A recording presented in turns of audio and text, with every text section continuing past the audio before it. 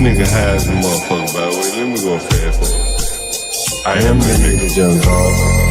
This high ass nigga. They don't dance no more. It's all about the lean.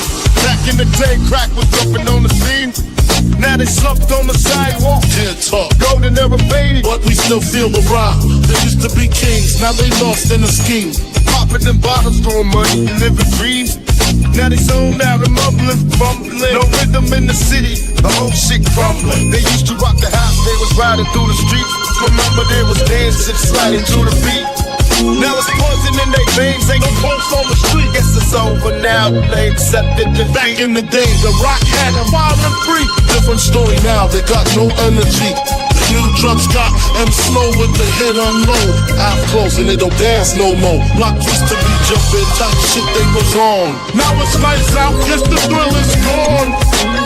I am the nigga John Galt. I bring it to you rough, rugged, and raw, nigga.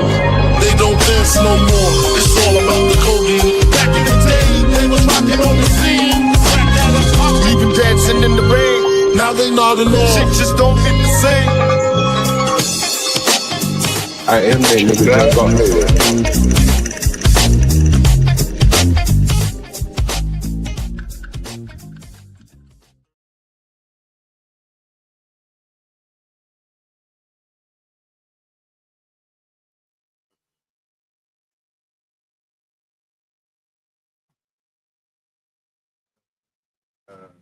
I'm not doing YouTube, right? YouTube.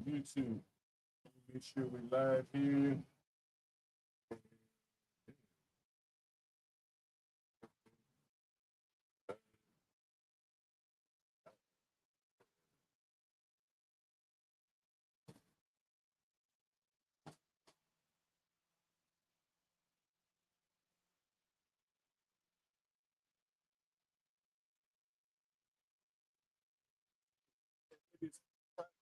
Hit it.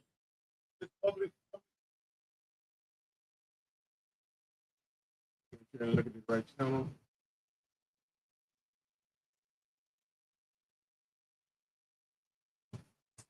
YouTube.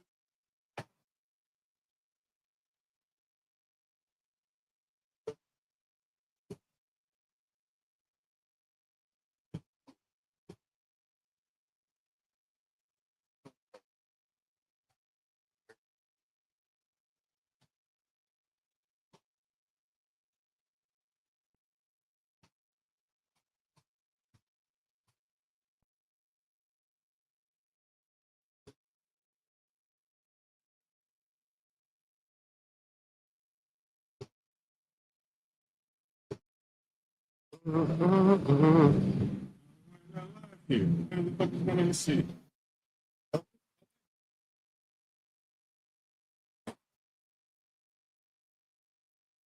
What software you use? OBS? Not right here. I'm using StreamYard here. I'm at home. I use the OBS. Love OBS. Yeah. You know a little bit about streaming it. Yes, sir. Yes, sir. I do a little bit of streaming. Channel? Yes, I do. Yeah, I like OBS too, man. It's it pulls a lot of my bandwidth though. Oh yeah. So you have to know how to go into the advanced settings and input and manual. Oh, okay. So you use OBS for music? Not really. I use OBS. If I do use it for music recording, it's to make videos and whatnot with my software installed. But I mainly use YouTube or OBS for YouTube. Okay. Like if I want to do a YouTube reaction or we're reacting to a movie or we're just talking on there, like I'd use OBS for that. Okay.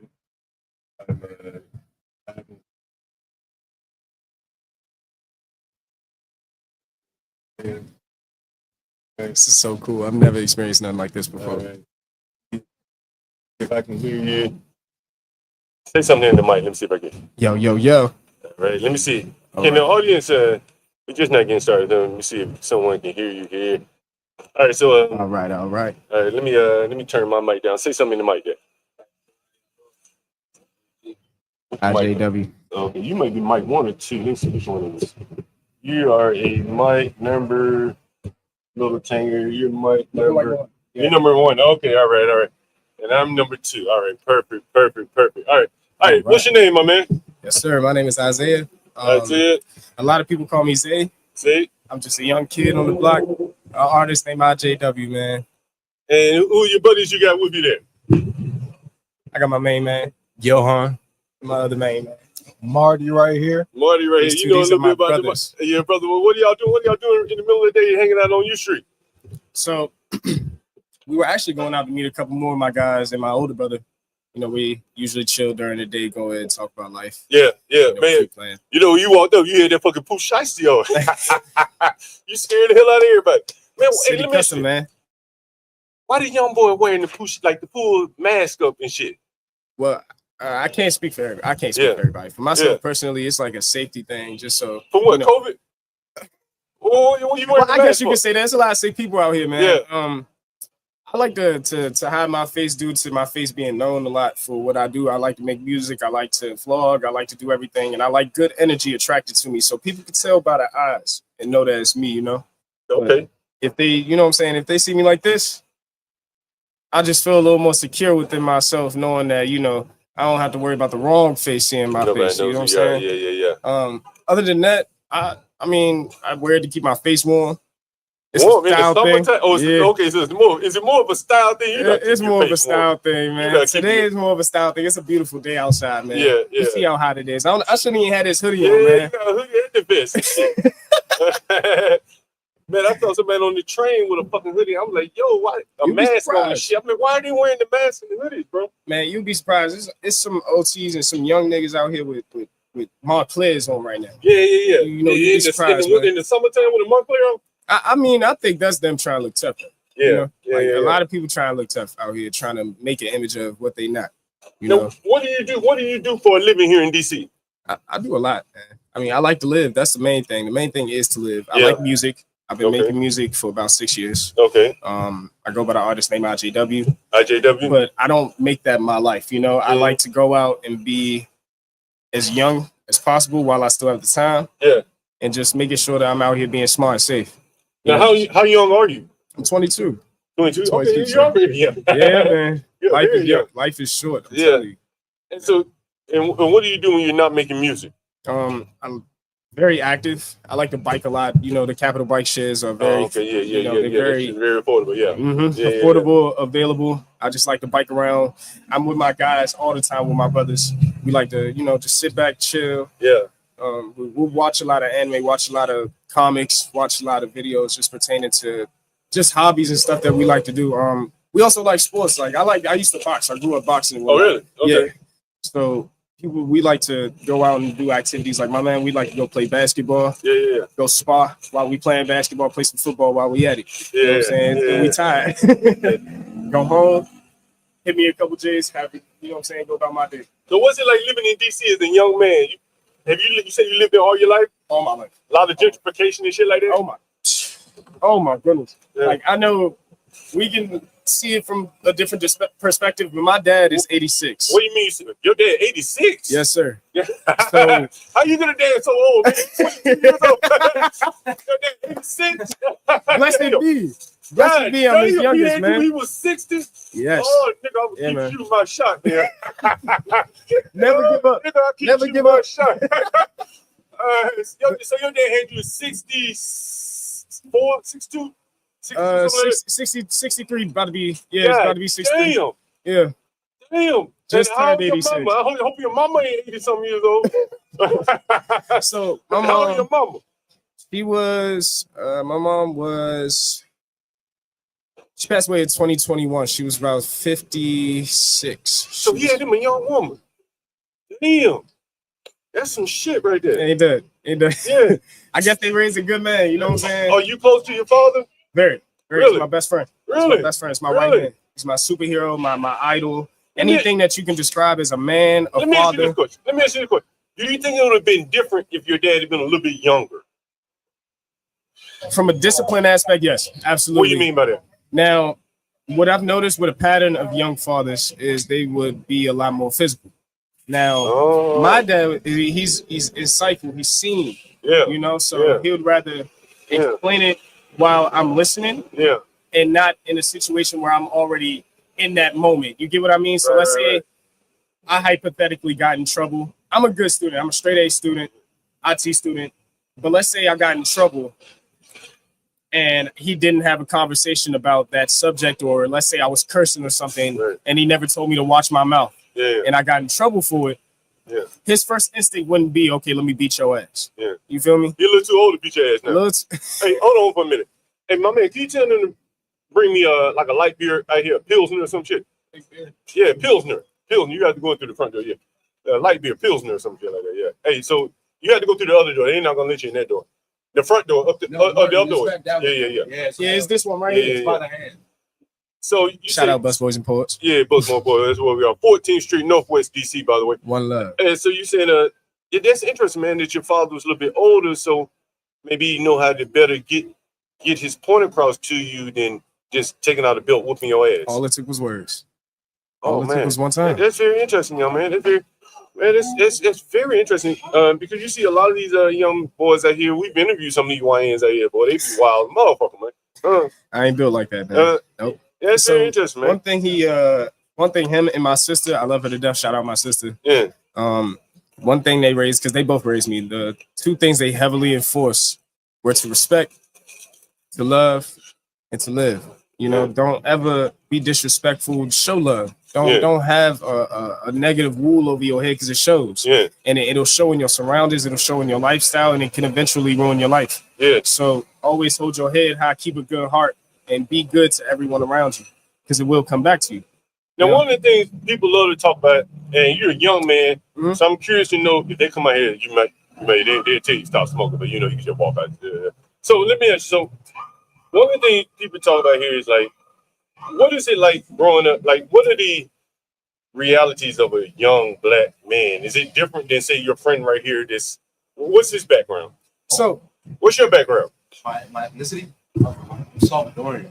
What? Salvadorian. You Salvadorian. Salvadorian. Okay. Is there a difference between growing up Salvadoran and black in DC as a black man, Salvadoran man? Do you see your experiences as different? I say yes and no. Okay. And it depends on your lifestyle choices and your environment. Right. Now, just being real, stipulations of a black man in DC are a lot more difficult, because you have to be street smart in DC, you know, because of how small it is. Right. You can run into, let's say, it was a childhood issue and it stemmed into something that grew up into your adulthood. It could cost you your life. But don't the Salvadorian shit, they got gangs worse than the American gangs. See, but I'm just speaking for mine. Yeah. You feel me? I'm just speaking for mine right now. Right. What causes him to be in the demographic with niggas like me? Yeah. Is he never put that Salvadorian barrier between being a friend with a black man. Yeah. Feel me? He never made it about black and Salvadorian. He never made it about that. He made it about real. You feel me? He seen the real in me. I seen the real in him. We see the potential in what our friendship could bring and what our brotherhood could bring to the table, and we align off that. How did y'all meet each other? Was it in school? In school. Yeah. What, high school? No, IT school. IT school? Yes, sir. Oh, y'all IT school? Yes, sir. What are you going to IT for? Well, I'm doing cybersecurity for hardware, software, and mechanics for networking. Okay. He's also doing the same thing and more. He has a lot of certifications already. Okay. You know what I'm saying? Over 12 under his belt. Oh, yeah. I have around 8. Yeah. And the main goal is just to not only stay knowledgeable of the modern up-and-coming technological advancements, but to make sure that we know how to handle the future, because the future is technology. You know, things like this. Moments like this is what matters in the world. You know what I'm saying? This is what's going to matter prominently. So, you know, I think we all came to a common basis of trying to, you know, stay on the same length of working towards that goal. Yeah, you know if you need one now. Yeah. No, I'm good. I appreciate it though. This is way better than mine. My John was running out of gas. You know, you need a light. You sitting there not smoking. I was like, okay, maybe you need a light or something. I say like the biggest issue in DC right now is ego. It's an intimidation factor in the city. We have a big looking problem. A lot of people what problem? Looking problem. What's that mean? Looking problem. People are intimidated by looks. A look is just a thing. You know, it's not an action that means any harm. But some people I know, long live my brother. Right. Some people I know that just, you know, issues started off a look. You feel me? Right. The wrong look. Right. You know, if we change that and handle the city with a little more kindness and embedded that within our, you know what I'm saying, within our streets and in our communities, I feel like life would be a whole lot different Oh yeah, I put it out. Yeah. Hey, can I order a beer? Yeah, right here. Oh, can I order a beer? A light beer. Oh, you got Pilsner or something? Okay. Thank you. With living in the city, you have to be smart. Like, Yeah. there's no such thing as. Well, there's also no such thing as having to move too safe because the city is really safe in a way. But we got a lot of things that we deal with behind the scenes that niggas should live longer than they should have. You know what I mean? Yeah. For the wrong reasons. Yeah. Starting off with looks. Yeah. You know what I mean? Yeah, that's interesting. That's very interesting. Yeah. The young boys. Let me put you on YouTube. Let me show you our YouTube. By the way, make sure you guys subscribe to the Urban Landlord on YouTube. John Galt, what's the women looking like around here? Oh my. For a young man. Huh? Oh my. Take a look around the corner, man. Go ahead down Howard. Take you a look down the street. Hey, y'all go down that street, go to Howard, you know what I'm saying, homecoming, go ahead and get a taste of that. I am live, right? Let's see, I am live, right? I know I'm live somewhere. Somebody's watching me somewhere. Black is beautiful, man. Hey, you like that? Let's see if I get this shit going. What the fuck is going on? That shit right now. What the fuck is going on? My shit, my live? It's live in my own. Okay, yeah, no, that should be live here. Yeah. I don't have it up though. Let me see if I got it up. Let's see. Shit. Hey guys, which channel are you watching on, by the way? I don't see it live on my phone. I'm having a hard time finding it. I need to make sure I'm live. The Urban Landlord, John Galt, the Urban Landlord. I'm a landlord here in DC, man. Been renting rooms to people for years and years, man. Well, what do y'all live around here? Uptown, I'm up on the Tacoma area. Oh, you way up. Mm-hmm. Yeah, I got places in Petworth. You know what Petworth is, right? Yes, sir. Yeah. Yes, sir. Damn, you live in the yuppie area, liberal area. Liberal yups and flower gardens and all that shit. Vegan shit. Yeah. Listen, I go outside and I see trees, man. Yeah. I see beautiful trees. I see peace. Yeah, you sound like one of our panelists here. He loves trees. Let me see if I can find it. That's all a brother can ask for us to wake up to nature. I can find it. Am I live here on YouTube? What the fuck is the problem? I know you're live. You see it? Okay, you see me here live on YouTube. Oh, shit. Yeah.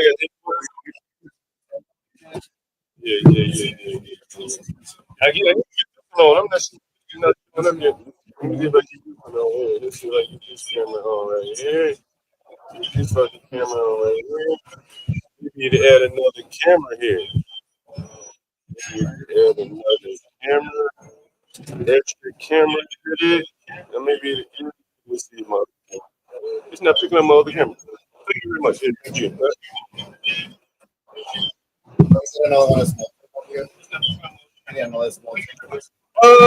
No, not really. Thank you. Yeah. But if you have one, I'll take it. How about that? Yeah.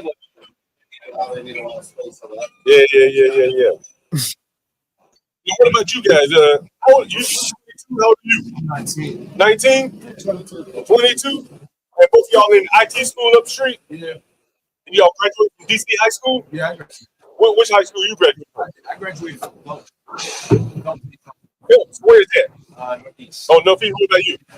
I graduated from Hey, that's in Petworth. That's right around the corner from my house. Okay. That school has changed a lot. Yeah, it's like a white school now. It's nice. It's very gentrified now. I just passed by there, huh? No, someone says, young man got his head on straight. Hopefully he keeps that mindset. Someone says that to you. It seems like all of you, what are y'all doing in the middle of the day? Y'all don't work? We do freelance work. What kind of freelance you do? So if it's not delivery driving,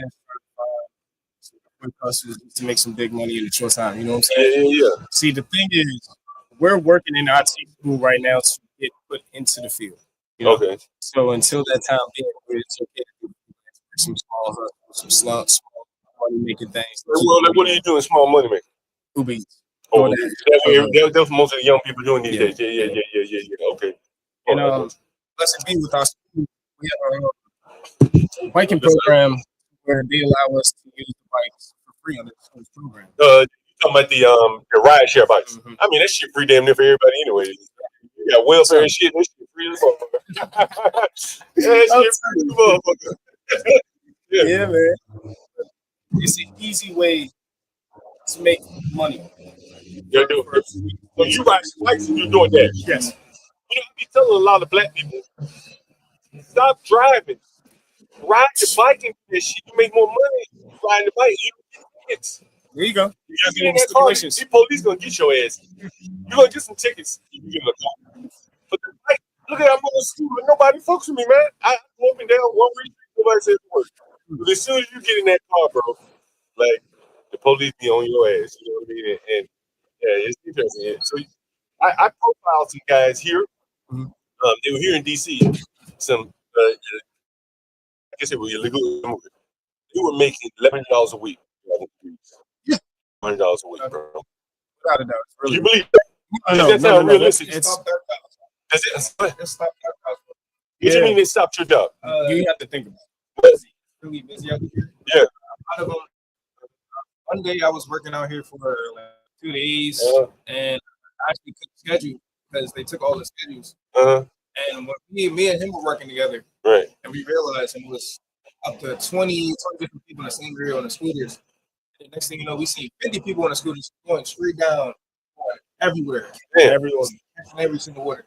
It's hard to compete with that shit. Hard to compete. But if they're doing it, what makes it hard for you to be? They're individuals, right? Or they teaming up and doing it? They're teaming up and doing it. Oh, shit. You mean teaming up? How does that work? So they sit. So let's say, for example, Okay, right. We know this Right. restaurants, sit in a group of students, Right. Yeah. and they will find a way, if not make a way, Mm-hmm. to all actively be on Uber Eats at the same time. Right. And every time there's a ping day, each one of those restaurants they catch them. Somebody else gets that transfer. And the more orders you catch, the higher the price gets, depending on the area. You mean the pay? Yes. So, let's say, for example, we're in Georgetown, Right. and it's just out there. Mhm. We can catch $15 orders, $20 orders, Mhm. $12 orders, $18 orders. Right. Out there that's already working, Mhm. we might not have anything hit our phones at all because they already. No shit. So are they pooling the money? Yeah, it's a matchmaking. You think, but I'm saying, are the guys that are driving for Uber, are they like pooling and working You together? heard him say he made $1,100 a week. Didn't he? But he made it by himself. Well, he didn't say he teamed up with them, but you think he teamed up with your team? Of course, they're all They're like they're all segmenting together to individually make money from these restaurants. But what they're doing is they're hogging all the orders. oh shit. Yeah, that works. It's a very real thing. Damn. God, damn. That's damn. Go ahead. What you about to say? Sometimes Just they speak make up $5,000 a week, a month. a month. Yeah. Well, about 1,100 a week is about damn $5. Yeah. Seriously. Yeah. Riding around on scooter. Yeah. How do you know that? I've seen it. Oh yeah. You don't see how much money they make. Hell, they'll show Who you. they? He was just Yeah. actually tell them how much we're making. Really? These motherfuckers making 5,000 a month. You wouldn't believe it. They're going band for band. Band for band. Get the fuck out of here. You folks out here like rats on top of rats on top. Listen, you can make fun of them as much as I you ain't want making fun of them niggas hustle. for being on a scooter. Right. I got a scooter. Pull out that phone and embarrass you with the number of money For they make real? compared to you. Now keep in mind, I can make Siri business. All of you have seen that. yes. Now realistically, What? on average, I make around $100 to $125 a day Right. in comparison to their $1,100 a week. Right. You wanna know why? What is it? Less chance I'm gonna get an order compared to me. Really? They accept an order because they have You don't have moped? No, we're using the capital We bike. only have the capital rights. So what's the difference between a capital bike and moped? You're supposed to, Speed. but the capital bike is fast. That was about right? That's Oh, they got 200. They got the 250. Yeah, so they going faster than you and hit more. Wow. getting to 'em. So why don't you just get a scooter? It's an investment process. It takes time. Man, listen, I heard a tenant. He financed a scooter. Don't get an electrical, man. Don't do that. That's bullshit. That's what I think. Don't do that. Gas, man. Don't let these liberals trick you into getting no electric. It's bullshit. You got to charge every fucking way you go. You see them charging right here? Like the gas, bro. Like the gas, like that's where you want to go, bro. That's what they're doing. Like, you know what I'm saying? Like, if you get tricked into getting that electric, you right there in the same fucking boat. You the worst boat. I mean, yeah, they trying to trick niggas into debt. Yeah. But it's probably worth going into debt to get that gas scooter. If That's you got good to investment. you buy one used. You buy one used, bro. For $800. As long as it works. As long as it works. I used to have one. The reason why I still don't have one program. I couldn't fix it. Yeah. It got cold. You know. You need to take in some of these motherfuckers. They know how to fix some scooters, bro. They can fix the motherfucker. Oh, somebody sold it. Yeah. That will happen. Damn, so the scooters are a big deal. You guys should get scooters. Y'all want to team up and get a fucking scooter. Just want y'all, like, y'all buy a scooter. Huh? See, look at that. It's a great idea, right? You know, while one hustling the bike, the other one hustling the scooter, and y'all trade them up. Because you can only drive on Uber so long, right? Right? So, shit, you know, y'all got to get with these boys who's making all their money. You got to figure out what they're doing. And y'all can message them for sure. Shit. Hey, do they live? Now, where do these people live, by the way? Yeah. Area. Well, where are they living? In apartments? Oh, they have apartments? I thought they were living in the shelters. Not anymore? They used to live in the shelter down there at 2nd and D. Probably still is, but a lot of them. Really? Yeah. How do you know that? You talk to them. You see a lot of people in Southeast. Southeast? I live in Southeast. Yeah, they're trying to move to Southeast. I be seeing some over there, so you're right. You saw one outside taking a shower. You saw one outside taking a shower. Outside? Where ain't outside? But it was like further. What was he taking? How was he taking a shower outside? His car right there. I don't know. Yeah, a bucket of water. A bucket of water is behind the car. Oh shit! Oh shit! A bucket of water and taking a shower. Ah, damn, look at these two on the scooter right there. So why do you, when they have two people on the scooter, what's the benefit of having two? I don't know. They just split it with each other. Oh, double the orders. It's double the profit. Oh, wait a minute, they're both taking orders. They both got phones. Mm-hmm. Oh shit! You see what we saying? Oh shit! That's the oh shit! Yeah, I can see this. Excuse me. You have time to sit for an interview? You want to sit down? It's a podcast. The urban landlord. I am the urban landlord, John Galt. You come in today? I can't, unfortunately. I'm on my shift right now. Oh, you work? Yeah. But I've been here before. I've seen you before. Yeah. All right. Yeah. Damn, I'm trying to get the woman, but we got all these niggas in there. You hear my voice in the niggas are coming. I'm trying to get the fucking woman. All the niggas in there. Hey, what you need? I'm telling you, man, like that's the money method in the city.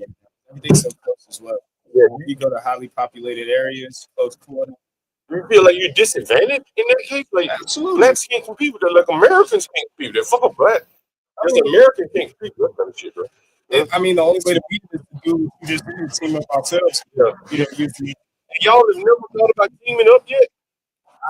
We were teaming up, but then that's what we realized They were what? They were outnumbering us, bro. Really? Yeah. Like, it's not as The thing, our idea is to find a bigger cash cow, you know? Yeah. You have too much potential to be sitting out here. I mean, it's three of y'all. You gotta put your hands together, bro. You gotta put your fucking hands together. You know what I'm saying? Otherwise, you know, it's gonna be a hard split. Mm-hmm. You know, like I'm a landlord, right? Mm-hmm. And let me tell you, what do y'all live together? No. Okay. No, I live on the street. Like literally, yeah. So how much you pay rent down there? No. Huh? You got a girlfriend or something? No, I live with my mom. Oh, you live with your mom? Okay, all right. So you live for free. Basically, you got to give your mom a little something. Yeah, what about you? No, I do. I give my money. What about you? You live with your daddy? Yeah. Okay, so you got something going on with you. What about your man right here? Okay, so y'all not out here paying rent to me. Yeah, we have save your money up. And the room. Yeah. I see you three, you guys, man. You get your apartment together, man. I'm assuming you're working over there. They like you don't need to be there much. Yeah. And in like 15 minutes, when you see this glass go low, bring another one, bro. Another one? Hey. Wait till it gets about right here. When it gets about right there, you see it right there, come back. Bring another one. Tell them that shit in Spanish. You understand what I'm saying, right? I don't think you understand. That's what I'm telling you. You speak Spanish? Yes. Okay. Next time, translate it for them, bro. Yeah, man. You guys gonna really have to learn how to put your heads together, bro, because these guys are busting y'all ass out here. And I didn't even know the extent that they're doing it like that. That's amazing, bro. Power is in numbers. Yeah, power's in numbers. Cohesive numbers. You work cohesively. Yeah. That's what a power is, bro. That's what a power is. Yeah. Wow, that's very interesting. You want to shout out your social media before I let you go here? Yes, sir. IJW on everything. Let me take off the hood. Take off my YN uniform for a second. You gotta take off the YN uniform. Tattoo on the neck. I'm a good kid. Oh, you got a tattoo on the neck? Well, Yes. So why did you get the tattoo on the neck? Now, I'm an artist. Like I told you, I'm a full-time artist. When I made the commitment, I wanted to tell myself and tell the world, like, this is not no street shit. This is not no game. This is identity. This is my art. Yeah. You feel me? So I got my artist name tagged on the neck. IJW. Okay, I see that. All right, with the little drip. Okay. So when people ask me, I don't usually even say it. I just show it. Yeah. That's the point. But do you feel like it can hinder you by having a tattoo in such a prominent place like your neck? Yes, but that's where I come into play. It's either people can identify me by the tattoo, or people can identify me by me, you know? And usually it goes just like that, you know? I've been in a lot of places. I've met a lot of people. I have a very bad memory, so I don't like describing or talking about the things that I have done.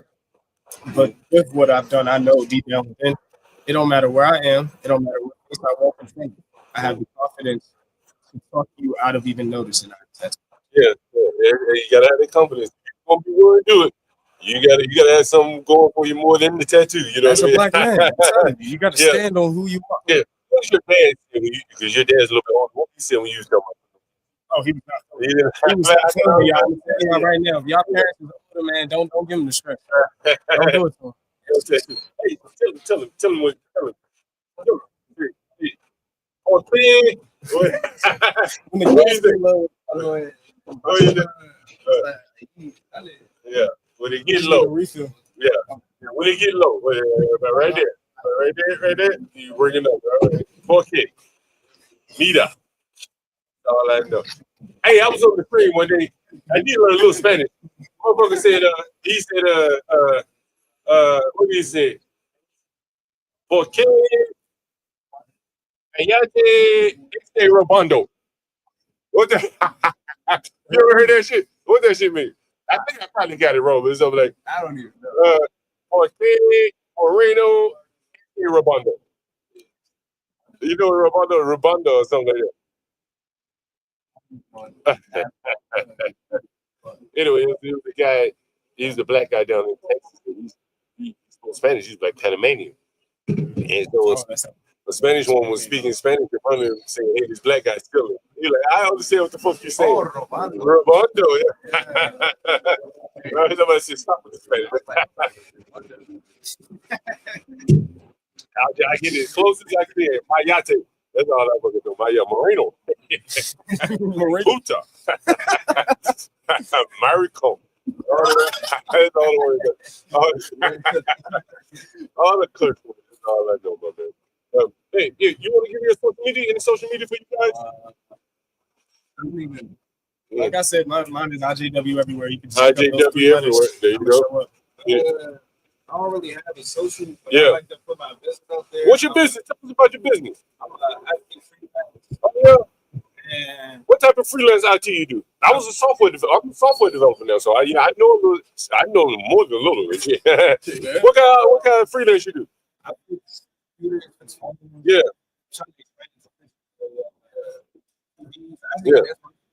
Hey, okay, hold on. Let me ask you a question. I'm gonna get back to your dad in 1 second. Damn, I got a pain in my neck. Like right there. Come back in like 5 minutes. Let me ask you a question. So, I've been using OBS. You know about OBS. I bought this gaming laptop. And I don't know if it's my internet speed or what, bro. But like it just when I click OBS, like I get a big lag. Is there any suggestion? Do you want to come over and do a little technical consultation, figure out what the fuck is going on with my shit? Yeah. Put your business again. Matter of fact, I'm gonna give you my number when we get out here. And then you got to tune up the computer, all that shit, make it real fast. OBS, you gotta do that? Yeah, both y'all, all three of you niggas gotta do that. Okay, yeah. So look, just look me up on the Urban Landlord. You can find my number in the screen, and you can find my email in the screen. Just send me emails that, yo, you can do it right now, and then I'll send you back my real number. And then, I need to get that shit done ASAP. You know what I mean? Huh? Here's my phone. Oh, yeah. Oh, shit. I hope I got a fucking charger for this phone, bro. Oh, yeah. Man, damn. Oh, shit. When we get old, man, fucking get everything goes fucked up. My neck is all fucked that's up. also why I feel like they implement that with the batteries. If you buy new phone. Yeah, I can believe it, bro. Fucking, it ain't just a goddamn phone. As I said, it's the scooter, too, bro. The fucking scooter's a motherfucker. You know what I mean? That bitch turned up to like shit. Oh, it'll get back on here in a minute. Yeah, don't sit on the charger. No, they need to get back on here in a minute. Oh, man. Yes, it upside down. I fucking slept the wrong way. My fucking neck is sore as a monkey. I got a fucking crook in my neck. Boy, I had to turn around like a fucking robot, baby. When you get old, bro, this is man. Yeah, I'm only 49 years old. I'm pretty good for just a little bit more, goddamn. You bump into something, goddamn. You back. I bump into something. You remember that shit for 2 days. You know, I don't, yeah. I can do it. I fight through it, man. I got to fight through it. I ain't been to talk to anybody. I don't know this shit. You know what I mean? Yeah. So you say, computer business? Is that what you said? Yeah. When I was a kid, he used to. Because my dad was a plumber, but he fixed stuff. So it was kind of weird. Oh, you was a plumber here in DC? What's your man? Nigga, I might know your daddy. What's your dad's name? What's your shit last name? You ain't gotta tell me your first name. My first name is. You ain't gotta tell me your first name, but what's your dad's name? It ain't Martin, is it? Last name? Oh, okay, your last name ain't Martin, is it? How you deal with a black guy who's a plumber? His name is Martin. Okay, damn, okay, so your dad was a plumber. Okay. And so he taught you how to get into the computer business? He used to actually, so my TV broke. He actually ripped out the outlet. Listen on the big boxes. Yeah. The old time. Yeah. He took the from the flat screen. He just put it together, put the electric tape, put the wires in. Yeah. Did it go easy? Put the TV back on. Yeah. I said, it's something I want to do. Yeah. See, the way he just did it, the way he just able to easily go into stuff. Yeah. Maneuver around. So when you say seeing your dad doing stuff kind of influenced you, is that right? Okay. And did you grow up with your dad too? Yeah, I grew up. Really? And how did your dad influence you? No, he was I don't. He was a mechanic? Okay. I go to jobs with him. Really? I would go underneath the cars. Yeah. While he was underneath it. Yeah. How he changed the oil. So. Oh, okay. But you never wanted to be a mechanic? No. Why not? I don't know. I didn't like the feeling of the grease. You ain't like getting grease. You ain't like getting dirty. I didn't like the grease. Yeah. You ain't like the grease. Yeah. Yeah. You don't like getting dirty. I mean, I do like getting dirty. Just not grease. Yeah. It's hard to get on my clothes. Yeah. Yeah, the shit you put on your clothes. Yeah. Yeah. I used to live with my grandpa. We used to collect hands. Yeah. We used to do this shit back in the day. Dumpsters and stuff. Yeah. Yeah. Behind the bar. Yeah. Yeah. I mean, I used to work a lot. Yeah. No, that's interesting. Yeah. That's very interesting. Yeah. That's very interesting. Okay. Well, you know, you always hear about, particularly like the black men, fathers don't have fathers. You two guys have fathers, just like you have thing. Is that kind of like is it like overblown? Most of the young black men, have fathers in their lives. Not really. Not really. Okay. So I was thinking I would think it was more of a stereo. I would think it's more like exaggerated. No, it is more exaggerated, but even if the dad is in their life, it's like he deals with the black and white. Okay. You know what I mean? Was your dad older too? My dad and my mom, they're like a year apart. But how old is your dad? My dad is 30. Damn, young nigga. You YN. He's a little YN. The son of his dad. He's a grandchild. Full of life. Yeah, damn, that's crazy. That's crazy. That's very interesting, man. Oh man, anything else you guys got before I let you go? Anything you want to talk about? Anything I didn't So cover? whoever's watching, keep going. Shout out. That's Boys and Pokes. You want to do an interview right here, lady? Sweetie. No interview? All right. Go ahead. Just keep going. It might be the man. Love life, man. Life will work the way you want it to, and you work how you need. Yeah. You know? All right, I got you. This is my final question for all three of you. In 10 years from now, where do you see yourself? Start with you. Where it's at? Left to right here. I don't know why, but I just really see myself in 10 years Doing what? doing something great. Okay. I see myself in a very good position. I see myself happy, at peace with the ones I love, enjoying life every day. Okay. What about you? Where you see 10 years from now? Where are you, my man? You back in El Salvador? Yeah, problem. Really? Yeah, oh, yeah. Have you ever been to Salvador? Yeah, I've been. And is it bad in Salvador? It's amazing. Dude, fast food here look hard, trash. Yeah. Dude, over there, Come close to the mic. it's like restaurants over there. Yeah. Pizza Hut. Yeah. It's an entire restaurant. Yeah. So you like Bukele? So Bukele's doing well now. Yeah. You like Bukele? I like it. Yeah. You think we should have a Bukele here? Yeah. Yeah. Yeah. What is he doing that you like? He's just doing what it's got to be done, you know?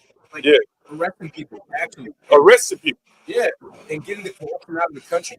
The government was corrupted? Yeah, most definitely. And so the gangs and the government were working with it. The gangs and the government were working with each other. It's kind of like here.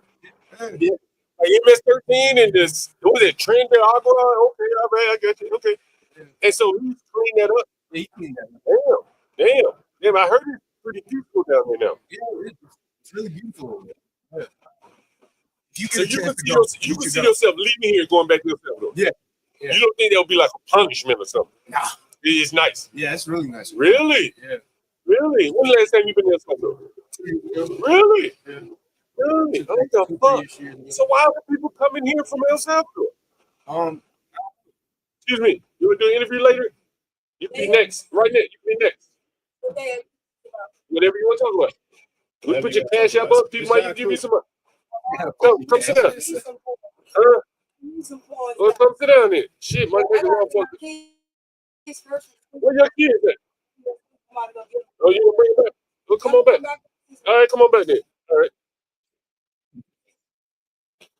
Man, we get real rough working raw in this. You know, I deal with a lot of niggas. A lot of niggas, right? I deal with real niggas.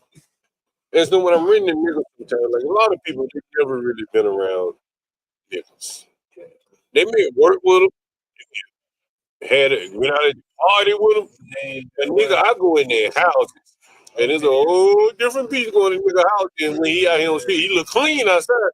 Right? But when you go to his house, bro, you see some different shit. Different shit. Yeah, you got to let him know in Spanish. Mira.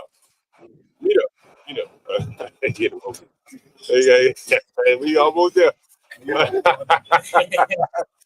We almost there. But man, y'all got to get a scooter, man. I seen all these scooters going up and down the road, man. Y'all got to get one of them motherfuckers. Bump that motorcycle. You gonna hurt you to get yourself killed. That scooter boy. That scooter. But you know you're a young boy. You know you're gonna go faster than you should. You know you're gonna go faster than you should. And you're gonna goddamn fucked up. Get you the motor scooter and give out that money on, you know what I'm saying? Like, you don't want to be riding no fucking motorcycle if you live in Oregon. That motor scooter works very well though, you know what I mean? But in the relative sense of things, it's little money. You know? What? It's little money for what, motor scooter? Yeah, man, that's little money. I ain't about now. Uber, man, that's just a little money. Man. Yeah. What do you mean? What do you mean, Uber? Yeah. That should only be a means. Yeah. Big opportunity, man. It's big opportunities out here. Yeah. Big opportunities out here, people. Yeah, in general, people. So, my man, if you get a chance to answer in 10 years from now, where are you going to be? Where do you see yourself? Personally, I think that. Yeah, go ahead. Honestly, I wanted to start my business to actually get all of my friends up and running. Your IT business? Yeah, Yeah. I want to take everybody with me. Yeah. I want to actually have a business that could be a generational wealth. Yeah. I heard that. Shout out Phantom. Still working a 9 to 5 at a cell phone store doing IT. Who is Phantom? That's one of your buddies? Oh, he's a big streamer. He's a big streamer. Oh, really? Yeah. Phantom? Phantom. And he's still F-A-N-U-M. F-A. Oh, Phantom. Okay, F-A. I never heard of that. Okay. He's a streamer that still works. That still works in a damn cell phone store. Why did he was? I guess he wants to do it for clicks and likes at this point, right? He doesn't have to. He wants to start his own cell phone store. Oh, you want to start his own cell phone store? How much do you need to learn to open up a fucking cell phone store? I know it ain't take. Shit. Ask shit. I don't know. Steve Jobs. I don't know. I mean, yeah. You know, he made the cell phone. I'm talking about you talking about cell phone. It take you about 6 months. You figure out the whole fucking business, man. You know? Yeah. That's interesting. All right, man. I ain't gonna hold you guys. It's been great, my man. All right. Hey, IJW, right? In the flesh. I see you got 2 tattoos. What's the other tattoo on your neck? I love you. Oh, trouble. I know what trouble is. Yeah, this is the trouble in the bass. There it goes. Trouble with a tweeter. Mm-hmm. Is that right? Trouble with a tweeter? Right. That is the same. Yeah. Trouble comes out of a tweeter. Okay. All right. My man, thank you guys for joining. All right. Make sure you subscribe. The Urban Landlord. We stream all the time, man. You want to get some crazy niggas? I can show you some dead bodies. I've seen enough nigga shit. I've seen enough nigga shit. I was in physics. I've seen plenty of I'll just show you the motherfuckers in the house, though. Before the ambulance get there. I'm about to step right out there. Hey, John. Hey, what's up, Portia? What's going on? DJ MFB had a question. All right, man. Urban Landlord. Thank you very much. Really appreciate it. All right, my man. Oh, never mind. Don't get in trouble. Don't look like you. Can you hear me, Portia? Somebody said, I guess maybe the gentleman took the chat. What happened? Portia? What happened, Portia? Did I miss something? What did I miss here? Oh, no. MFB had a question for the guy from El Salvador. Right there. Oh. I ain't got the fucking headphones. Wait a minute. I was trying to come up before they left, but headphones should be plugged in. Oh, that's you got the shit in. Yeah, Portia. I don't know if I'm hearing anything. Let me see what the fuck going on. Yo, let me, Portia, are you saying anything? Because I don't hear you. Let's see. oh, I am now. I was just saying that MFB and you didn't see the chat, but okay, I'll type it in the chat. Hey, Portia, are you saying something? Hello, Portia. Oh, I thought you were saying something. Oh, I can hear you now, Portia. Portia, you talking? Yeah. Okay, yeah, I'll stay until you can get connected. You can hear me now? Yeah, yes. Into the wrong damn port. That's what it is. Yeah. Man, every fucking. It's always something. I can hear you, Portia. Oh, I'm connected. Do you hear me? Wait, I must be on YouTube or something. I was saying that I was trying to come up because MFB had a question, but they left too soon. Oh, what was his question? Asking about La Santa, La Sombra, La Negra. Hey, what's up, Sharice? Sharice, you should get down here, girl. I'm in Bus One Points. You know what it is. You got a man beer. You got another beer. Thank you very much. Let me drink this. So you come back. I have it for ready for you. I got a fucking crook in my neck. Oh my God, I must have slipped the wrong way. Hey, Sharice, I'm down here on 14th and in between U and V at Bus One Boys. You know what that is. Thank you, my man. I appreciate that. Yeah. Go ahead, Portia. What were you saying? I was just saying that I was trying to come up because MFB had a question for the guy from El Salvador, but I couldn't make it back fast enough. Hey, Portia, to did you tell hear that you. was interesting though? What? Did you hear, like, yesterday Stanley was talking about, it's punishment to send someone in Honduras or Salvador, whatever. And I'm like, yo, man, like, you heard that guy from Salvador saying, hey, I want to go back there. It's Go back. nice, right? It's nice. It's clean. It's Mm-hmm. safe, right? Like, he said we need a Bukele. I don't know if you heard him say that, Portia. He said we need a Bukele here. Mm-hmm. Yeah, very interesting. Yeah, my students say it all the time. They want to go back home. Really? Yeah. See, there you go. Yep. It's not a death sentence to go back home. Venezuela, El Salvador, Guatemala. Yeah, They want to go back. It's not a death They don't like the sentence to go- food here. Yeah, that's what the guy was saying. Like, and the food ain't even really right. You like the food ain't right. I said, okay. Hmm. So it's very interesting, Portia. It's very interesting. A diverse group of people too. Did you hear the guy say his dad was 84 years old? Yeah, that's crazy. That is good. 84. 84. But he said it was better. He thinks it was better. His dad was a little bit more, using his head versus his whip to teach him. So there is something to that. There is something to that. Yeah.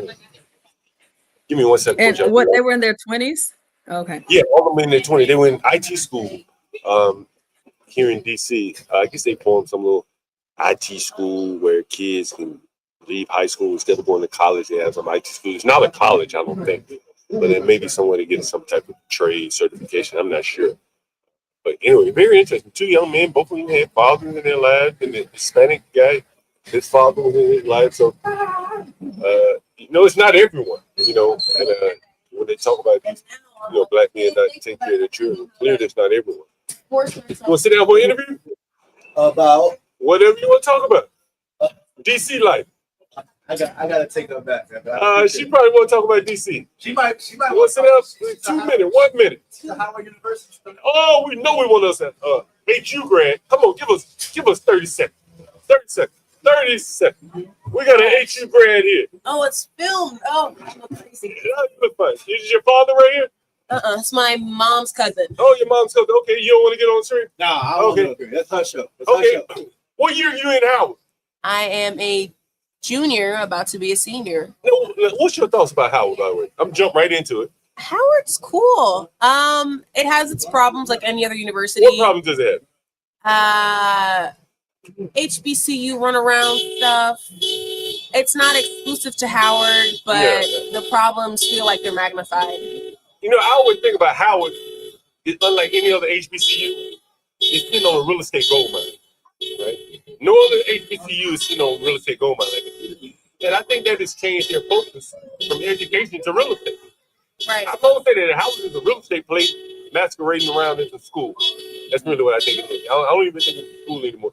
There's so much real estate to play, I mean, that's one part of it, but also Howard is like, a lot of incredible Black doctors and lawyers come from Howard and matriculate through the system. So I think that's also super cool. Yeah. It seems to be more now like the political people do well there. Like Kamala,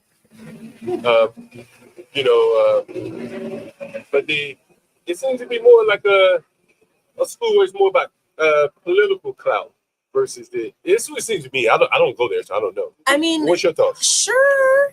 And that's not a bad thing. I'm just saying. I think it's however you take it. I think that's there's definitely like the Howard effect that, you come in and then you leave with 4 internships and a job. And, you go to the White House and there's definitely like a template set for every individual that, that's what I'm saying. Goes there. But also, I mean, Howard also isn't super clean either where they get their money from. So I'm not gonna. What do you mean? What do you mean by that? Who sponsors Howard? Who pays for the buildings? Who pays for these programs? And it's like, okay, we're not clean either. That makes sense. Yeah. So one of the things that people always talk about is the male-female ratio at Howard. Have you talked to I see your uncle looking at her. So is it that bad? I hear it's like 10-1, 8-1. It's 7-3, but also that's not that bad. There are less men going to college. So but 7-3 is not that bad, right? I mean, it's like 2-1. It had to mean. It's like 2 And to 1. most settings, I feel like for me, most of my classes are predominantly women. Really? Yeah. What's your major? I'm a film major, so Okay, wouldn't it be more women in film? Maybe. Give or most take? of my math classes and my STEM classes was 60% women, 40% Really? men. Okay, that is different. That's different. So, Okay. you know, it was just different the way Yeah. that people moved from major to major and the way that it just, the concentration of men to women kind of exists. Really? All right. It's There are less black men going to college, just less men going to college in general. So the reason why, like you said, it's a gig economy that we're in. So it's like, okay. Yo, the last 3 guys we just interviewed, they work in Uber Eats, DoorDash. And so they were saying though, that they can't compete with the migrants riding the scooters. The migrants on the scooters, but the guys on bikes. So they could get a bike. Okay, fair enough. That would make it work. They could get a scooter, but that would make it work. But the people on the scooters, you see them riding 2 back to back on the scooter, you know, like a couple or whatever. They're both on Uber Eats at the same damn time, right? So you see them sometimes. They're both on Uber Eats. They both got an app. They're both getting orders, and he said, man, we can't compete with them. And so the DoorDash economy, while it sounds good, I mean, there are levels to it too, you know. That's right. I profile some people on my stream here. If you're gonna do it, you got to get a scooter. You can't do it in a car. You can't do it in a bike. The guys who just talking about you can't do it in a bike. You got to do it in a scooter. Yeah. That's how I get you back. Hey, nice meeting you guys. Thank you for the 5 minutes. Thank you so Good much. luck at Howard, by the way. Thank you for stopping by. Yeah. Anyway, film major there. Howard University.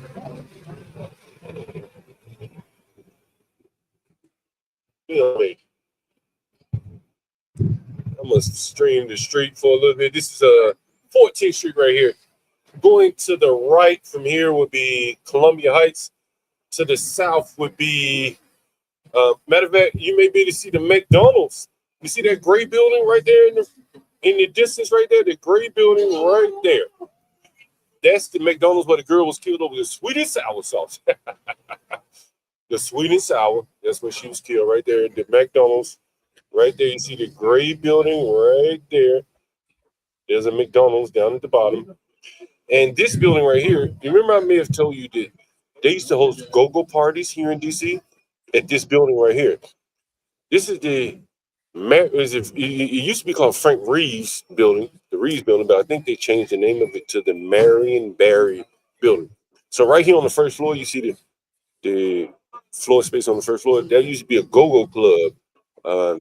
Until people were stabbed. It was called, I can't remember the name of it, but I've been there a couple of times. The Go-Go Club on U Street right there. Give me 1 second, guys. I'm going to scout for another interview, and I'll be right back. Give me a minute here.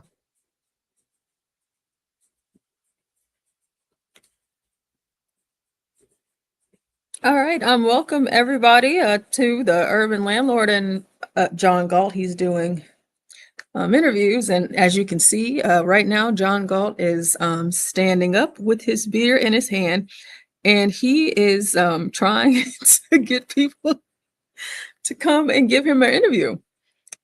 It's interesting because usually he does it sitting down, but now he's standing up. I wonder if he'll run somebody down and ask them if they would like to do an interview.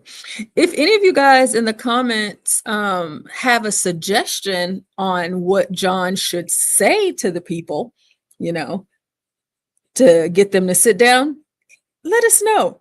Let us know in the chat. Should he say, hey, would you be interested in giving us a few minutes of your time to talk about DC, what you love about it, what you hate about it? What is something else? Oh, hey, would you like to sit down and talk about a lot of the people that work for the federal government having to come back to work? Are you like hybrid? Are you fully back in the office, or do you have friends? I don't know. Maybe, hey, would you like to sit down and talk about the homeless in DC? Is it a problem? I don't know. I just know he says like, hey, come and sit down, have a seat, talk about anything. Sometimes it works, but you know, I think it would be fun to hear what you guys would suggest. If you haven't hit the like button, hit the like button. And hello to everyone that is in here. I was seeing Daniel Nixon, a 12th man, DJ MFB, Sharice, Nate, and BD Sports. Welcome in, BD Sports. Nate says, "What's on your mind today? Talk to us." Let me see if I can. Oh, I want to see if I can unmute him. No, I can't unmute him. I just always think I wonder what on earth John is saying to these people right now. This is funny. What's on your mind today? Talk to us. I think that's good, Nate, because you never know what somebody got going on. And they might just be longing for somebody to talk to. They just might need to vent for a minute before they go back to work so they don't kill nobody. Oh, looks like we got someone. What's up? Oh, let me put the camera on you. My man. What, you sound like you African, bro. I am African. Where you from? Ghana. Nah. Yeah. Man, my kids had Ghanaian, bro. Wait. Let me guess where you from. You probably from Timber. Nah, I'm from Accra. Oh, okay. East Lagoon, West Lagoon, what? Nah, North Connection. Talking to that mic right there. Turn it to the side. Yeah. So what you doing here in DC, my man? Well, I'm actually working. I moved from New York to work in DC. What part of New York? You was in the Bronx, weren't you? I bet you was in the Bronx, weren't you? I grew up in the Bronx, and I finished in Brooklyn. Yeah. Let me see where you was at in the Bronx. Let me try. You was up there on the motherfucking 5 train somewhere, 6 train up there. Yeah, I started on the 4 and then the 5. Yeah. What that is where all the Africans be up there? 167. What's the neighborhood though? Because my lady, she used to go African shopping up there, grocery store, get a bunch of shit. So you around the Yankee Stadium? I think it's further up than that. On the 5 or something. On the 5. Well, there's Tremont. Maybe even Tremont. Yeah, there's Tremont. Then there's on the 4. There's Burnside Avenue. That's where I'm from. Yeah. And, yeah, but I'm from New York. I moved here to work at a restaurant. What restaurant you work? Up the street. What's the name of it? ELMINA. I'm sure you haven't heard of ELMINA. Ah, man, I ain't been out in a minute. Is it Spanish? No, ELMINA is a high-end fine dining. On 14th up here? On 14th, right up there, 14th and W. Okay. You right there by the pizza spot and right up there. Yeah. Yo, what's that spot in the alley right there? I've been there. In the alley. Yeah, that motherfucker nice. You know what I'm talking about? It's you turn right on W of Florida. What? What's going on, right? What? Oh. Right. I don't need the question. My man. Hey, yo, my man. Yo.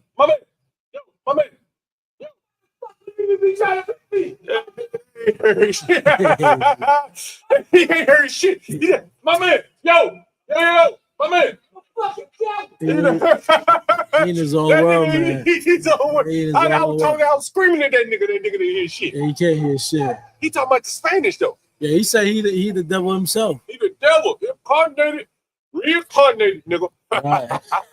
I was just on the train with him too. You was on the train with that nigga? Yeah, where you live? You don't live around here then? Nah, come from Clarksburg. You live in Maryland? I live in Maryland, Ooh, nigga, I know your commute out here. Yeah, it's crazy. It's like crazy. You want to rent a room? You need a room in DC? Nigga, I am the urban landlord. Nah, I'm good, man. You like that long way? Yeah, that's a long way out, bro. It is a long way out. But yeah, hold on. How long it take you to get here? On the metro about an hour and 15. To work at a restaurant. Good Lord. Yeah, I mean, but see, this ain't just any restaurant, right? This is by my brother Eric at Japan. Oh, you just a family member that owns this, or a friend. A good friend of mine. Yeah. So Eric, you said Japan? Eric, yeah, Eric. Eric, yeah. Eric, let me look him up. What's the name of the restaurant again? What's the name of the restaurant? ELMINA. ELMINA. Yeah, look it up. Mina. It means the mine, the gold mine. It means and this ain't no Spanish. John, the link to the website is the link to the restaurant is in the back. Okay. We just opened. Okay. You just opened? We just opened in February. Yeah. Somebody put that shit up. Yeah, put it up, man. Put it up. Look at it. You don't know the restaurant in the whole. I'm talking about when you turn right off W and then right up floor, and then you go down in the little alley area. Man, that's a I've seen it. It's on that side, right? That's a fucking nice restaurant. That shit look New York. Right I've seen it, but I haven't been there. I haven't had time to explore DC. I've only been since December. So, when it gets that shit warm, high end, right? It's like a Mediterranean restaurant. Really? In the alley? Yeah. Okay. That shit fly. Yeah. It really. I'll check When it you out. walk in that motherfucker, that bitch fly. I'll tell you about. I want y'all to come check us out too. ELMINA. Oh yeah, come check us out. ELMINA 2208 14th Street Northwest. Come check us out. And what do you do there? I'm the chef de cuisine, so yeah. Now, what's the makeup of the staff in that motherfucker? What we actually have the most diverse staff I've ever seen. Okay, tell me about it. Tell me about it. So we have some Africans, we have some South Americans, we have some Americans, we have some white people, we have everybody in there. Americans are white. I mean, we have black Americans, we have white Americans. So. What are the black Americans doing? Servers. You know, we have servers. You know, any black American cooks, chefs, sous chefs. I have concierges. I don't have any black Americans in the kitchen. Where they work in the front of the house? They're in front of the house. Yeah. Doing what? They're servers. You know, so they actually the general manager. The general manager is American. All right, we gotta get down to brass fucking tacks. All right, let's get to it. I had an African guy call me and he rents a room for me. He said he works at Whole Foods in Northwest DC, over in Tenleytown. He said, man, the blacks, they don't really want to do like produce or butchery. They just want to work cashier, front of the house type shit. He said they really don't want to work. Would you say that's fair? I don't think it's necessarily like a black thing, because I've worked with black Americans who want to do the work. You know, some people just have a preference, and that's just that. Not everybody wants to be a butcher, so why does he need to do that? You know, some people are just comfortable being a cashier, making cashier money, and then that's just that. Do you think that most black Americans want to work front of the house? They don't want. Do you think that most black Americans want to work front of the house? I mean, that's what I've seen, and working in the kitchens. I've been in the kitchen for like 10 years. New York and all, and most of the time, it's always Latinos in the kitchen with me. You know, it's very few black Americans. Why do you think that is? I'm not sure. You know, I'm not sure. I think, but a lot of the people that, most of the people that work for in the house that are black, they have other things that they want to do. Like either maybe they're going to school and they're working there just to, you know, have some money. Yeah, so it's no need for them to. Some of them don't feel like it's a need for them to make it into a career. You know, I mean, nobody wants to be a career server, right? Right. So I can understand that. Like for me, if you're gonna go in the kitchen to be a cook, like you might as well have the passion for it to want to be a chef. So you think the blacks don't have the passion to be chefs? I'm not saying that either. I mean, it's a hard environment. It is. Niggas be talking to you any kind of way in them. It is, and you have to really want to be there because if not, you're just like wasting your time and just, you know. You have to go through the front. Would you like to sit for an interview, by the way? You know, yeah, you do. I can. Your daughter, is that your daughter? Oh no. Huh? You want to sit for an interview? Oh man, y'all missing out. You missing out. But go ahead. Yeah, so I don't think they don't want to. You know, from my experience, the African Americans I met in the restaurants, they're always either going to school, pursuing acting, doing something else. Yeah, modeling, acting, music career, or have going to school for something else. So they're just working. It's just a job to them. You know. Right. So yeah. But it's not a job to you. No, I've been doing it for 12 years. It's your passion. It is my passion. You like cooking? I like cooking. I love cooking. Do you see yourself owning a restaurant one day? It takes a lot to own a restaurant. So much money, you know, to put in. Somebody might put it behind you. Put the money behind I mean, even that, then they get to tell you what to do. You know, so I mean, you being told what to do now? Nah, because nigga, when I stopped you, like, I gotta get to work. I gotta get to work. So you being told to get there on time. What I'm saying, but if somebody put their money in your business, right, and then they get to tell you how to run the business. Right? If I choose to go work somewhere, then I'm choosing to get told what to do for a check. I got you. You know, so yeah, yeah. There is that, but I mean, I don't think it's so much headache. Yeah. And other things, a lot of things to worry about owning a restaurant. So shit, staffing and all that. A lot. Staffing is probably the hardest shit. It's so hard, especially when you start building a team. It's so hard. Like building a team hard. It comes with it. People stealing from you. People doing all kind of crazy stuff. You know, so it's really hard. Yeah. It's hard. Yeah. But it's doable though. So would you like to open up like a jollof rice restaurant? It could be like a jollof rice specialty, like a jollof bowls type stuff. Yeah.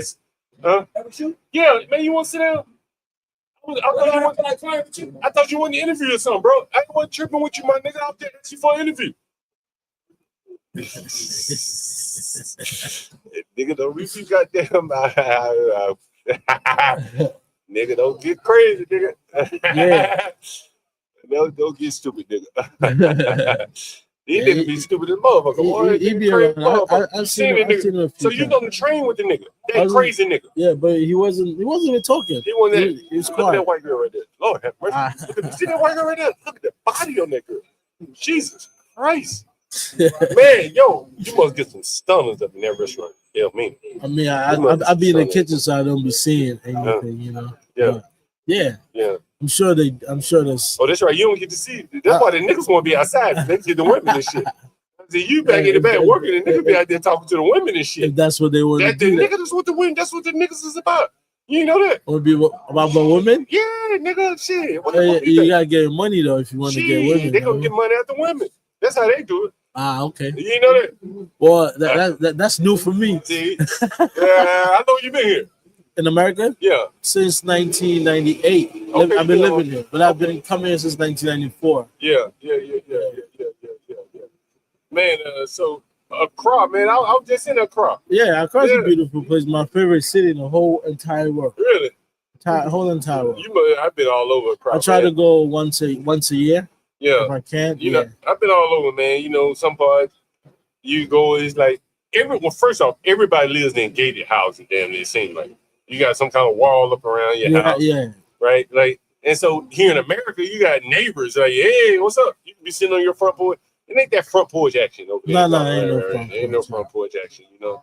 Ain't even a neighborly action. Would you say it's fair? Not really neighborly over there. No, I think it's actually more neighborly than it looks. You got walls around. Yeah, you got walls, but everybody knows who's living next to them. You know? Yeah, but I mean, you don't see them. You don't see them, but sometimes they come over. Sometimes you go over. Sometimes you gotta go. You gotta knock on the gate, and then they gotta let you in. They got a lot. But all the kids come out, and all of them play outside. So there's that. Well, when I was growing up, your neighbor's mom is just like your mom. Yeah, I know. Yeah, right?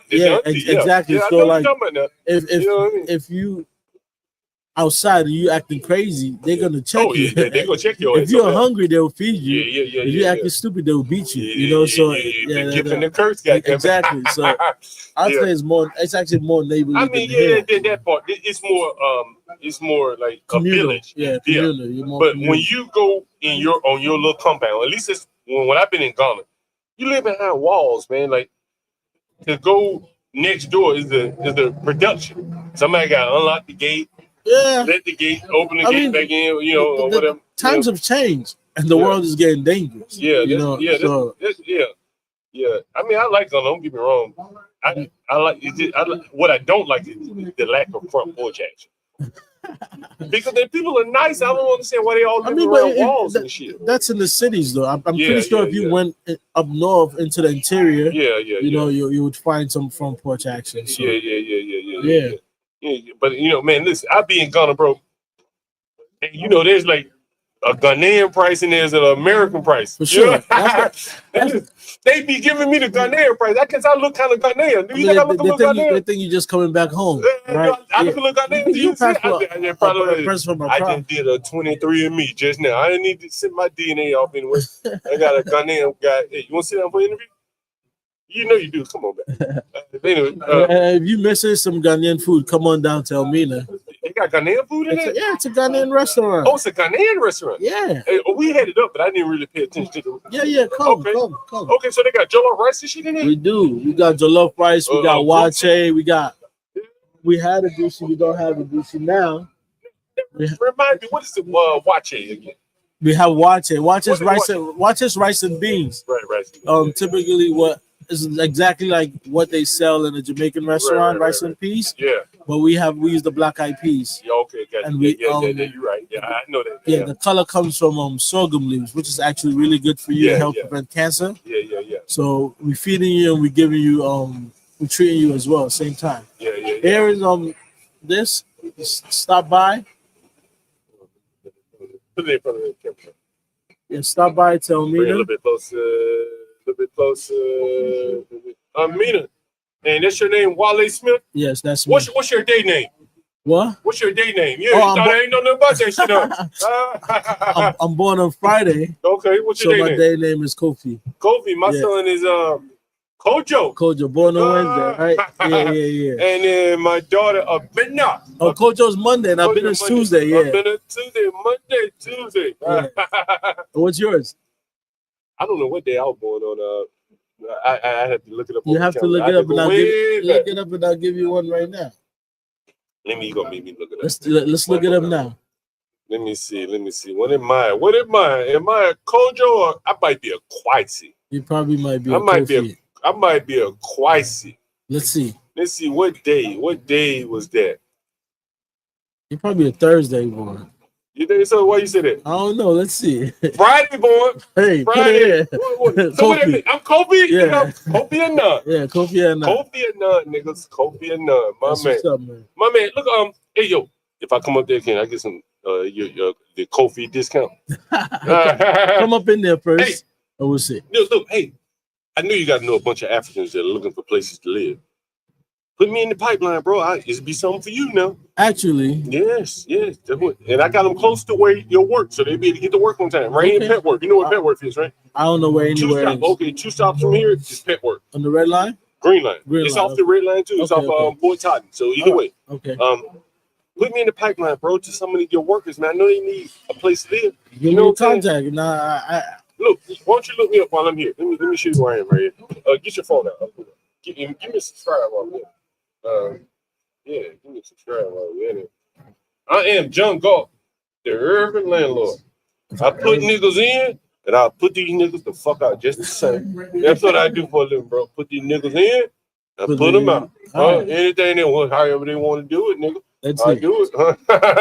Look, this is me right here. This shit's a little upside down. This is us right now. Yeah. Let me turn it. Oh shit, go ahead. Yeah, I'll put it away. We're live. Yeah, we're live as a motherfucker. I can't see it. Oh yeah. All right, I got you. And that's the chat right there. It's the urban landlord, John Galt at the urban. John, if you take him to the community tab, the post, he'll see the post with the restaurant and the address and all that. People and Let me tell you something. My lady, my editor, she just a lovely lady, Portia of the channel. She wanted me to show you something. I'm gonna show it to you. We put your restaurant on the page. Nice. Your battery about to die, bro. You wanna and I'm gonna take you to the community page here. Community page. What the fuck is that? Home. Where's the community page, Portia? Post. Okay. Yes, it's post. It's post. Okay. I think you got your restaurant here somewhere. Oh yeah, we do. Take a look. See it? Scroll down a little bit. You see it? See? No, right there where you are. Oh, you see it? We put your restaurant on. Yeah, I see it. Yeah. Yeah. Right. Thank you. You just put it up. Yeah. Somebody wants to know what's a Sunday, baby. What's a Sunday? Yeah. What's a Sunday, baby? A Sunday, baby. If you're a boy, it's Kwesi. And if you're a girl, it's AC. AC. Okay. Yeah. How you spell that?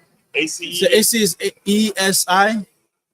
Yeah. And if you're a boy, it's KWESI or KWASI.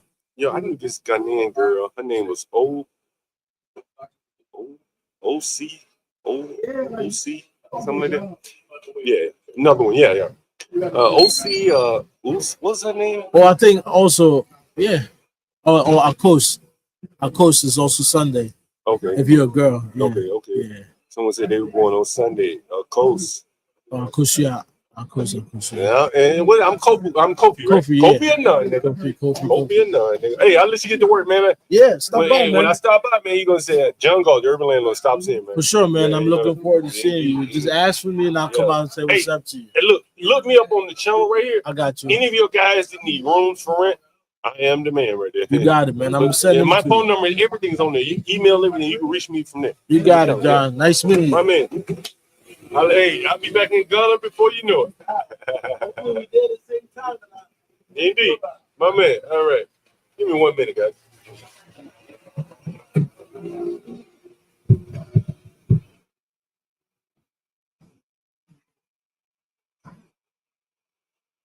They send notifications. And she said it. I'm going to send you right now.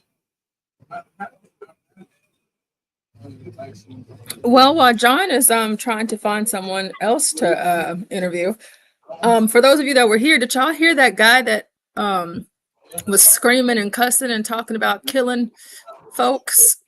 Not Black people, but another group. That was pretty crazy.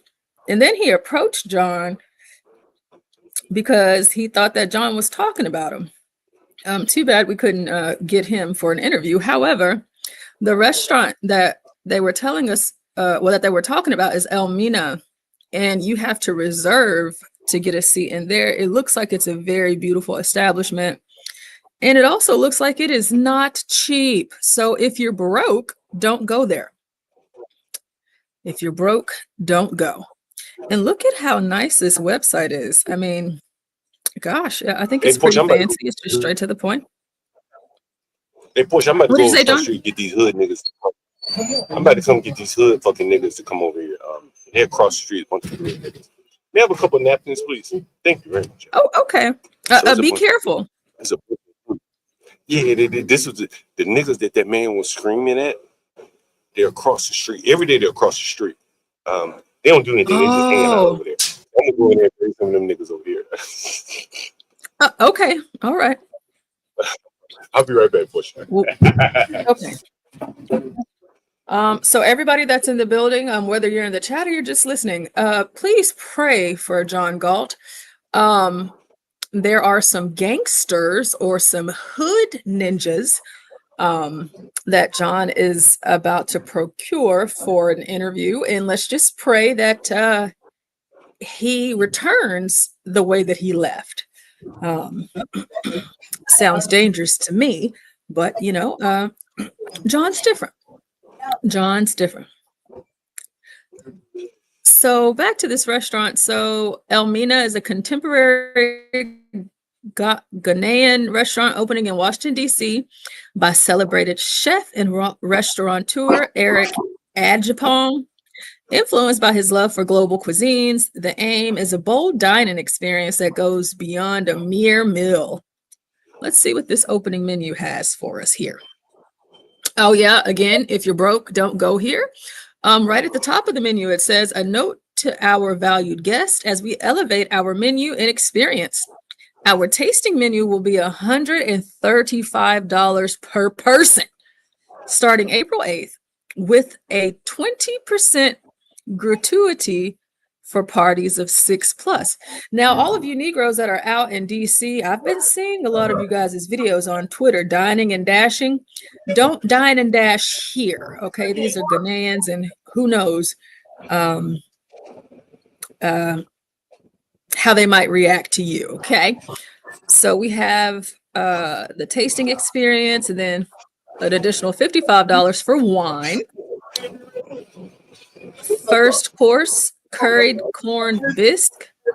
Never heard of that. Hamachi crudo.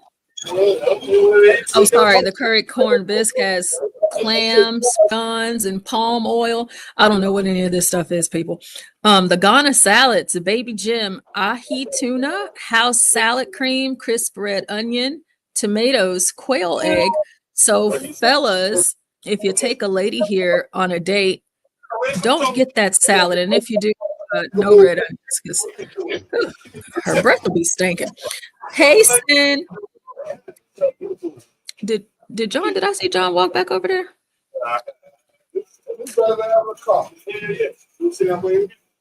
Okay, so he came back. Hood ninja free. Okay, at least he's back. Sin says all that fancy stuff and no forks. You know what, Sin? I didn't even think about that. I wish Dwale was here. We actually did a show a while back about the countries in Africa where they don't use utensils. Yeah, that was pretty funny. So yeah, that is true. All of this fancy stuff for no silverware. Some zalouk dip, that's roasted eggplant, coriander oil, roasted vine tomato, crumbled goat cheese, crisp red onions, spiced butter flatbread. Oh, here we are. We're really getting into something here. We have fufu for the second course. Red, stewed black-eyed peas, crispy sweet plantains, avocado, gari, parsley. Oh, we have some wagyu ribs, palm nut shrimp, and octopus stew. It says banga, so I guess that means it's good. Third course, big chops, large portion, a jollof duck pot. I don't know. I would probably eat that. That sounds like that's up my alley. Bambara bean coconut curry, charred cabbage, sweet plantain, and lime. Fonte fish, marinated and fried market fish, fisherman's stew, tuna yam chips, green shito, peak leaf salad. You know, I feel defeated here. I'm too country to read this menu, and I don't believe I'm doing it justice. So, Dwale, if you're out here listening, you should read it for us. Because what's up, man? What's up? What is the content? Forgive my Texan. It's like whatever content you want to talk about. My nigga. What's up? You gonna ask me a question? Yeah. What's going on? What's your name, my man? Where you from? You from DT? Yeah. And where you from? You were born and raised here? No, born and raised in Ethiopia. Oh shit! Yeah. What's the girls called? The Habesha women. Ooh, the Habesha women. God damn. Boy, I had a Habesha world woman one time. Lord have mercy. There's some pretty women, bro. Yes. Yes, they are. And so, you born in Ethiopia? Yeah. And how did you end up here? My aunt moved over here, so I'm. Oh yeah. What'd you go to school for? I didn't finish school. I went to college. Come up a little bit. Yeah, I went to Hood College. Hood College? Yeah. I heard of Hood. Where is that? Maryland? Frederick, Maryland. Okay, yeah. I thought it was in Maryland. And so, what were you majoring in? It was marketing. Okay. Yo, you got an Ethiopian girl, man? No, not at the moment. You got what, a sister or something? Yeah, I got a sister. God, man, what the fuck did you do that for, bro? You was in the network, bro. You could have had you a fucking Ethiopian. Yeah, I mean, yes. It's time. It's still time. You know you fucked up, don't you? You know you fucked up, right? Nigga, you had an Ethiopian. You was in the network. Yeah, I mean, you still in the network. You could always go back, right? Yeah, definitely. Right. There you go. You could always go back. Oh, man, you can't mess it up. Hold on. 1 second. Excuse me, ladies. Anyone want to sit for a 30-second interview? 10 seconds. 5 seconds. Interview. Whatever you want to talk about. Pitch your social media, whatever. You can rant, rave, whatever you want. 5 seconds. 10 seconds. Nobody? All right. Back to you, my man. So, Ethiopia, what's it like? What's the difference between living here in Ethiopia, my man? I mean, it's just different culture. But you get a good Ethiopian culture here, though, bro. Would you say so? Yeah. I feel like, especially in DC, it's very diverse. Yeah. So you get to learn a lot of cultures. Yeah. But back home, it's. I've been to Addis. Yeah. So basically, it's like, you know what you're gonna see. Basically, you kind of expect that every day. And it's more like it's more social life over there. Yeah. And especially right now, even though everybody has internet, people still that social life still exists. And it's just beauties in two different places. I like it over here as well too. I love it over here. Hey, do you ever go to the Ethiopian churches? You go to man? Let me tell you. So I was, I know some Ethiopian stuff, and I heard that the women have to stay outside if they're like on their period or something. Yeah. That's true. Yeah. Yeah. Okay. Fair enough. And like, is it on the period? What's the other reason they would stay outside of the church? I don't know how to translate it in English in depth. Yeah. But I know it's not in a bad way. Yeah. But it's more of like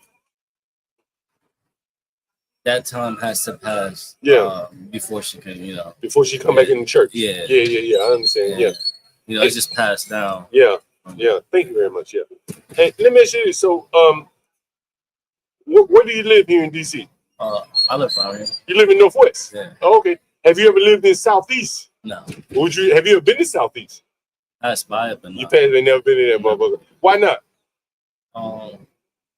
I never really knew that area well. Yeah. Since I moved from Ethiopia, I moved to Northwest. Oh yeah. I lived in Northeast for a little bit.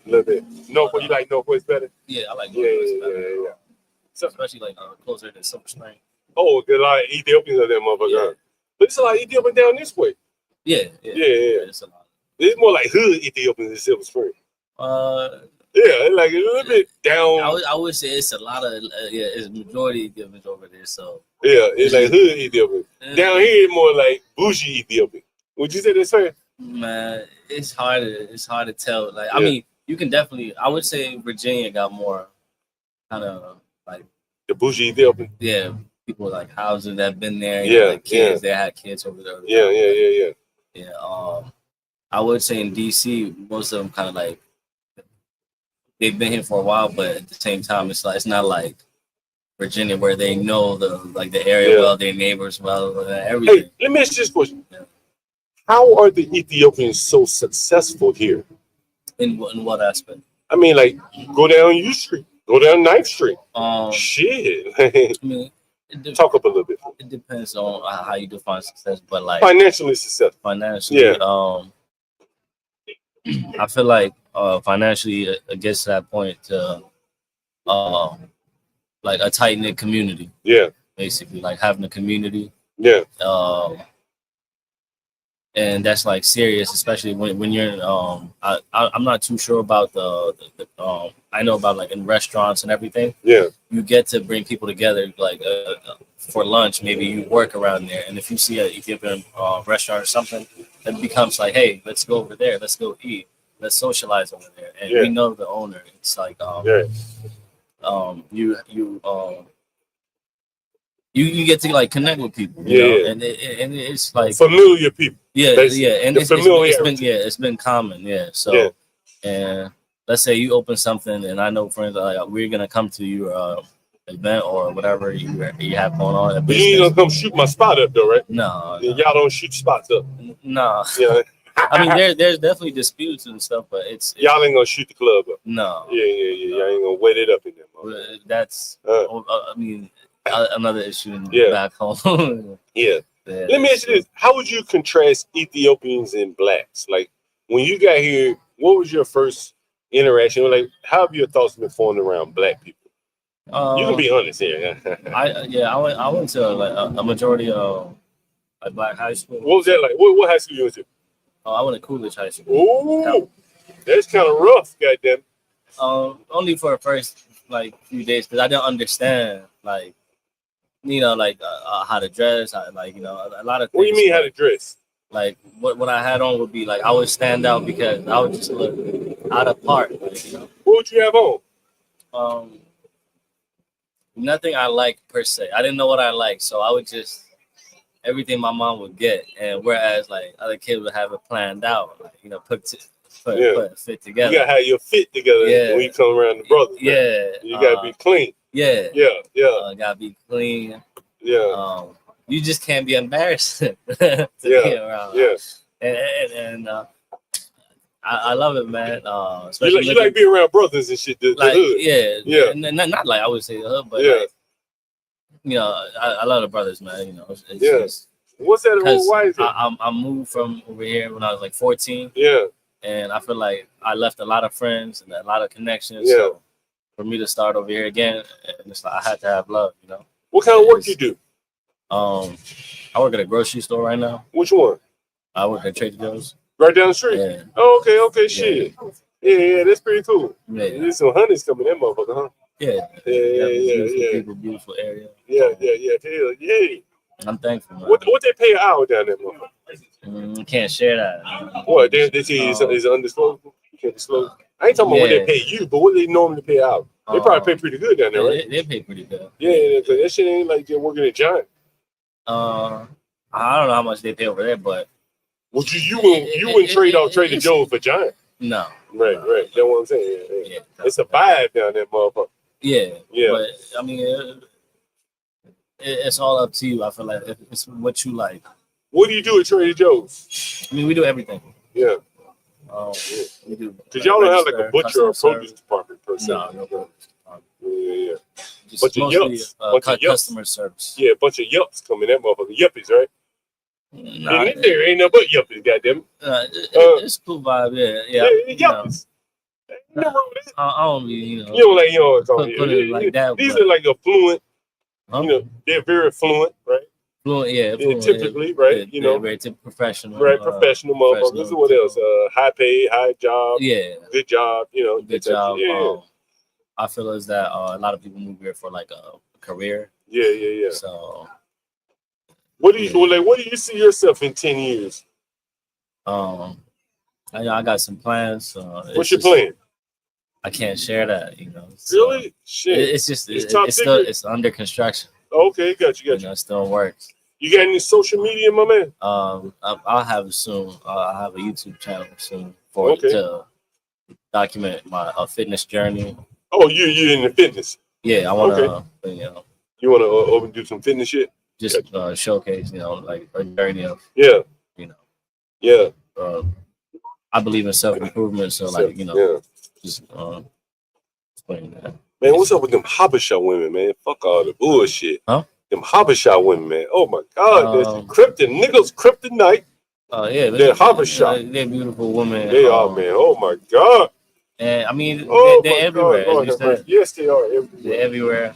I saw one in the ghetto, man, the other day. They own a store in the ghetto by where I live. I live in South Beach. Okay. Oh, I saw a Habesha woman walking that motherfucker. Oh my God. Like, I guess she's part owner of the motherfucker, her family. Yeah. Oh my God. Man. Like, they're consistently above average. Yeah. Consistently. I would say, they're beautiful, but. Hell yeah, man. I always show love to my Habesha women. I believe that a lot of women are beautiful, but ain't nothing like them Habesha women. I personally love Habesha. Why you got a black sister then? I don't got. I'm single right now. Oh, I thought you had a sister. Okay, but you don't get you a Habesha. If someone I genuinely connect with at this point, and it's like everyone, the world is globalized. You see what I'm saying? Yeah. But you see a Habesha, but you have to find that connection. But they're in Jera. The food. Speaking of food, what they call that collard greens? What they call it? Gomen. Ooh, that's some good shit right there. Yeah. I don't like that fucking kitfo, man. Why? I can't eat that raw shit. It's like steak tartare. Nah, I can't fuck with that either. I don't like steak tartare either. Sushi. But that tartare, I eat some sushi. You know what I'm saying? But sushi come out of the water. I don't want no animal, no motherfucker walk around on the ground raw. But that kit, the tips, bro. Yeah, I fuck with them tips hard. You know what I'm saying? I fuck with that and that gourmet. Ooh, you like the I veggie fuck platter? with that. Because I like the tips too. Okay, you can add that on the veggie platter. Well, okay, whatever. But I gotta have the tips, bro. I fuck with the tips, bro. The kitfo, I've had it, but ground beef raw it's hard for an American to get over that. You feel me? You looking at that shit, be like, damn, that's ground beef raw. Right? You be like, I can't. I tried it though. I've eaten it more than once. But you tried it with the spicy I like mint meter and the Berber and what's else? It's like mint wasabi, mint meter, Berber. Is it one more? The green one. Can't remember that. What's the name of the green one? Snapfish. Okay, I just know the mint meter and the Berber. Yeah. I fuck with these other man.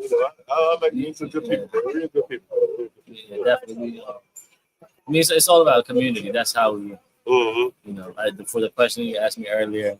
Yeah, it's like the easiest thing you can show in this free is like love, and then you build off of that. Yeah, I feel like Yeah. Yeah. Hey, let me ask you this: How easy would it be for you to get in a job at an Ethiopian restaurant? Majority it's women that work, especially in service in the Ethiopian restaurant. But I don't know how. Could you have a job by Friday? Huh? Could you have a job by Friday if you needed a job in the Ethiopian network? By Friday? Yeah. Depends how bad I want it. If I like, it depends on the person. Well, how bad would you want it? I wouldn't want to work at an Ethiopian restaurant. Really? Oh man, it's Why too not? much. It's too much work. You think? Well, what do you mean? Why you say that? It's too much. Why?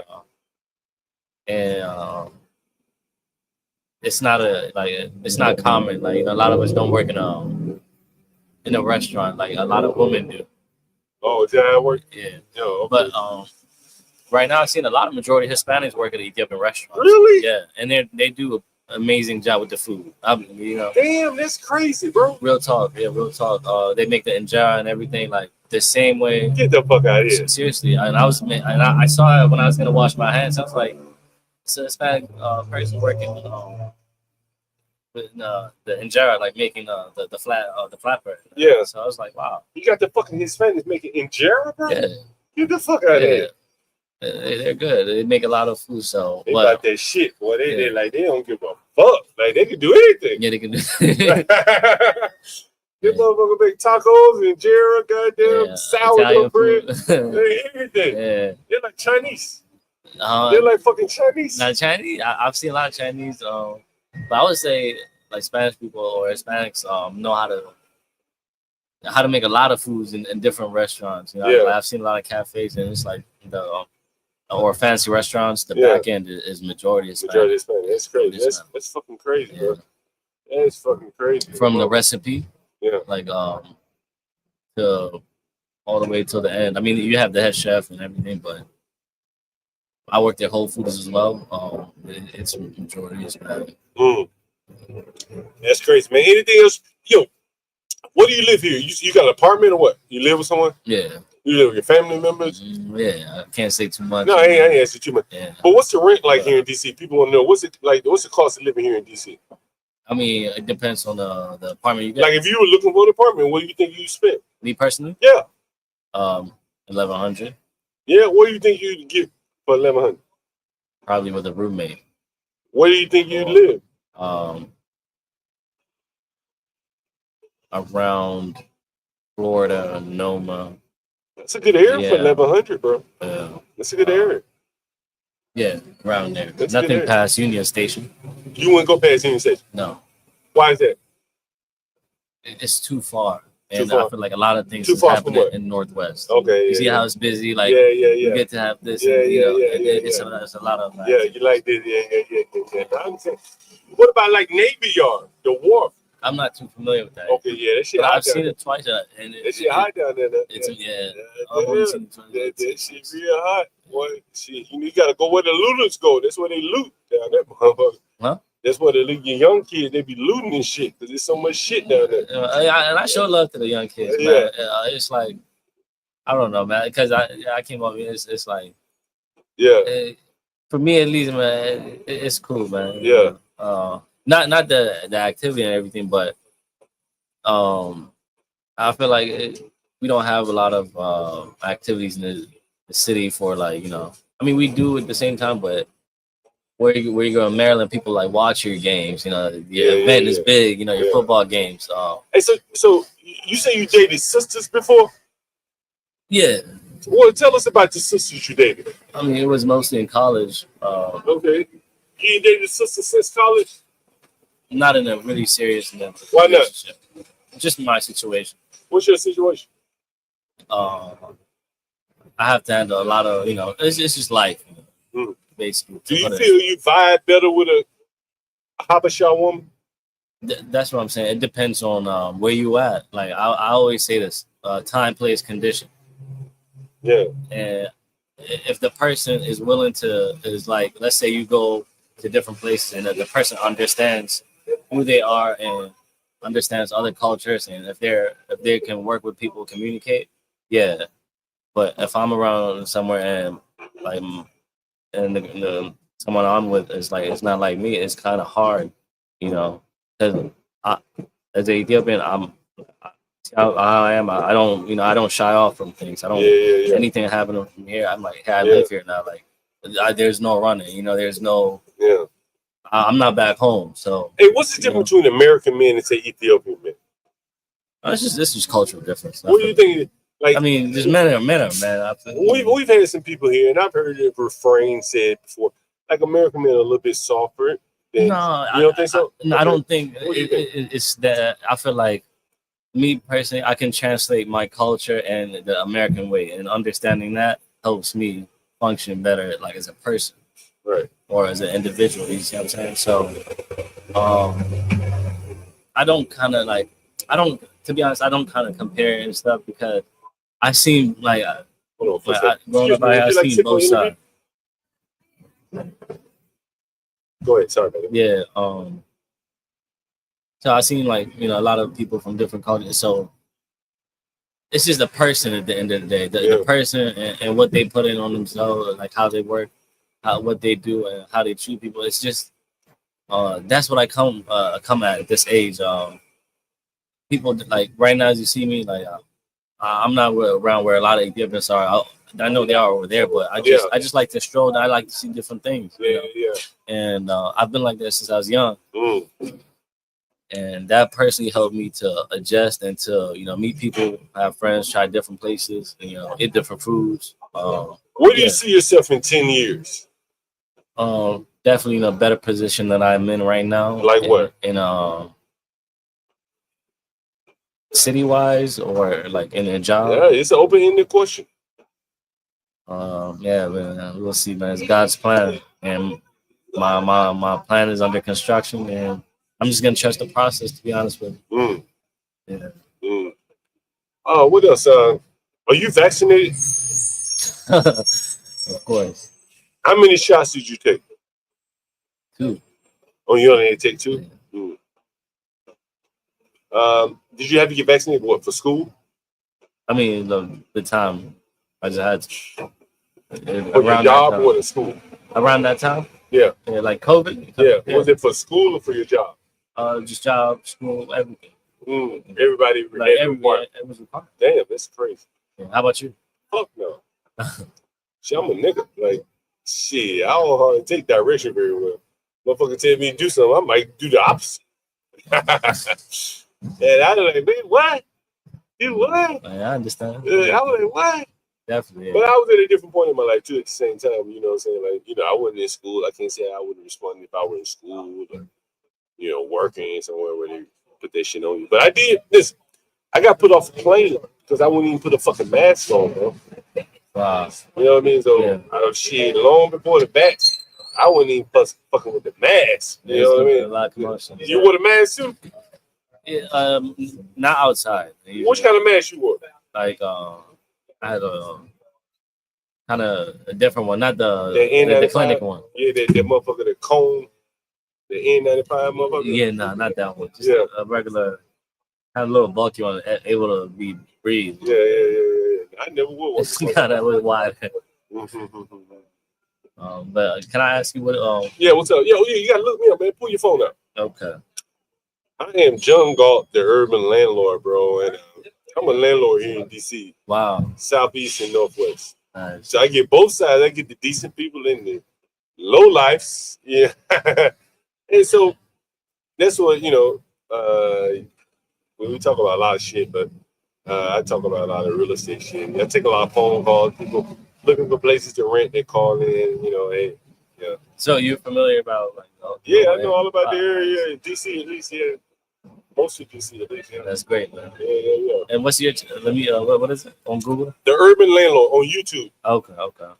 The Urban Landlord on YouTube. See what we got back there.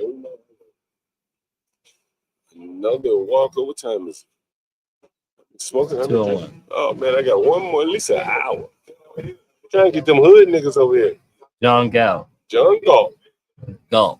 There it is. Subscribe to me, man. We got a lot of shit. Sometimes shit get a little rough on there. Okay. If you got sensitive ears, I show the dead bodies and all. Niggas be dying in my house and shit. Wow. I show that shit. You know what I mean? Yeah, dead bodies, niggas, stupid niggas, killing people, stabbing people, beating each other up. All kind of shit, bro. All kind of shit. Hopefully, man, everything goes better. You know, 2025 summer. Yeah, I hope everybody, you know, enjoy the weather. You know. Everything's good. Could always be better, but everything's good. Yeah.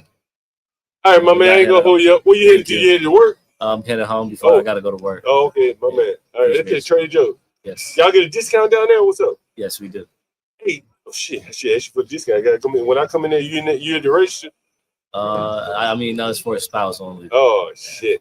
What's up with that shit? Discount, Trader Joe's. That's it. I can't think of anything else. My man. Right. Thank you for sitting down for an interview. You've been a great guest here. Thank you. Thank you. All right. I hope you have a great day. Indeed. Same here. The Urban Landlord. Make sure you jump on sometime. Yeah.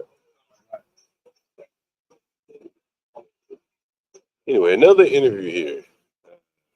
Ethiopian got Habesha. Habesha women. Oh man, nothing like a Habesha woman. I tell you. Nothing like a Habesha woman. I tell you. Let me go ahead and get these niggas up here.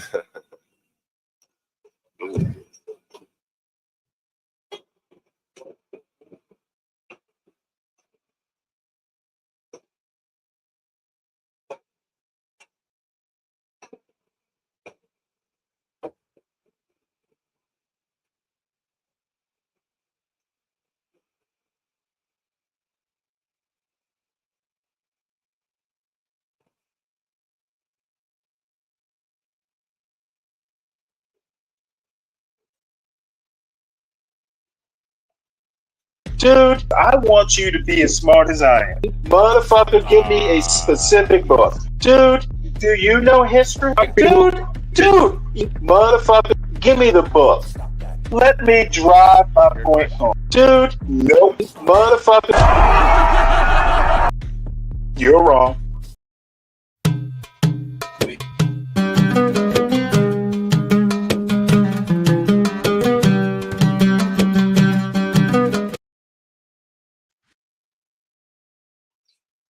Feel like I should, feel like I should, feel like I should, feel like I should go. Go. Feel like I should go. Feel like I should, feel like I should, feel like I should, feel like I should go. Feel like I should go. Feel like I should, feel like I should, feel like I should, feel like I should.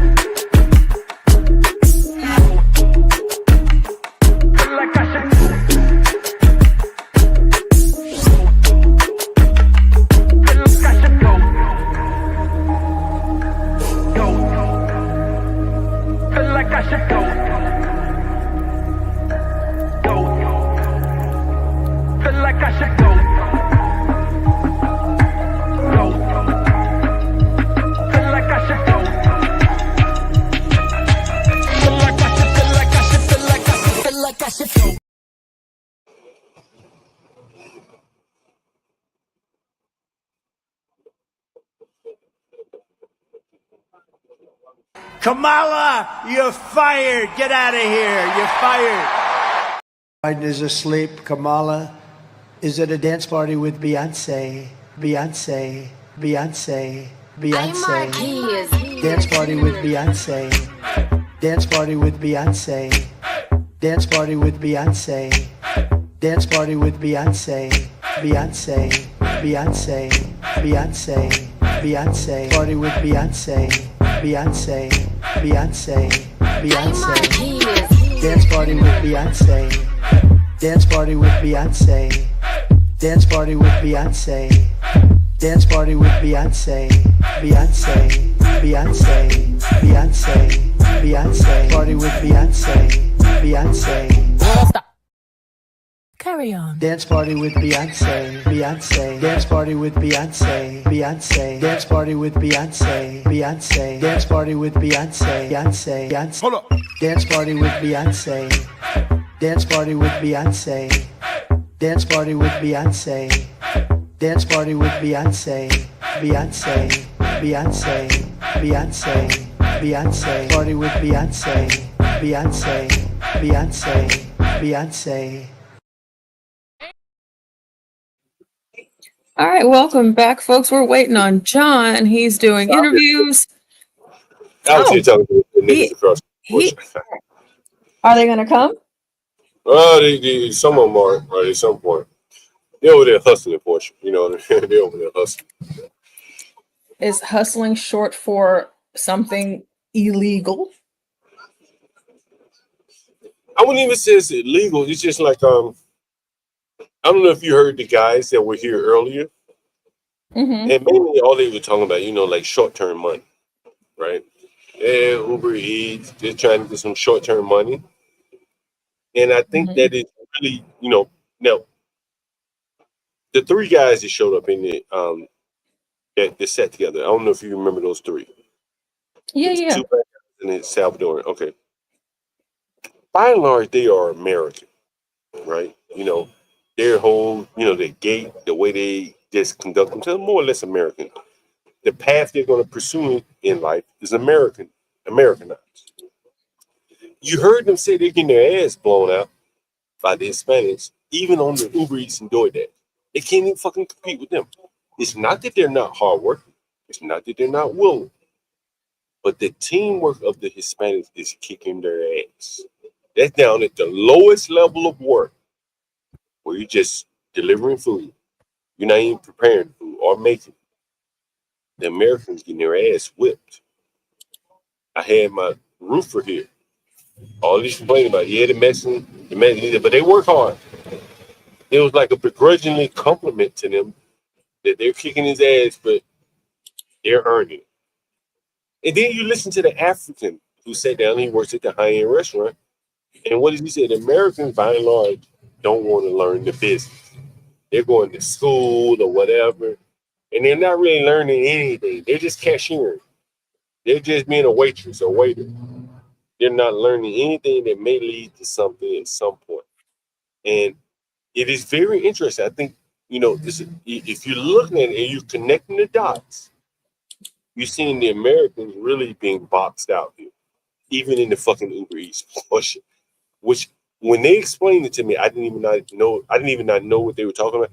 But as they were talking about it, Portia, Uber Eats drivers were riding down on a scooter while they are trying to compete with the Uber Eats guy on a bike. And they said that we can't compete. We don't have the speed. And I said, well, why don't you get a scooter?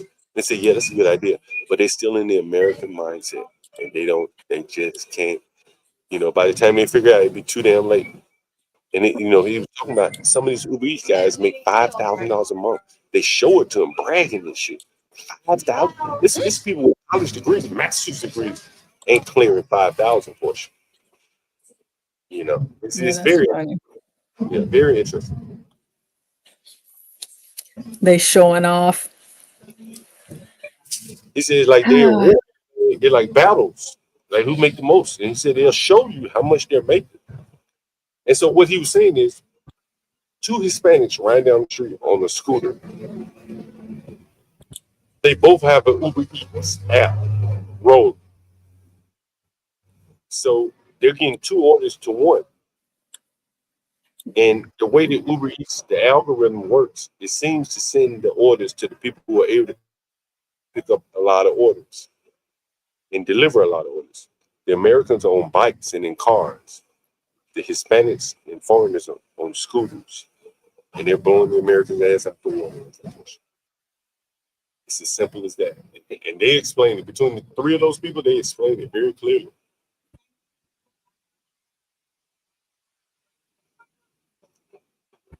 Yeah, I mean, I don't know. I mean, you know, you think about like the deportations and a lot of different people getting up out of here, you know, but there's still a lot that are still here. And if the people in these areas aren't going to take advantage of the money that's out there, I mean, can you really get mad at them,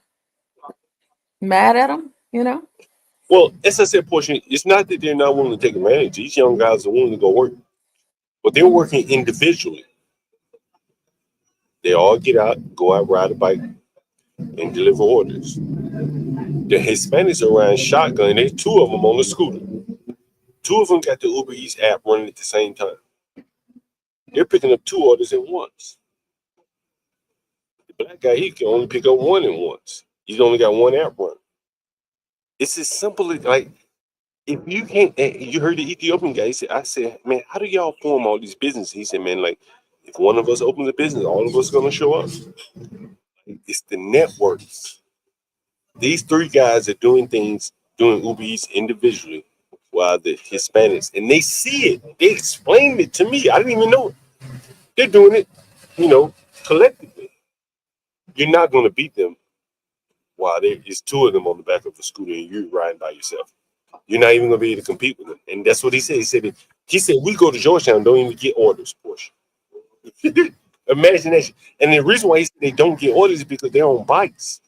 And so Uber Eats will just redirect all the orders to the people on scooters because they can deliver them fast. These niggas can't figure that shit. Like, and I ain't saying niggas, it's like Americans can't figure out how much the paradigm is shifted. There are no, like, I mean, these governments let you shit. Like, Porsche, as I'm sitting here, like scooters all over the place. There's probably one on screen right now. Yep, he just passed through. It's all over the place. She about to come. She just made a U-turn. You couldn't do that in the car. It's a fucking woman delivering food. It's all you see going up and down the street, Porsche. Or scooters with people with delivery bags.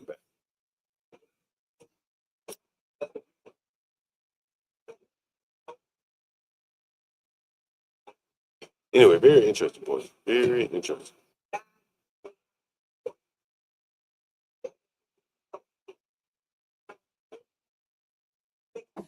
So is that like one of the main jobs out there for people to get that just move there?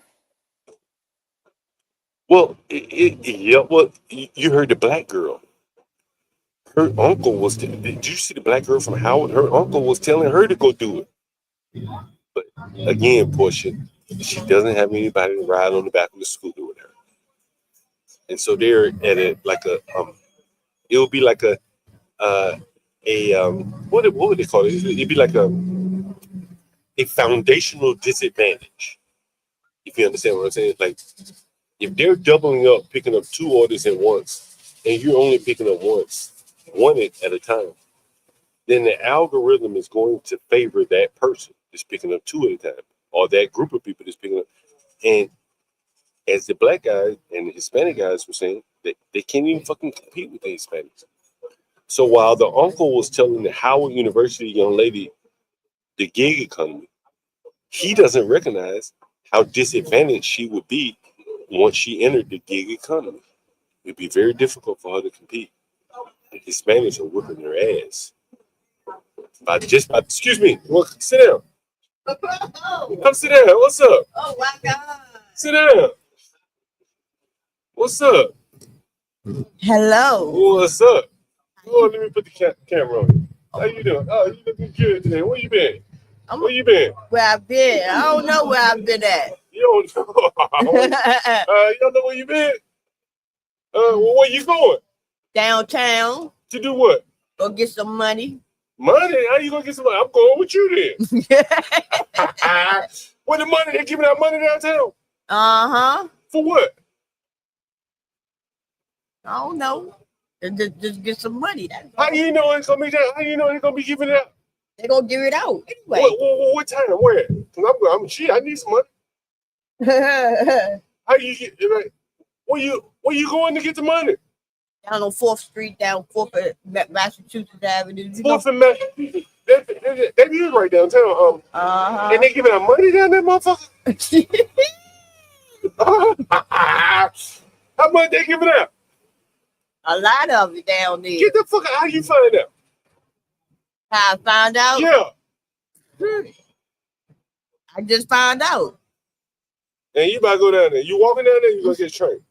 I'm gonna walk down there. Shit. I don't blame you. Shit, that was it. How long you been living in DC? 50 years, 51 years. You must that's damn near all your life. You don't look like you but about 50. I just turned 51. Yeah. Yeah.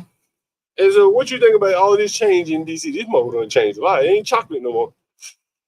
I don't even like Donald Trump anyway. Fuck Donald Trump. Fuck him. Fuck Trump. Why you don't like it? Why you don't like it? He's a disrespectful ass fucking president. He disrespect motherfuckers. Yeah, he disrespectful people like that. What happened? What you talking about? Anything. I don't give a hell shit. Yeah. Shit. Fuck Donald Trump ass. Fuck him. He going to hell. Yeah. What you got? Vape pen right there? You smoking good. Huh? Where you get that at? Where you get that vape pen at? I don't know. You don't know where you got it at? Somebody gave it to me. Somebody gave it to you. Okay, shit. You don't even know what you smoking in. Oh, hype. It's called hype. HYDE. Where you live around here? Where I live at. Yeah. Where you live? You live in Northwest, Southeast, Northeast, what? Northwest. Oh, yeah. Where you live? Who I live with. I mean, no, where you live? You live apartment, house, what? I'm about to get my place anyway. Where you going to be moving to? Right there on up the street from Heckinger Mall. You know where Heckinger Mall Oh, at? in Northeast, yeah. My mama live over there. Mm-hmm. Yeah. Okay, shit, that's what's up. Yeah. What happened? If you don't mind me asking, what happened to your eye? Somebody hit me in my eye. I ain't gonna tell you the long story anyway. It's a long story. What happened? Tell me the short story. I'm not gonna tell you. It's just a little story. What happened? So what they hit you in the eye with? 2 crates in my eyes. 2 crates? Milk crates, you know, the milk crates, the black milk crates. Yeah. Motherfucker hit you with a milk crate in the eye? Why they do that shit? I don't know. And they put your eye out? But I can see at nighttime. You can see at nighttime? You want to sit down for an interview? You want to sit for an interview? You can see at nighttime, but you can't see in daytime. Yeah, I can see at daytime and nighttime. And just out of one eye or both eyes? I can see my right eye. I can see clearly out this one, but I can't see out of this one. Whoa. Okay, damn. Yeah, that's crazy. Damn. I hate to hear that shit. So they about to go down there and you about to go down there and get some money? Mm-hmm. Damn. What you gonna do with the money? What I'm gonna do with the money? Yeah. That's a come up, ain't it? Uh-huh. What you gonna do with the money? Nothing. Keep it. And do what with it? Just save it. Uh-huh. Yeah. Damn. Yeah, damn. That's some shit right there. Who giving out the money? You know what the organization name is? No. You got paperwork or something? How you know you got ID? No. You ain't got no ID? Yeah, I do, but yeah. So what's the rules for getting the money? I don't know. You about to go? See you later. Motherfucker there. See you later. Motherfucker there. Said she better go get us some money. Government. You better get some money too.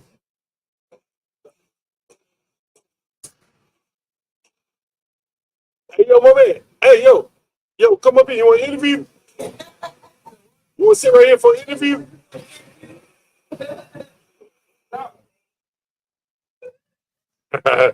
HB. Yeah, come sit down, my man. What's up? How you doing, my man? What's up? What's your name?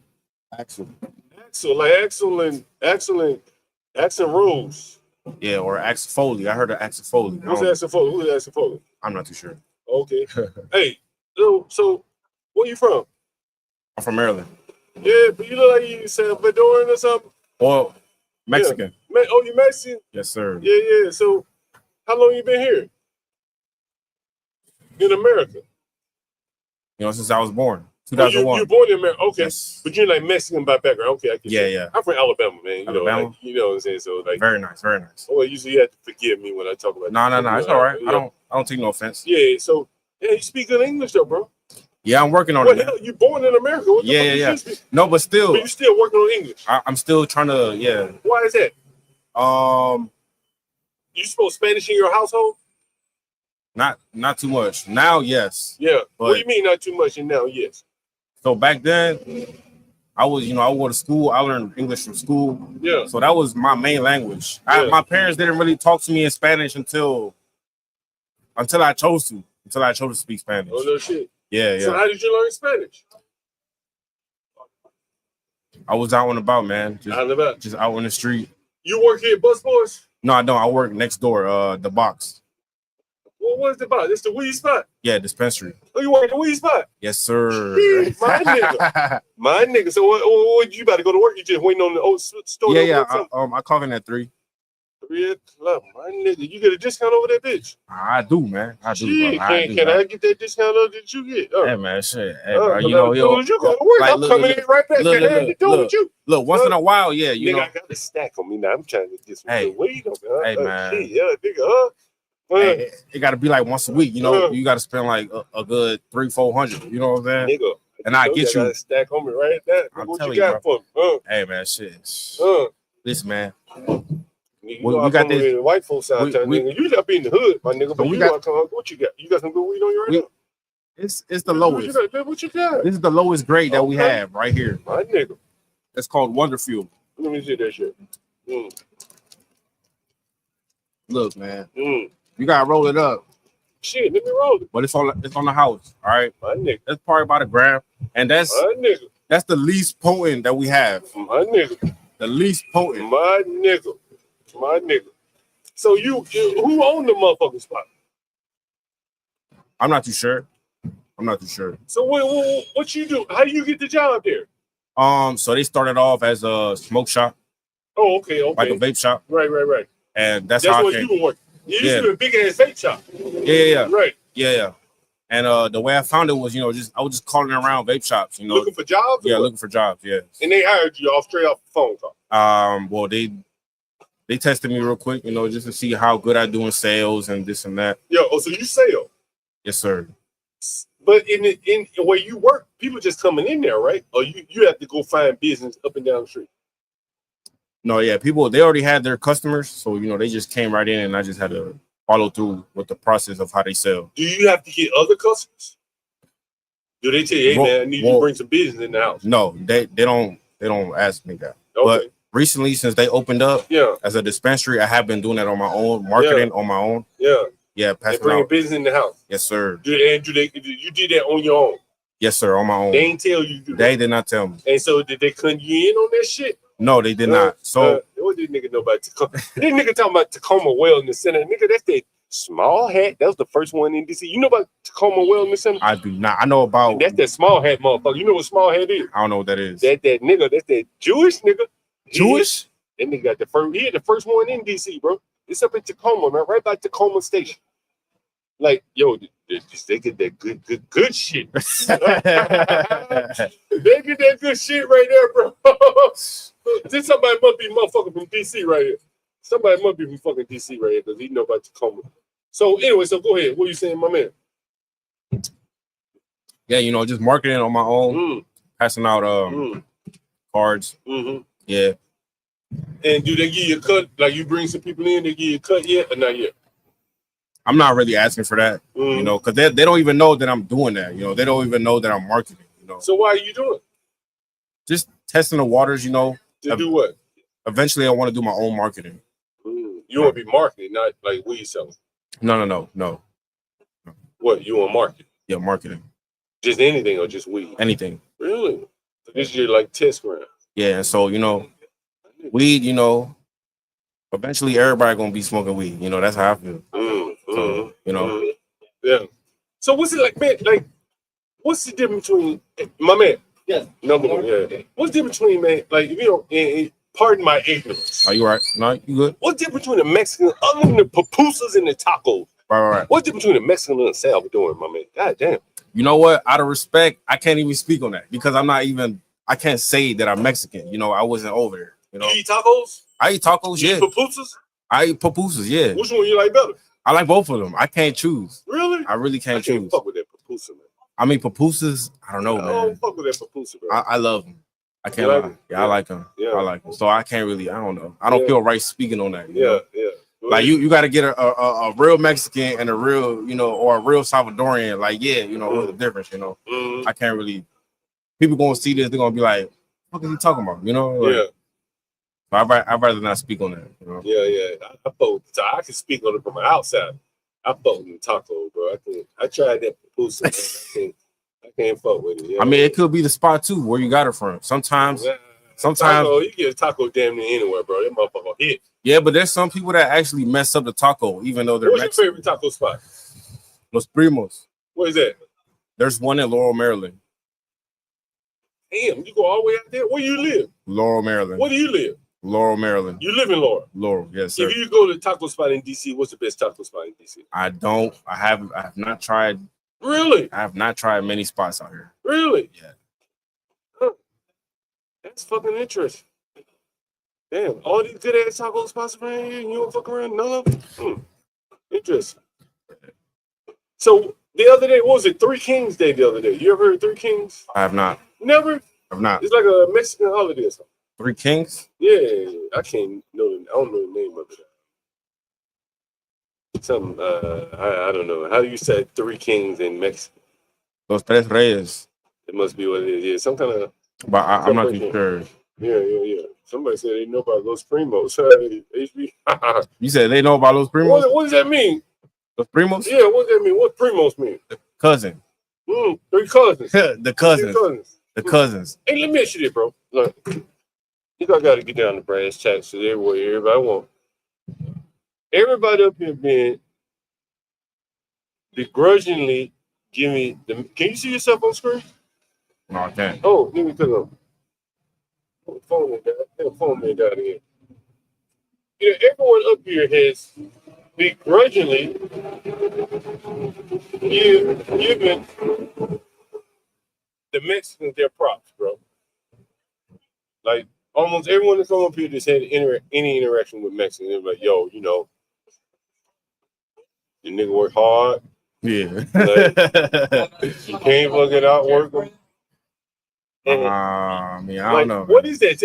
Like from your perspective, and I know you didn't grow up in Mexico. What is it about like the Mexicans dominate the restaurants, construction? There may be something else I don't know about. But how the fuck do y'all do this, man? Out of curiosity. I'm not too sure, man. It's just this fire that we have inside us. You know, Think so? I don't know how to explain it. Do you think you guys have a different fire than say a brighter, stronger burning fire than say the the Hondurans or the blacks? No.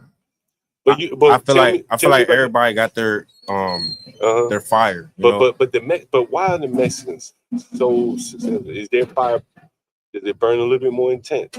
I mean, you can be honest. I'm really curious to know, and I think the audience is curious to know. You know what? They can't keep winning without there being something about them special. It's a lot. It's a lot to it. You know, it's about how how we get treated. What do you mean? What do you mean by that? You know, just as far as in the United States, you know, there's a lot of not everybody, but there's people that kind of look down on the Hispanics. You know what I'm saying? And people feel that. You know, the Hispanics, they feel that. You know, and that's part of the reason why. You know, and another thing too. Another thing too is just go ahead. Where our parents come from. Like as far as my parents, they come from Mexico. They had to do what they had to do to get here. You feel me? Yeah. And it ain't easy. But why I'm really trying to drill into why are they able to dominate now here in America? Like construction, bro, you got to tip your hat. Restaurant business, you got to tip your hat. Like you're fucking winning. What is the secret sauce? Secret sauce. Just trying, man. Hey, what's up, my man? You want to tip it? Put yourself on camera. Y'all guys remember him? What's up? You guys remember him? What's up, family? What's up, y'all? You back working here now? Yeah. My man. All right. Go ahead. Yeah, I mean, it's just What is it? What's the secret sauce, bro? Let us see it on it. Secret sauce, You man. hold- you hold it it's, back. it's just the money, you know. It's just the money, man. But everybody like money. Yeah, Mhm. yeah. Well, you know, I don't know, man. You know, we want to get our house. You know, we want to build our house back in our home country. You know, all that stuff. But everybody want to do that. Yeah. The Africans want to do that, but you guys like outpace the Africans. What is it? It could be unity. Like, you know, a lot of times it's not just one head. It's like 5, 6, 7, 8, 10. They all put down together.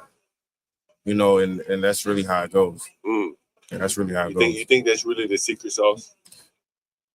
That's maybe just a part of it. Mm. You know, what's the other part? I can't really think of that. It's like intangible. It's like you can't describe it. I can't explain but it's all something. of it, you know. But it's something. It's just something. The Like, unity is like tangible. You can point to that and say it's 7 Mexicans. The niggas about to do something. But there's something else why they're able to do it, I guess, what you're saying, right? And they could kill each other. You put 7 Mexicans together, they could kill each other. Yeah, they would. But they seem to, but 7 Mexicans, like, they're form of a construction company. mm-hmm. Yeah, I mean, I work with a lot of Mexicans, man. And so I've always been very curious to know.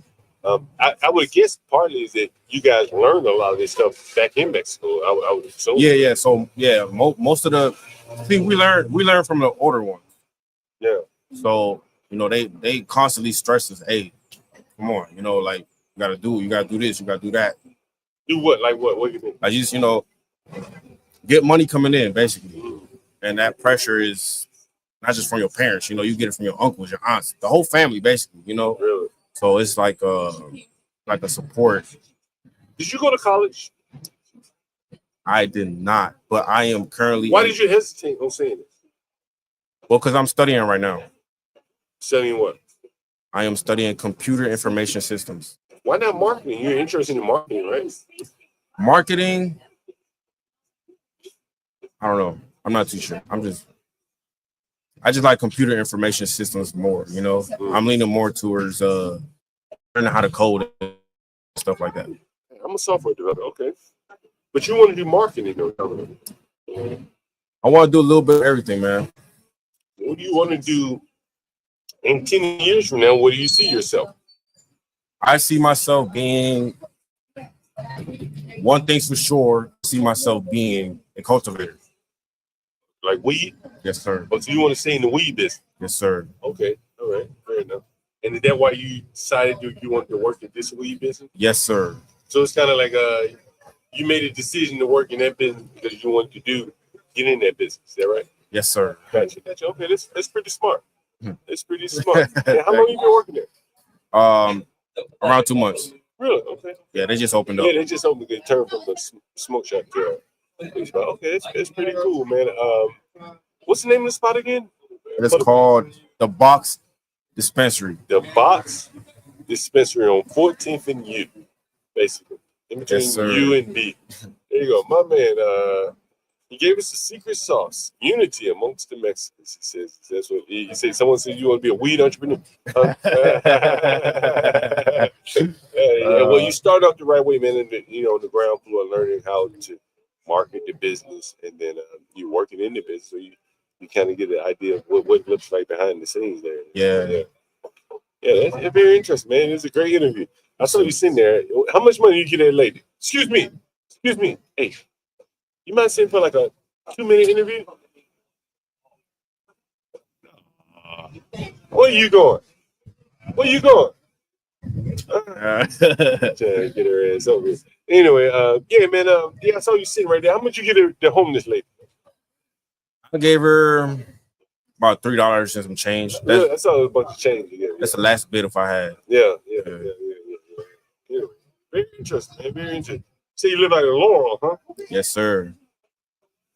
You ever plan on moving into DC, man? It's hot down here. You said what? You ever plan on moving into DC? It's hot down here, you know? I like DC, man. It's just the rent is pretty expensive, you know? And like, don't get me wrong. Yeah. I like it out here, but shit high as a motherfucker. Yeah. Hey, by the way, I am the urban landlord, John Galt, by the way. Look me up. You got a phone? Look me up right here. Give me a subscribe since you're here. The Urban Landlord. The Urban Landlord. All one word.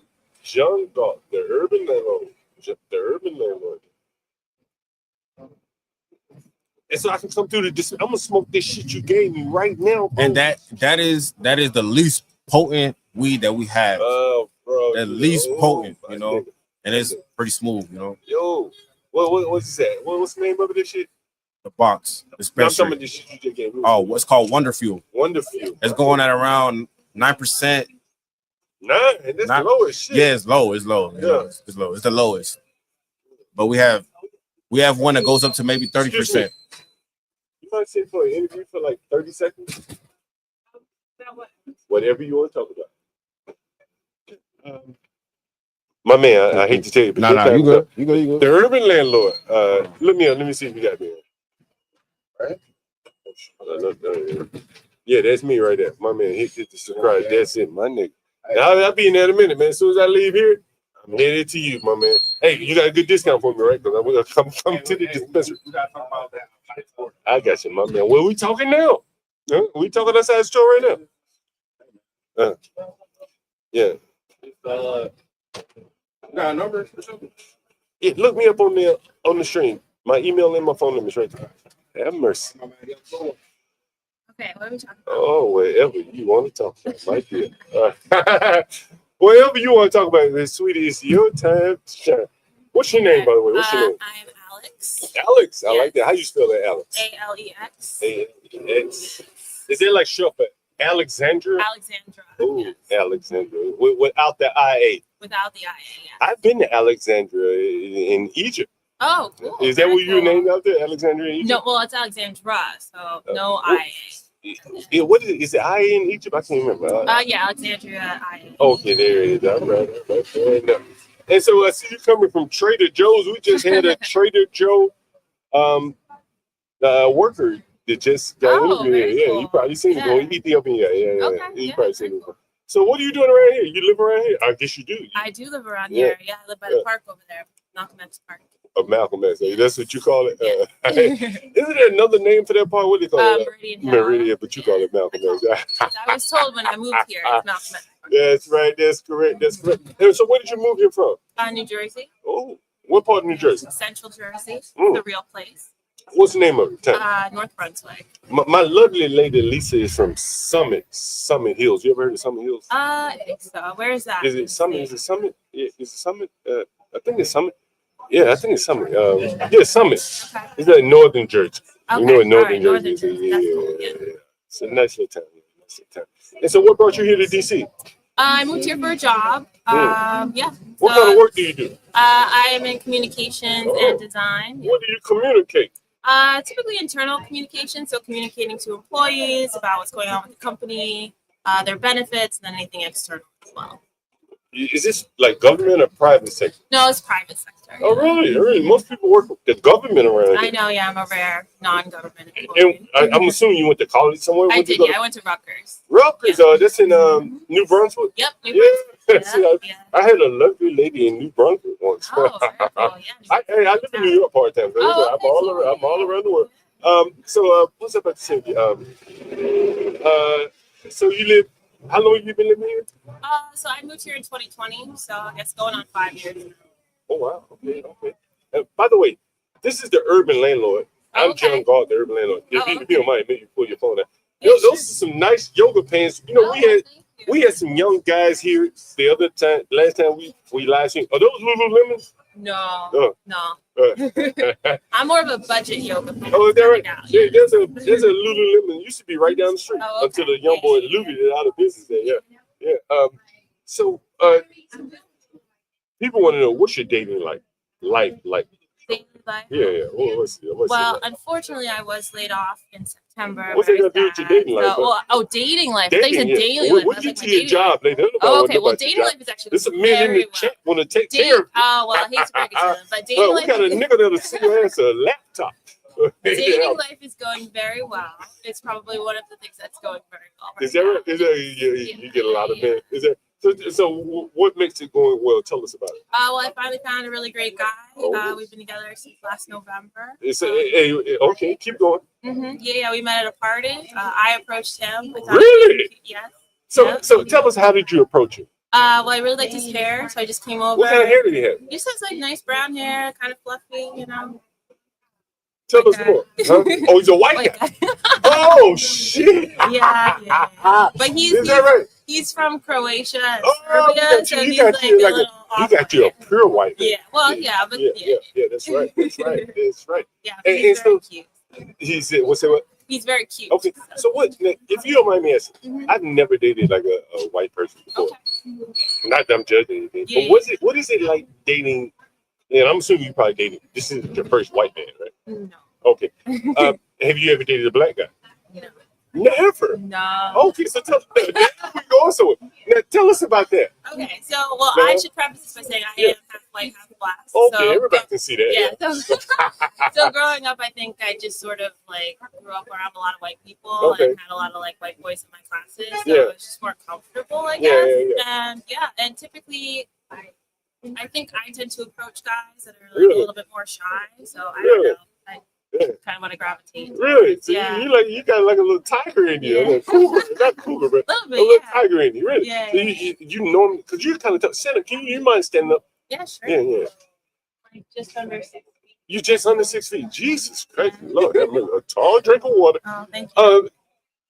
Yeah. The people want to know. I'm trying to let you see the chat here. Oh, there's a chat? Oh man, okay. All right. What do the people want to know? Will you let your hair down? Oh gosh. Yes. All right. I also just came from the gym, so like, it's not. Have mercy. Have mercy. Lord have mercy. Yes. Yes.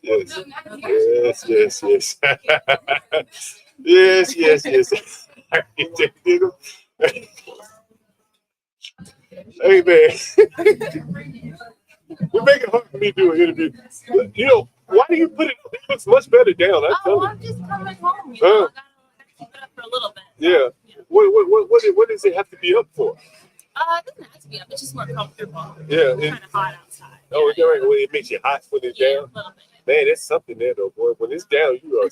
I mean, you're nice looking when it's up, like a little top pony. It looks nice. But when it's down, boy, you are stunning. You're a very nice looking woman. Huh? So how long have you been with the guy? You said since November? Since last November. Okay, so you say you're not working? No, I got laid off in September. So I'm currently looking here in New York City. New York. Yeah, I live in New York part-time. Have you ever lived in New York before? I've never lived in New York. Okay, yeah. And so what were you working when you laid off? Where? Yeah. Samsung. Oh, right. Samsung is here? Yeah, they have a Washington, D.C. office. Well, everyone's coming in. Yeah. Oh, were you at like resting somewhere? No, it was down in Capitol Hill, like by the Trader Joe's. So you were lobbying. So you doing like, you were communicating. I was not a lobbyist until I worked in like the lobbying office. You were communicating to the politicians, more so. Well, I was communicating. Long story. I moved here during COVID. My boss moved to Texas, so I just kind of worked remotely / in the office there. But I didn't have a team there. So. Yeah. So does your man take care of you, or do you take care of him? He does for a little bit. Look at that. Temporarily. Temporarily, huh? Yeah. You better make it long term, sweetie. No, you better make it long term, sweetie. If you're willing to do it in the short term, you do it in the long term. That is the truth. And so, like, okay, so you're looking for work now. Is your man a hey? Is he what? Is your man say, hey, you better get your ass up and get some resume? He's all right. You been in Trader Joe's and in the yoga pants all day. Y'all living a good life. Y'all living pretty good. What you say? Yeah. It's not the worst situation. Yeah. And so, if you don't mind us, because see, I am the urban landlord. If you don't mind pulling your phone out, look me up here. I'm the urban landlord. Okay. John Galt. I'm a landlord here in DC. All right. Mostly to niggles, right? But I do rent to some white people up in the pet work as well. Okay. But I live in Southeast and I deal with the black people. So you get a lot of that on this channel here. But if you don't mind giving us a subscribe, we terribly appreciate it. So we greatly appreciate it. So what does your husband do for a living? Oh, well, we're not married. Oh, I'm sorry. Right. What does he do? He's an aerospace engineer. Oh, so who's he work for? Boeing? Somewhere? I don't know if I should say. Well, don't say. He's like a company or government? Like a government contract. Oh, government. Okay, there you go. So y'all doing really well right now. Yeah, we're doing all right. And you live here, what, Columbia Heights or U Street? No, I live right over there by the park. Yeah. Oh, that's right. That's like well, what neighborhood is it? I don't know what it's technically called. It's like in between Columbia Heights and U Street, right? Yeah, it's nice. Yeah. people want to know, like, what is it? Can you see yourself on camera right now? Look at it. So people want to know, what is the rent like around? Oh, the rent? It's, I think it's like $23.50. It's a one bedroom and a den? Or it's a one bedroom. And really? Yeah. So my old apartment was in Bloomingdale, and that was like a junior one bedroom. Was a studio. Yeah, Bloomingdale is in Northeast DC. Yeah. That's close to Union Station. Yeah. So it was that was 1900. 1900? Jesus Christ. I rent rooms, man. 1900. Wow, that's a lot of. Yeah. And so, she got her mask on.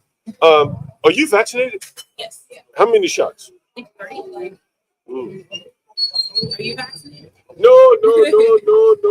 I'm just, I'm not even, I never even wore a mask. Oh wow. Mm-hmm. And so, what else? Let's see, we got some questions in the audience. We got a couple questions in the audience, and let me see what they're saying. What do you think about Donald Trump? Oh, not a fan. Well, tell us about it. Well, I just think he's not a very nice person. Out of the gate, I don't think he cares. I think there's a lot of talk about, I think he's racist. I don't know if he's like big R racist or little R racist, but I think fundamentally he doesn't care about anybody but himself, and that's not good for a leader of a country. Now, you say you're like half white, and where did you grow up again? New Jersey. Yeah. Well, and you said Central Jersey, and you said you mostly like white guys. I like everybody. I understand. I get it. I'm not like trying to pigeonhole you here. Does racism play a role in your life? Yeah, I mean, I think growing up, it was always kind of tough. Like my mom's side of the family, my mom's white, so my mom's white. My mom's white, yeah. So that's. And your dad is what? And my dad's black. Yeah. Black American or? African American. Yeah. Okay, all right, go ahead. So yeah, it was like people on the white side would say things that I think as I grew up, I realized were really unsavory. When you're little, I think, especially as like a mixed race person, you're always trying to like placate people, or you're always like, oh, you're the good one, or you're the acceptable one, or you're setting like a standard or something. It's a very weird position to be put into, and I think as I grew up, I became resentful, and then kind of like moved forward with that. Resentful toward whom? The blacks or the white side? I think the whites. Yeah. Why? Just because, like, I realized how fucked up it was, like, when I was a kid, and even family members would say things, and I have to kind of, like, navigate that. And also the way that my mom's family treated my dad really pissed me off. Once I was old enough and experienced that treatment for myself with partners. How did you think they mistreated him? Yes. How so? Well, I mean, my grandmother, like, threw a fit when she found out. And this wasn't my mom's first black boyfriend, but she threw a fit anyway. And it was just... They just didn't really accept him. They didn't want him around the house. It took a while, and they saw like he was out of all the daughters, he was the one that treated, their daughter the best. And eventually, like it was all okay. But my dad was never comfortable there, and I don't think I ever really understood that until I had to happen to me with a partner, and then I just kind of like, couldn't get over it. Yeah, that's very interesting. Do you see yourself as black or white or? I think I see myself as biracial only because growing up I had a hard time fitting in with either group of people. Like black girls were kind of mean to me growing up, and like I also just didn't feel comfortable. So like it was just this like oil and water sort of thing that I see now where I went wrong with that, but also like I wasn't really accepting. To the mic. Yeah. So I don't know. I think looking back, I wish I had more confidence. I wish I had been more exposed to more black people my own age. Like my dad, me and him had a heart-to-heart a few years ago, and he even said like he wishes that he had engaged me more with like black culture. And so wait a minute. So he didn't engage you with black culture at all?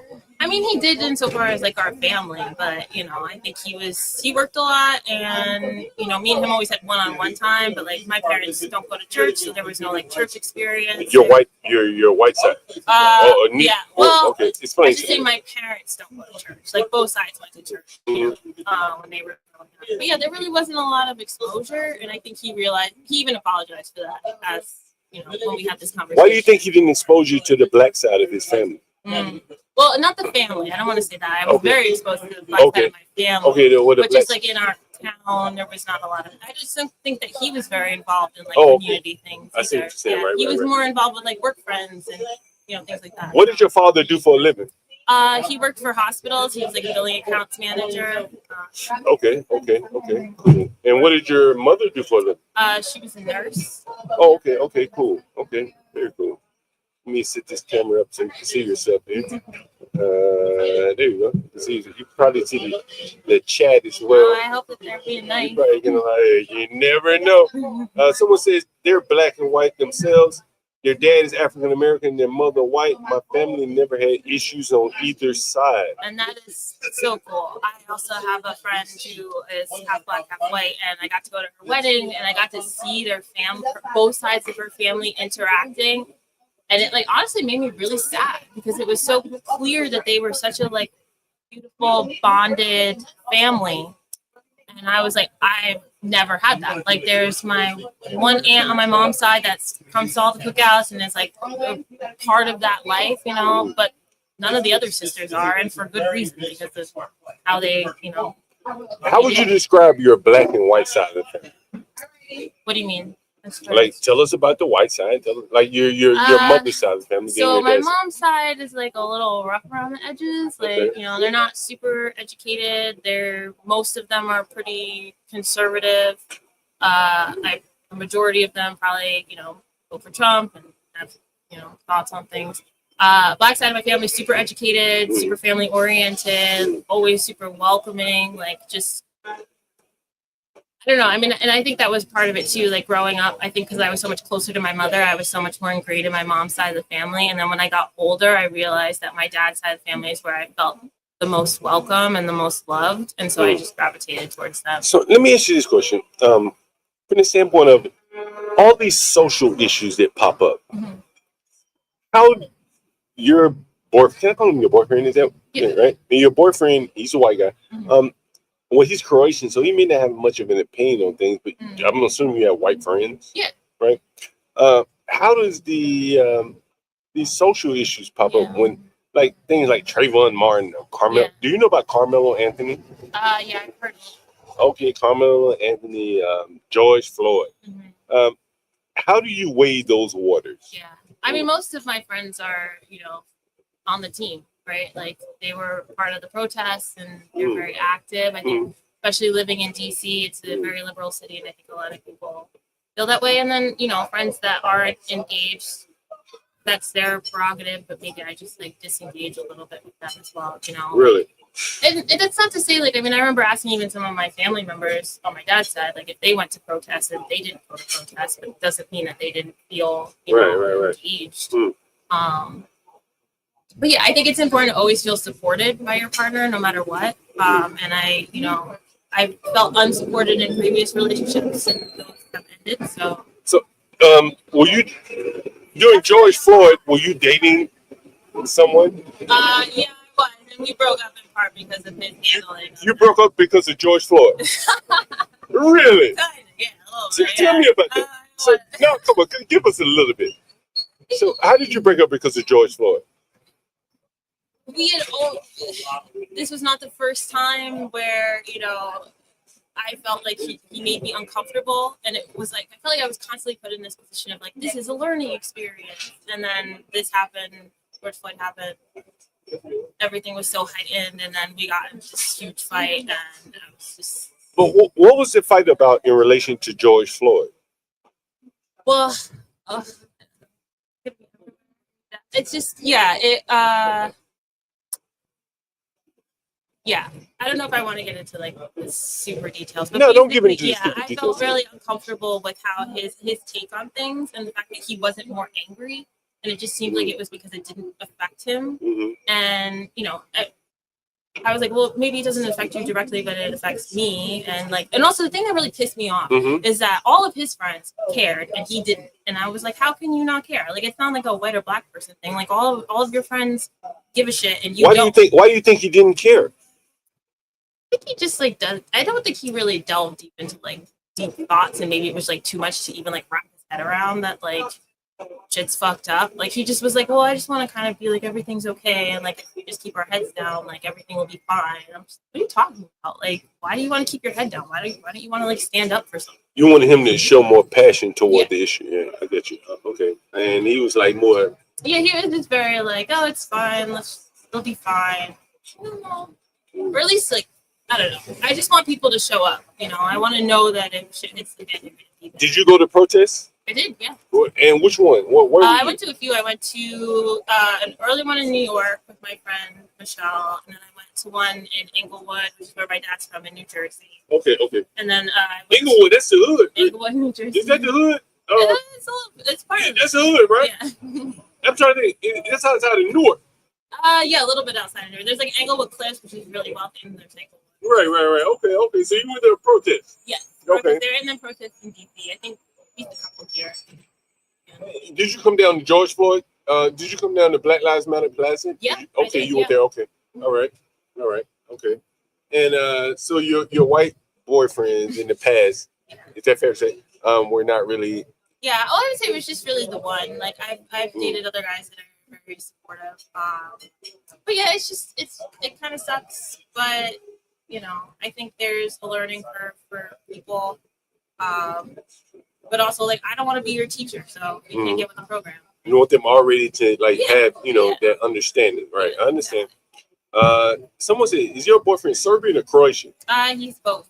His mom's. Has he ever told you about like the Civil War and shit they fought over there? So he definitely wants to know more about it. I think he was really young when they moved. He was 5 when they moved here, and I think that's also an interesting kind of thing. I think he's I tend to operate at like a pretty high anxiety level about the way things are going, and he tends to operate a little bit lower. And his parents are very concerned, and I think partly because they've experienced that. But I think that might be part of the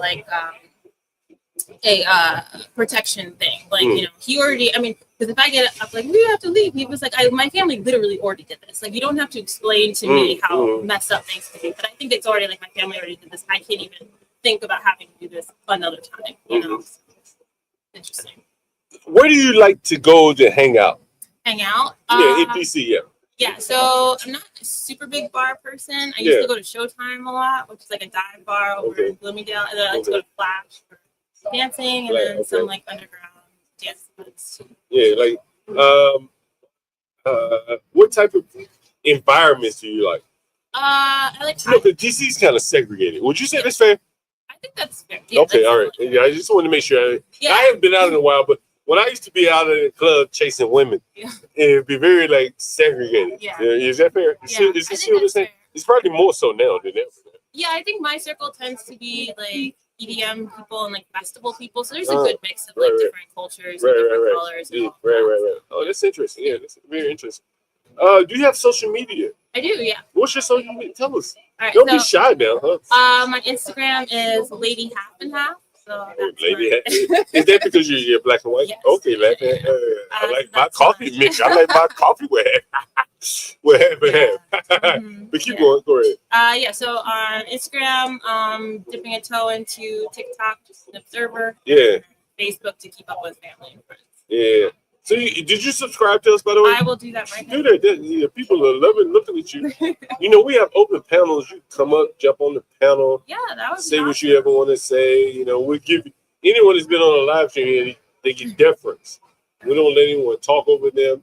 Okay. If you have some topics you think may be even interesting, we'll definitely talk about those as well.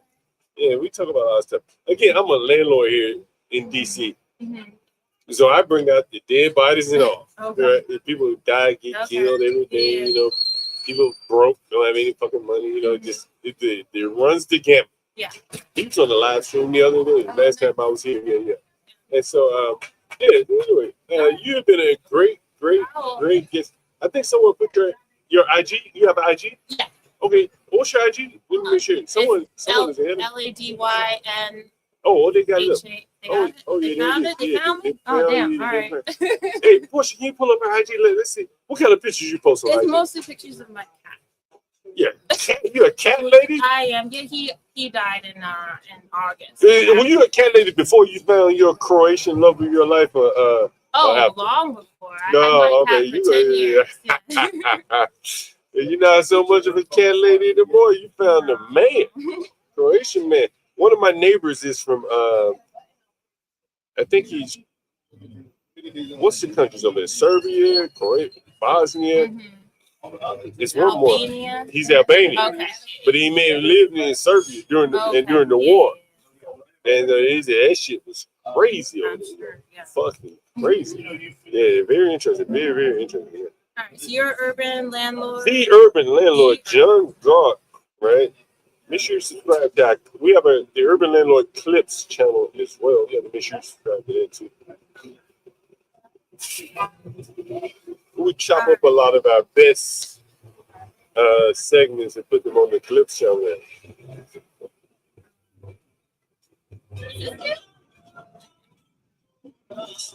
No, let me see. Let me see. Let's see.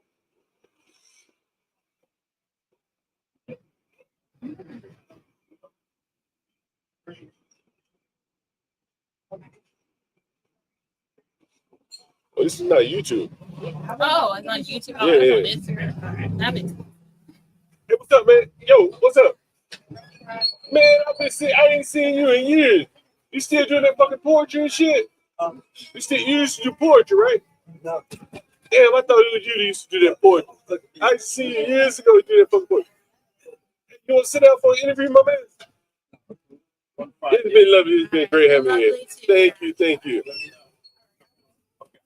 And make sure you hop on the panel anytime.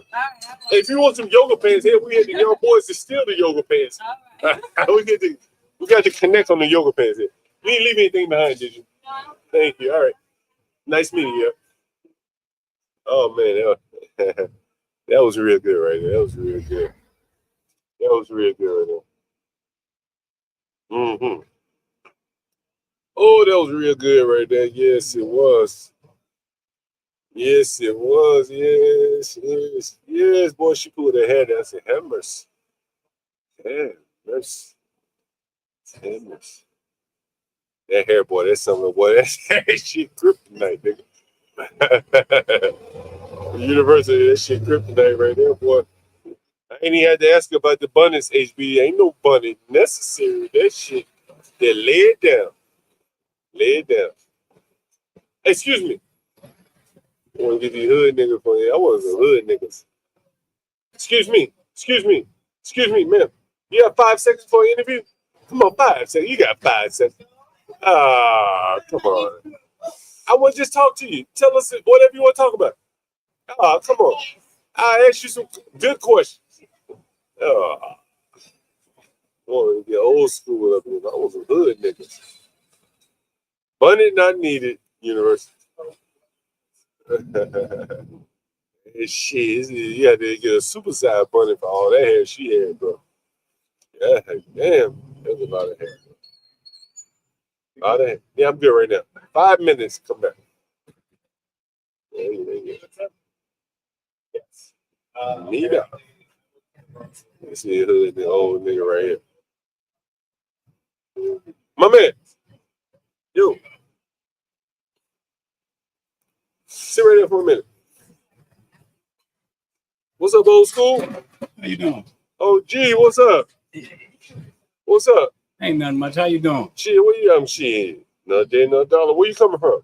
Coming from my cousin. Your cousin? Yeah, cousin.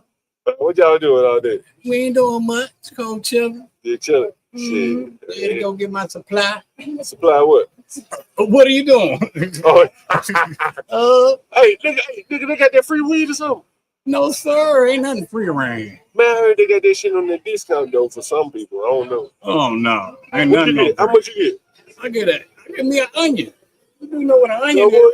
Yeah, nigga, I know it. You about the whole 20. I don't need no. I can't work with a half of. You smoke like that, nigga? Yeah, I know you don't smoke like that. I smoke, nigga. Shit, nigga. Still I've smoke. been doing it pretty long as you've been living. You must be trying. You selling that shit. You ain't smoking. No, let me see what it look like. Let me see what it look like. No, I can't do that. Nigga, I got the weed right here, nigga. Look at the weed on the table, nigga. I'm old school. I I got was the born weed for on the 1965, man. Okay, so we don't do shit like that. Man, please. We old school. Just see the weed on the motherfucking table. I know you is doing something real open. Yeah, nigga, the shit legal. Let me see what that shit look like. Nigga, you did? Where you get this shit from? My cousin. What? Shit, how much that shit you go? Oh, A little bit of nothing. What's a little bit of nothing? A little bit of nothing. How much is that? How much? I pay this. I get discounts, senior citizen discount. Oh, that's right. They do get senior citizen. They do. If you the Andy, are you just Washingtonian? Nah, it been a long time. Yeah, you weren't born and raised in. I'm born in a different thing. I got a stamp on me, General Hospital, man. Nigga. You know what I'm saying? I go. I'm old school. That's how we do. You live around here? Yeah, 14 in Belmont. Nigga, how the fuck you afford to live up there high ass here? Cause I'm born and raised, man. That's a difference. They get discount. What that mean? They give you what's for real? And my parents been living there since I was born, since 65, young man. So you get it. I mean, if you've been living in one place for a long time, you get what kind of discount do you get? You get a residential discount. No you've shit. been living there. What did it cost you to live up there? Huh? What did it cost you to live up there? It don't cost me nothing. What the fuck you mean? Cause I got a voucher. Oh, you gotta stick to the plan, young man. So you don't have to pay shit? No, because I'm on supplemental income. How much you don't have to pay shit? None. Get the fuck out of here. Yeah, damn. I keep my income at a certain modification. How much you have to keep your shit at? I don't know. I didn't ask no questions. I'm on zero and I'm trying to stay there. You just stay zero, nigga. I know your ass hustling though. You like I ain't doing nothing. Nothing. Nigga, I know your ass. I'm about to go up here, holler at my dad, and sit back and listen to some croonings. Yeah. And listen to some old school music, teach something that you don't know nothing about. I don't know. So I'm about to go ahead and get my You might smoke too. You might smoke too. Got me a little brewski. Okay, what you got? What you drink? I got something light today. What you got? Some natural ice. Oh, natural ice. Yeah, I fuck with that Miller Lite, bro. I like Miller Lite. Nigga, that's all I can afford. I like Miller Lite. I like the highlight. I was raised off the highlight. Champagne and beer. Everybody don't know that. Everybody don't know that. See, that's old school. I'm the champagne of the beer. You don't know that shit. I grew up on Schlitz. Shit, and Blue Bull. Billy D, all this shit. Yeah, I ain't messing no Pat. I ain't messing no gay shit. I ain't fucking around that Pat. That's Billy D. Pat's Blue Label. I ain't messing around. My head wasn't that good looking. I got that BDB. Yeah. What are you doing? A radio show right here? Here? Like, hey, man, what the women like here for a grown man like yourself? Huh? What the women like in DC? People want to know, man. Crazy. Huh? Women in DC, wow. If you ain't got your stuff together, you ain't got nothing coming. You see yourself on the screen, OG. How old you, OG? 60. Nigga, you look like 40. You look goddamn. You look like 10 Pendergrass. Black don't crack. Oh, you like 10 Pendergrass, nigga. Nah, black don't crack. I don't mess around with Billy D. I don't mess with Billy D. I don't mess with Tony, what he said? Pendergrass get fucked up right here. Then he get fucked up right here. My father told me not to. No, Marvin Gaye. Marvin Gaye. Yes, he did. Born and raised. Right. Went to Cadoza High School. Yeah. That's where I'm alumni. That's my alumni. What? Cadoza High School. Up the street. Yes, sir. Yeah. You know the DC anthem though is that goddamn Frankie Beverly though. Frankie, I let go. You know that's DC shit right there. This is second home, man. Yeah. Let me turn the party out every time we come in, man. And you gotta put your pieces on. You can't come up in there and slouch. No. That's like a player's ball for DC people. Right. That's how players ball. Yeah. You know what I'm saying? You go see Frankie Beverly. Yeah. In DC. Nigga. That's your player's ball. That's all the flips and players come out there. You know what I mean? Hey, it ain't nothing like DC. Come on and get on the screen, bro. What's up? I'm about to put you, baby. We're going to trade play. Tag me out. See what I'm saying? Ain't nothing like DC, though, bro. Ain't nothing like DC, though, bro. Ain't nothing. Ain't nothing, bro. We got the most beautiful women in the world. All of them come here. Every different nationality of women come to DC. We got all kind of flavors. We like Baskin Robbins when it comes to flavor. All right? Mm-hmm. You just got to have your stuff right. That's all. You got to, when you approach them, you better be right. Because they ain't playing. They approach you got your shit right. That's right. You carry yourself in the proper parameters. Oh, you're in the proper perimeters. Yeah. You get it on. You getting it in. Right. Yeah. And they'll be your friend for life. Ain't nothing like this. Ladies, y'all come over here for a minute. Come over here for like 2 minutes. Yeah, my man right there, he a good talker too. Born and raised around this area. All right, yeah, man. My nigga. The Urban Landlord. I am John Galt, the Urban Landlord. Come over for a second. Bring your chair. Bring one more chair so you have both of y'all please sit up. Yeah, for sure. I'm gonna put it on the camera right here. Yeah, sit down. Bring one more chair so you have to sit down. He's got a microphone right here and everything. You see it. What do we got? SMOA. Dean Hunter, the small multi-family owned. I am that nigga. You might need to talk to me, right? The multi-family. Let's see here. We got this. All right. Well, I like that bag right there. You gotta put that bag in. You gotta put that bag front and center. Yeah. Let me see that bag right there. What that bag say? No. That bag right there. Oh yes. What that bag? What that bag say? Free my weed, man. Well, what does it say? Oh, you got to hold it right here in front of the camera. Right here. There you go. Let me see. So it says blacks are 3.73 times more likely than whites to be arrested for cannabis. Free my weed, man. Free your connect. Can y'all see that? Yeah, there you go. All right, ladies. I saw y'all over there having lunch, a late lunch, I guess you could call it, right? Yes. What's your name, ladies and gentlemen? Ladies, what's your name? My name is Crystal. I am the founder of Free My Weedman, and I'm from Philly. Philly. My name is Sunflower, and I'm the owner of Sunflower Space Cakes. We do plant-based edibles, foods, and yeah. Sorry. I see the earrings. Y'all both into the cannabis business. Is that right? Yeah. Okay. Also, we actually just down here.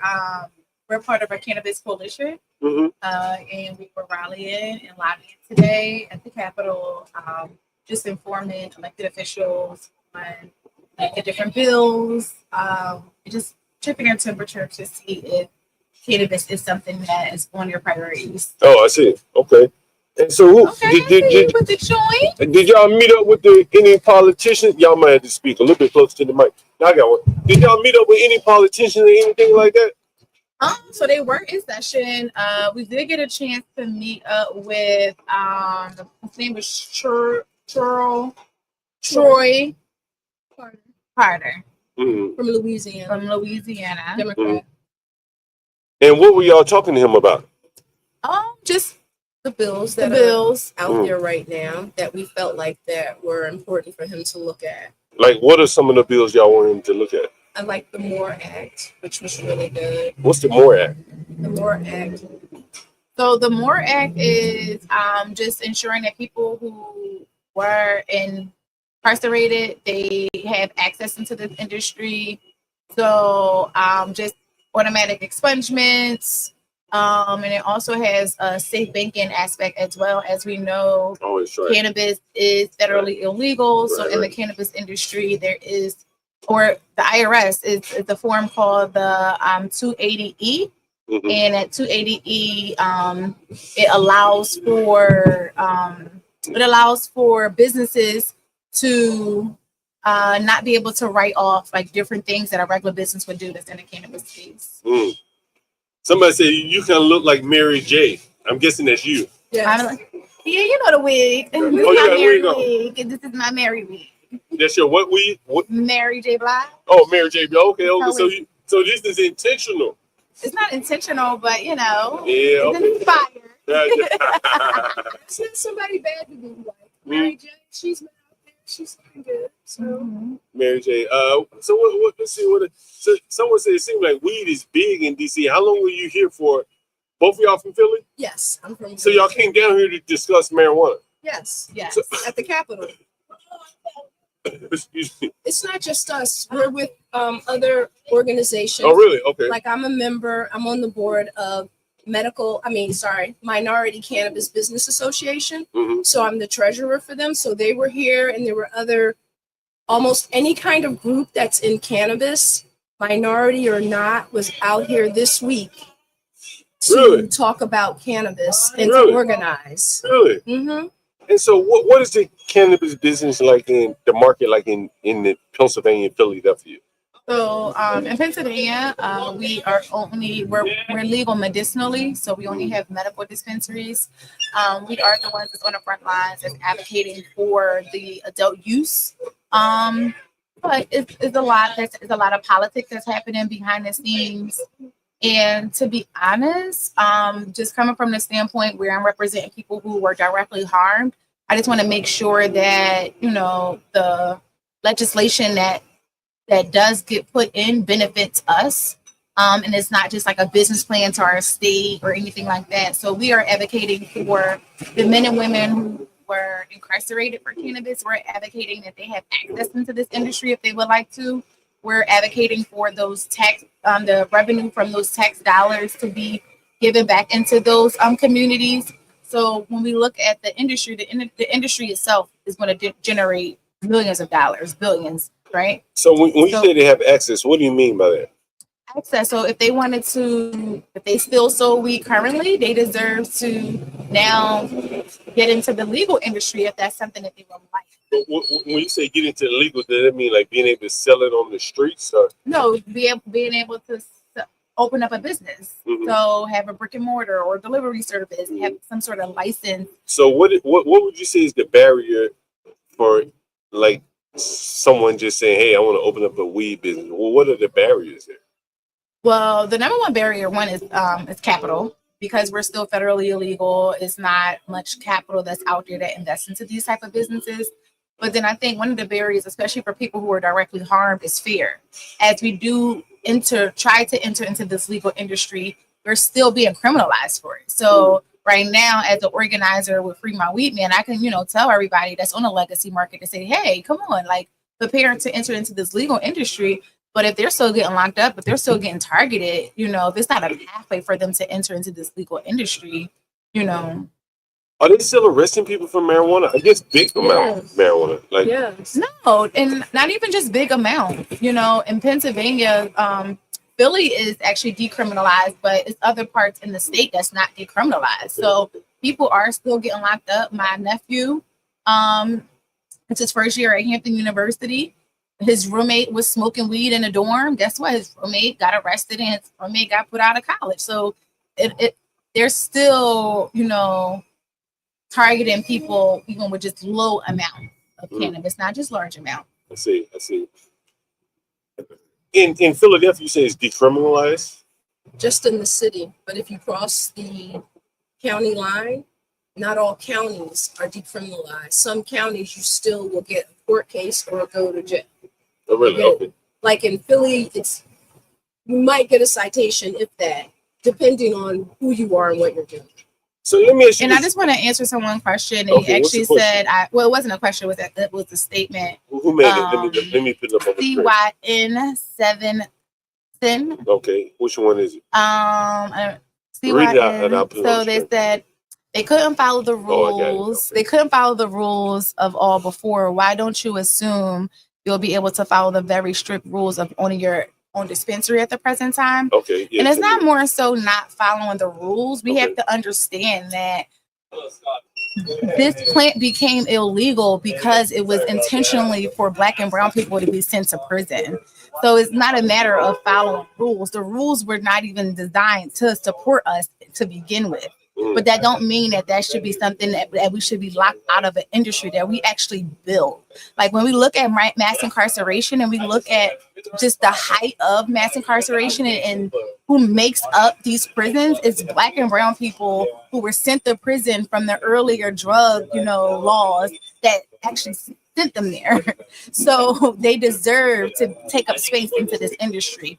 It's not it and I say this in the most humblest way. If they don't provide access, guess what? The legacy market is still going to win. Guess what? We're not going to we're not going to have to pay taxes. Like, it's still going to thrive, whether they, decide to give them access or not. But I do think providing a pathway, I do think that ensuring that those tax dollars go back into the communities that was harmed, because let's admit harm was done. And yeah, like this industry was built on our backs. But why are the rules so difficult? Why is it so difficult to deal in the cannabis space when You can go buy fruits and vegetables, and they do have regulations, but they're not as stringent. You can buy cigarettes, you can buy alcohol. Why can't you buy a flower? Why can't you buy this plant that's a healer? Within provisions, yes, we should have some rules, but why is it so? Why is it so strenuous? Why is it so many rules around a plant, a flower?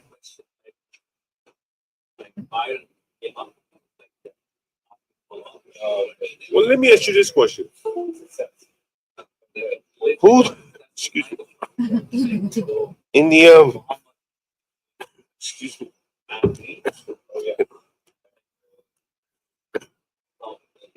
who's excuse me, who's winning the medical dispensary business? Corporations. Who's winning? Yeah. I mean, the corporations, the large corporations. There's some little are winning, but they're winning big. You know, the reason why I asked you that is because I read an article years ago. I had many people come to me. My bad. I had many people come to me and they were like, "Yo, will you be a minority face to my marijuana business?" White people, Jewish people. I didn't do it for whatever reason. But and then I read articles of how, like, even in California, most of the dispensaries are in high-end areas. Santa Monica, you know, you're not gonna find any in Compton for the most part. And I think that as you said, the gray market, what I call it, the gray market. The government put so many taxes on it. You walk down the street, there's a dispensary just closed down. Mm-hmm. One is opening up. I was about to go. We're talking about legacy. I was like, we looked it up and we seen a sign on the door. Yeah, so I can't remember the one that they used to have like funny toys or whatever, but they closed. And then there's one that just opened up. There's a Mexican guy. He just sat here for an interview. He worked. It's called a box or whatever, right next door. Okay. And so like it seems to be like a lot more to what's going on. You know, this isn't just a layman's like outside, because I don't go to the dispensary. It's too fucking expensive. Mm-hmm. The taxes is 30%, which probably leads to a greater gray market because like they're probably selling out the back door to avoid the taxes, doing some shit like that. And yeah, I don't know. I think, you know, the government and big business seem to have co-opted it. That's just my thoughts. You know what I'm saying? And they did. And this is why, to be honest, it's yes, we're here and we're saying, hey, legalize cannabis, but I think our biggest ask is to decriminalize it. Just stop locking us up. Like, if y'all want to open up, we already have the industry. We have a lane where it works for us. It actually been working for us. But just stop locking us up. You know, these corporations should not be making millions and billions of dollars while people are still serving prison time. Selling the same thing. You know, so it's some people that serve them life in prison for cannabis. So I think our number one act in this moment is to really just decriminalize it across the board. Like, if a state is legal and they have an adult use program, they should not be arresting, you know, people in that state. Yeah, no, I agree with you on that. You know what's crazy? One time I was right up the street here. I thought it was two police officers sitting in a car, and I asked the lady, police officer, would you arrest someone if you pulled them over and they had like a roach? You know what a roach is, right? Yeah, I know you know that. And so he was like, yeah. I said, why? You just overlook the shit, throw it away, throw it out in the drain. And she says, you know, because if I didn't, he could use that shit against me. By the fact that I didn't arrest him for the roach, he can one day use the shit against me. And so I think, you know, the police, you know, I'm not taking up for the police. I'm just pointing out as it is. They're in a situation where it seems to me that they have to protect their jobs. And that oftentimes means arresting people, even if they don't want to. You know what I mean? I think we also have to understand that many of us take on roles that we are being used in this greater agenda. Like, I was a social worker, and part of being a social worker, I was trained had to go to the hospital to remove the child from the hospital if mom tested positive for cannabis. And I think a lot of us, we're in these roles because, it's our job. But I think this is where it's like, what do you actually stand for? If you don't stand for anything and you're just here just for the paycheck. And you're just here just for the paycheck and you're just being used as like a pawn for a greater agenda.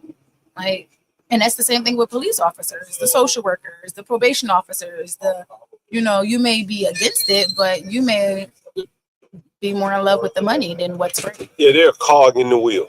That's basically what it is. They got pensions, good ass jobs. You know what I'm saying? And they say arrest them, they will. They tell them not to, they won't. And I think but at the retail, just like I bet you these guys here, and I don't know anything about them, the bots, whatever the story is.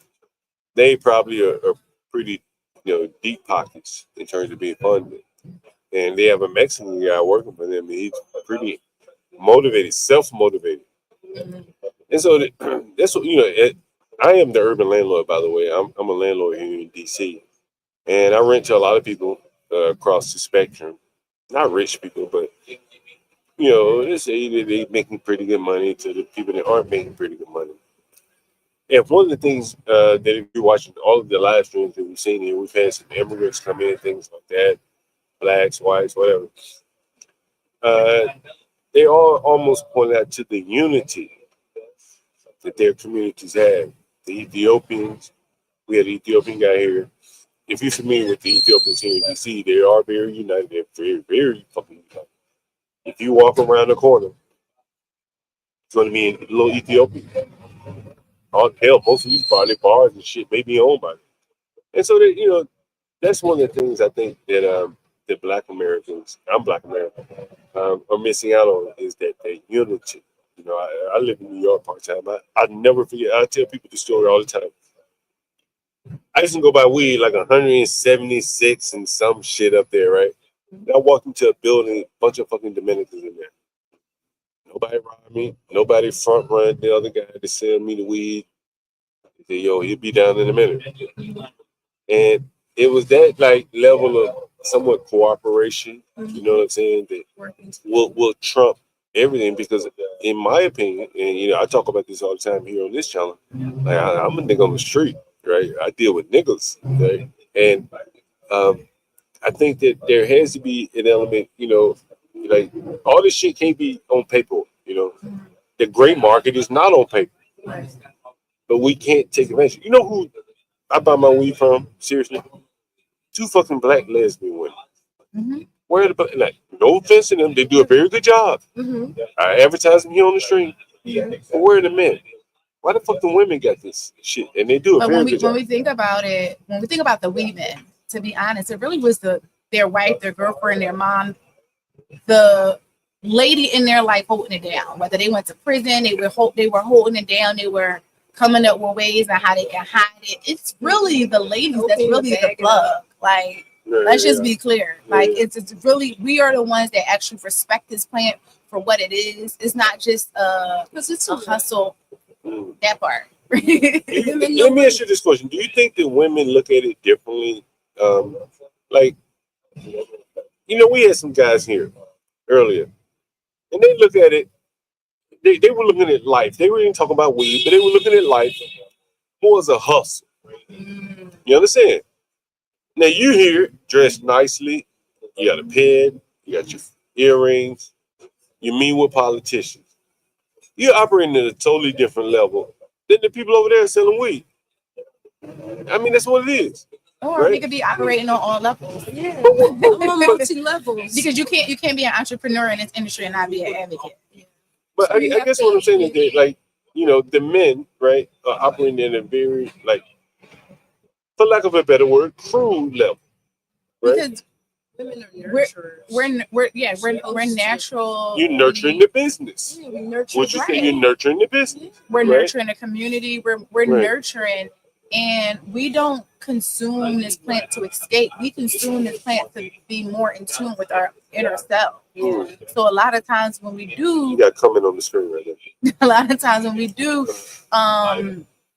you know, consume, it's not for us to escape our reality. It's really for us to like be more in tune. Like we host a monthly puff and pose where we bring together 100 ladies.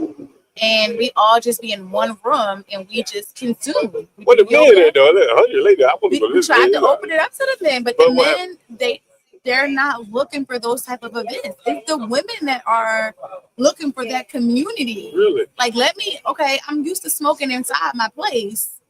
But it's hard to find other women who smoke the way you smoke. Yeah. Sometimes you have to, because you have friends, because you can have all kinds of friends and they're okay, but there's certain friends you know you can smoke with. You have the friend you go on vacation with and they only smoke on vacation.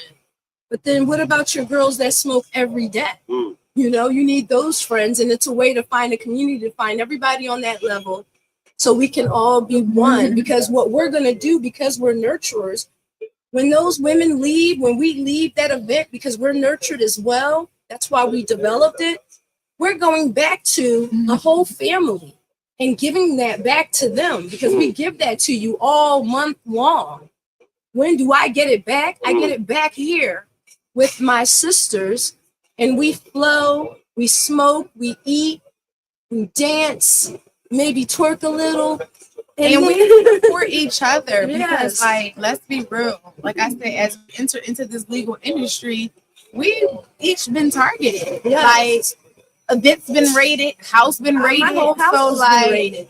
Over 2 ounces. my house was raided. My Like, 3 sons Mile were Weedman was incarcerated. birthed because my house was raided. They kicked you her know? door in. She's got the ring So, camera like, video.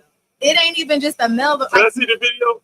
yeah, so it's actually on my I got a docuseries. It's called Free Mile Weedman started at the docuseries. Oh, It's on really? my Instagram. Yes.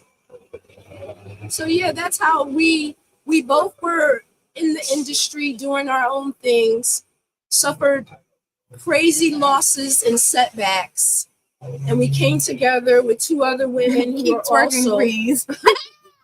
were having issues, and we started to smoke together, do cannabis together, travel together, do events together, and then we did yoga together. We healed together. So we wanted to spread it. It's not a way to make money. It's a way to say, hey, I'm not totally healed. I'm healing, and this is how I do it. Come grow with us. Come, you know, be your best self with us. We all want to be our best selves, and we want to help you, help us help you. You guys have another, you ladies, sorry, I didn't mean to call you guys. Have another comment on the screen. Should be showing maybe a little bit behind. Dude, documentary title is genius. I'm rocking with these 2. Thank you, Universal Jones. Hey, that's the laptop nigga. That nigga seen your laptop. Oh, really? Really? He will support your organization. One of these microphones, maybe I'm speaking on, or maybe not the one, maybe the one in my studio. He sent me a big support of the show. Yeah. Wow, well, thank you. Yeah, because we do a lot in health and wellness. We aren't just advocates for cannabis. We're advocates for cannabis because we know that it brings health, wealth. We're advocates for total health equity. Health equity. That's it. Yes. Total health, whether that's housing, whether that is educational, total health equity. Yes. Who is Kitty B? Who is Kitty B? Me. Okay, somebody said Pretty B. Kitty. Pretty B or Kitty B? Critty. So my name is Crystal and my nickname is Critty. Okay, Kitty B. Pretty B. Let me ask you this question. What's it like living in Philly? We hear a lot of news coming out of Philly. Strawberry Mansion? It's not the same anymore. Yeah, I know. Tell me about what is it like living in Philly? Hey, yo, by the way, the Urban Landlord, make sure you subscribe here. Urban Landlord. Yes. It's rough, rugged, and raw, though. You got to be ready for it. Because I am a landlord to a lot of wild niggas, and I bring it to you. I'm rough, rugged, and raw. And so anyway, what's it like living in Philly? I love Philly. Philly is just up and coming. You know, it's developing pretty fast. I go down like where I grew up from, and it's look completely different, as we all know how like just gentrification is taking over.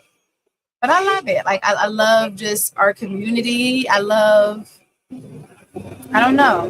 Even though it's a big town, you still have a small Yeah, town I like Philly. in Like, the neighborhood. that motherfucker look it's gritty in here. Oh yeah, you can't. Yeah, Like, you gotta be about You your business. can hurt real bad in Philly. Yeah, Like, if you about your business and mind Right. your business, that means Right. be about your business, so Right. you won't Like, mind other people's business. that's correct. Then you'll be good. I went to that. What was that JC festival in Philly with Bud, Oh, America, Bud, Made in America. Made in America. I went to that. So where you get Bud? I think it was Budweiser sponsored it. Oh yeah, probably. You know what I'm saying? And I was there. And then a couple years later, I went to Airbnb. Yo, it was a nigga acting so crazy. Like, I think, but I ain't got no problem with this shit. But he really zoomed in on the light skinned nigga that was with us. And I mean, he was ready to tune his ass up. Man. Philly, I like Philly, man. Like, it's a what would you call it? Like a soulful like town. It's a lot of black people in that motherfucker. Like, you know what I mean? It's a real soulful town. What was it, like all the music that come out of there? Yeah, we have a lot of the music soul It's a child lot type of shit. talent coming You know from what I mean? Philly. A lot of Yeah. artists, musicians. Great things come out of Philly. Yeah. Like Yes. Wait a minute. Someone said links to all business mentioned in today's episode may be found. Okay, so look, let me put this up on the screen.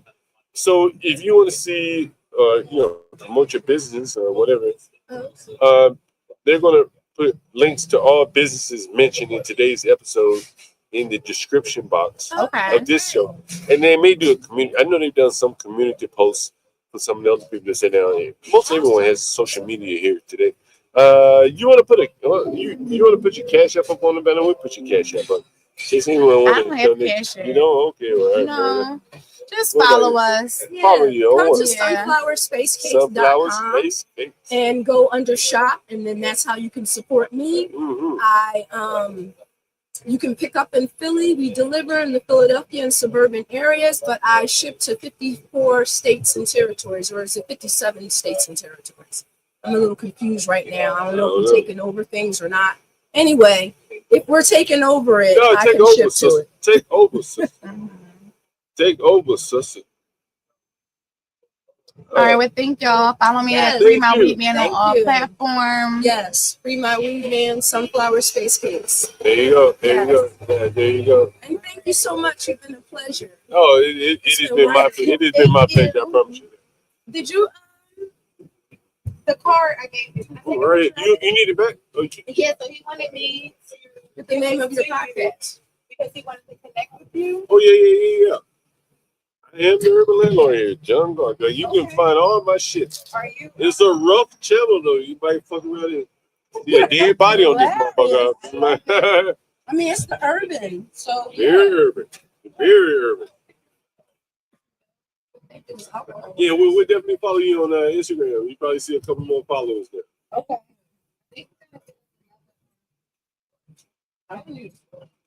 You sit down for your interview? Thank you. See you later. Bye-bye. Oh, that was pretty good there.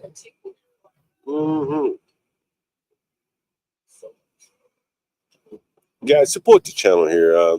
We give you some very interesting content here.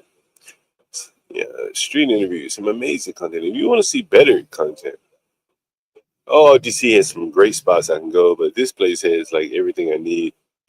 But we can supplement that or like complement that by having our own power to do this in much better places than here. I promise you.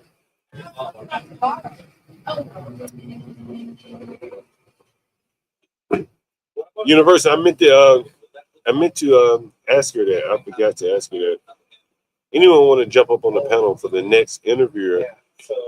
That way you can talk through my ear, and then instead of typing in the chat, we ask the person a question here. I'm gonna go find the next person. Looks like we got one coming. Sister Gal, older Sister Gal. Give me 1 second.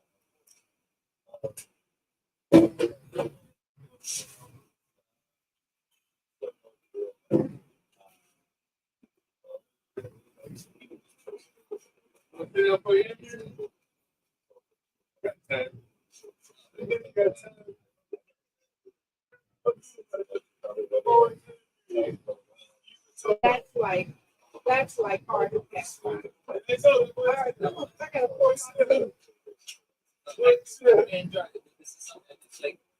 What you want to talk about? What you want to talk about? I'll surprise you. Tell me, what you gonna surprise me by talking about this? Tell me. Never let me surprise you. Well, okay. So well, I'm gonna start out. What's your name? Where you from? You ready? I'm ready. My name Okay. is Reverend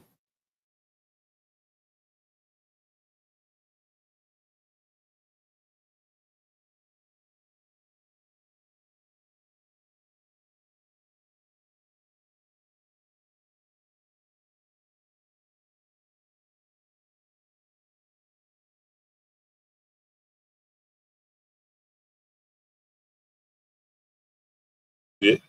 People in the audience don't know what you might mean by you're a fifth generation Washingtonian. Correct. Correct. So now tell the audience, like, what is the significance of that? I'm going to say absolutely nothing, because now that I've been saying it for 40 years, I hear a lot of people say it as if it lends them some privilege, and it does not, at least anymore. As a matter of fact, it can cost you quite a bit. No, wait a minute. I think your mic was down. I had your mic down a little bit low. I'm sorry.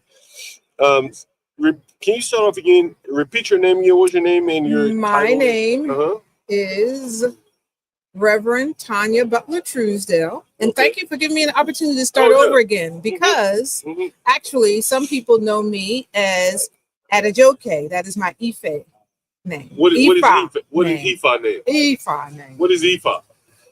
Well, if I go off on that, I won't get to talk about what I want to talk about. Okay, well, go ahead. Go ahead. Talk about what you want to talk about. Ifa is kind of for like, if you know, you know, and if you don't need to know. Okay. All right. Fair enough. All right. So go ahead. What do you want to talk about? It's a free flowing here. I like to talk to people. So you just start off and then I'll ask you questions as you go. Okay. I'm ready. So, you said fifth generation Washingtonian. You're raising your Native six. Washingtonian. Native Washingtonian.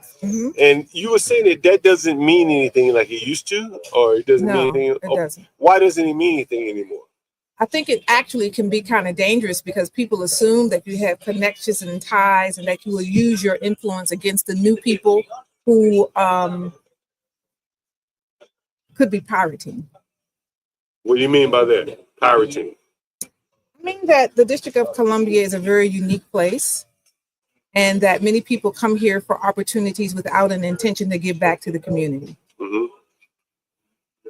And so you think that has diluted the value of being a Washingtonian? Is that Absolutely, because in the struggle for power and influence, people fight people who are from here harder than they fight others.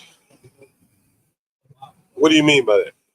I mean that if you use the fact that you are a native and that you have an established network here too much, that your power does get diluted and it loses some of its concentration and power, because people are afraid of Native Washingtonians because you have a deep-rooted network. Yeah. I've noticed that since, and I've been here 25 years, and there's the Native Washingtonians do have a deeper network.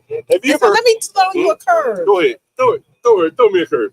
This is the open. open-ended. I was not going to discuss E5. Yeah, okay, it's the open-ended here. Tell me. Yeah, I just said that so that I could twist it back around this way. Go ahead. Let me look at the time. EFA is one of the indigenous Afro-diasporic spiritual systems. It's a spiritual technology. Now, I'll leave it at that. One of many. Okay. I just dropped that. Give me What's your follow-up? You can't. I was going to ask you to tell me more. No. You can't tell me more? I don't think so. Okay. Yeah, I think that's enough.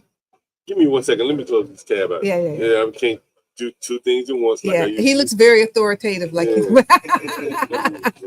like it's important to have that closed out.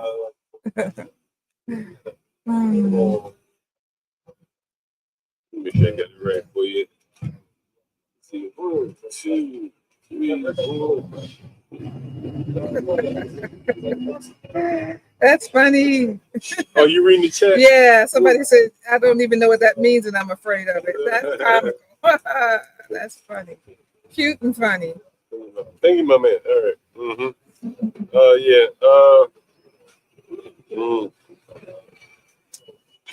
Someone said they don't know what native Washingtonian means. Do you want to describe that? What that means?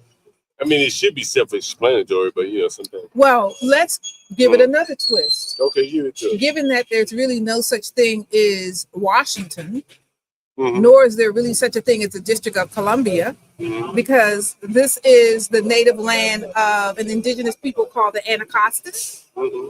And and I always forget, I can't remember how to pronounce the other indigenous group. It's NATCH something or other. One day I'll be able to say all three of those indigenous, not tribes, but those indigenous communities, I'll be able to say their names. But the Anacostans is very easy. So it's really their land. I think it's actually quite arrogant to call it the District of Columbia or Washington, who was a pirate himself.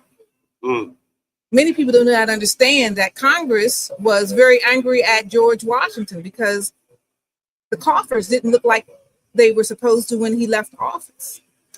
So, but in giving honor to him, I do like the fact that he was a Freemason. I love some of the folklore of Freemasonry. And I do find it important that the District of Columbia is named after a goddess who is a cover for Isis, an African goddess. Oh, really? Yeah. The city is modeled after an Egyptian city, which is why we have Alexandria across the water. And yes, Maryland to the north. Maryland. So it's about the whole folklore of the District of Columbia is about the divine feminine. And that's very important, especially for Black women. And that's one of the reasons I don't want to see it renamed the Douglas Commonwealth. They're talking about renaming DC? They were at some point. You think they will?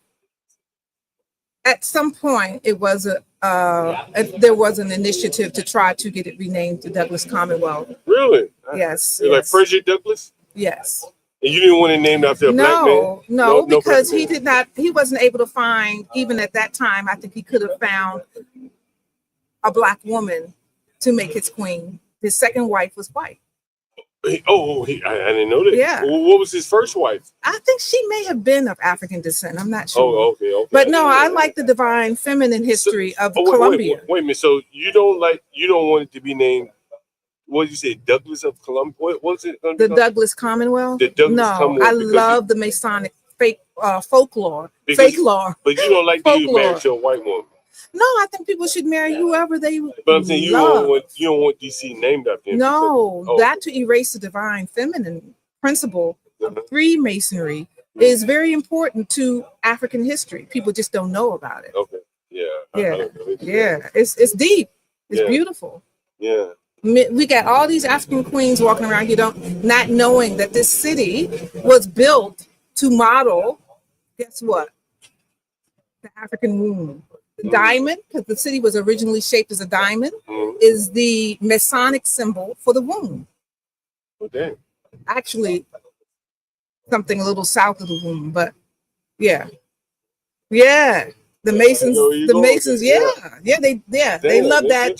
They love that concept so much of the deep, dark, divine feminine, which is Kemetic, that they modeled the folklore of the city behind it.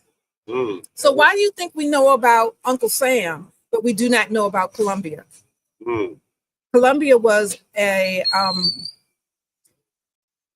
symbol that was just as popular as Uncle Sam. And all of a sudden it just disappeared. Why do you think that? I have no idea. I had never heard of this before. Why do you think? I think that when the powers that be decided that the Federation should be stronger than state rights, and they wanted to back up federal taxes. They decided to attach the symbols of the state, of the federal state, to patriarchy. And they stopped worshiping the divine feminine, which was Columbia. Someone mentioned the phallus, like the phallic symbol of the Washington Monument. Yeah, absolutely. That's George Washington's. And guess what? And then I'll have to go after this. Spring and fall equinox. Okay. The Capitol is on one end. The Washington Monument is on the other. I think it's the spring equinox. The moon pierces the Washington Monument. Fall equinox is right over the dome of the Capitol. All done on purpose by who? Who did it? LaFont and Benjamin Banneker. Oh, that's right. That's right. Why do you think they wouldn't got Benjamin Banneker to do it? That's right. It was Benjamin Banneker. What's LaFont? What's his name? Pierre. That's right. Because they named LaFont Plaza up there, right? Yeah, that's right. That's right. But the surveyor was Benjamin Banneker, a black man who did an almanac and was very well knowledgeable in the spiritual laws and math. Yeah. Yeah, I remember. Yeah, that's right. That's right. Yeah, Benjamin Banneker. There's a Banneker High School. Absolutely, of course. Right, and Banneker. What else? There's something else Banneker. I can't remember Banneker. Yeah, we have a lot of Banneker Playground. I think Banneker Playground still exists. Yeah, but anyway, yeah. That's it. DC is not like DC, is it? No, I've been all around the world, and I tell you what, there are some other beautiful cities. Yeah. We can no longer steal the show. There are some other beautiful, but I will say that every time I come home, to fly over those beautiful monuments is something else. It is a special feeling. Like New York is cool, but DC is like this. It's just something different about DC. You know, in my opinion. And I've been here 25, 30 years. The music and the culture. The music and the culture. You like to go? Well, but the problem is that people, as soon as you say the music of DC, people alienated to go-go. There was something before that too. What else was it? Oh my gosh. We had a thriving blues culture, a thriving jazz culture, a thriving gospel culture of our own. Yeah, I can see that. Okay, which is why go-go could emerge. Yeah, I can see that. Yeah. I can see that. Yeah. But you know, I grew up in the South, so I already had some gospel. But the go-go, like some of the go-go, like listen, let me tell you this. I'm telling you a funny story. Yes. So one night I saw. Y'all reading the news or, you know, like whatever. And I saw Chuck Brown was going to be performing. You know who Chuck Brown is, right? Chuck Brown, right? You wind me up. Are you insulting me? I really. But just for the people in the audience, right? For the people in the audience. And so Chuck Brown and my stepfather were in prison together. And when my stepfather was dying, that wonderful, humble man came to see him, even though I kept telling him not to come. I will tell you this. My father was at Washington Hospital Center. Yeah, Northeast, right? And I was standing in the hall talking to his niece. Chuck Brown's niece. No, your father's niece. I got you. And all of a sudden, I realized as I was talking to her that she wasn't paying any attention to me. Sort of like you right now. And also that the hall got quiet. I'm like, what in the hell? It was like a hush over the hospital hall, right outside my father's room. So I turned around to see what she was looking at and why it was so quiet. And it was Chuck Brown and his wife coming down the hall in fur coats. Yeah. And he had the hat on, this, that, and the other. And I said, oh my God, I told her to tell you not to come. He's going to be okay. He's going to be okay. He's not dying. He's not dying. Yeah. And he went in there and he cried on my father and cried on my father. And I'm so glad he did actually decide to come. Yeah. Because my stepfather, that is, did in fact pass like 2 days later. Now, how did your stepfather know Chuck Brown? Well, according to my stepfather, they were in a band together in prison. Oh, really? Okay. There you go. Wind me up for the go-go. Wind me up for the go-go. I don't know that Chuck actually let him in the band, but I do know that he found my stepfather to be highly entertaining. Yeah. And they were street pals. Yeah. Listen, I got a picture. So I was telling you that I was at work one night, one day rather. Sorry, it This was years ago when Chuck Brown was alive.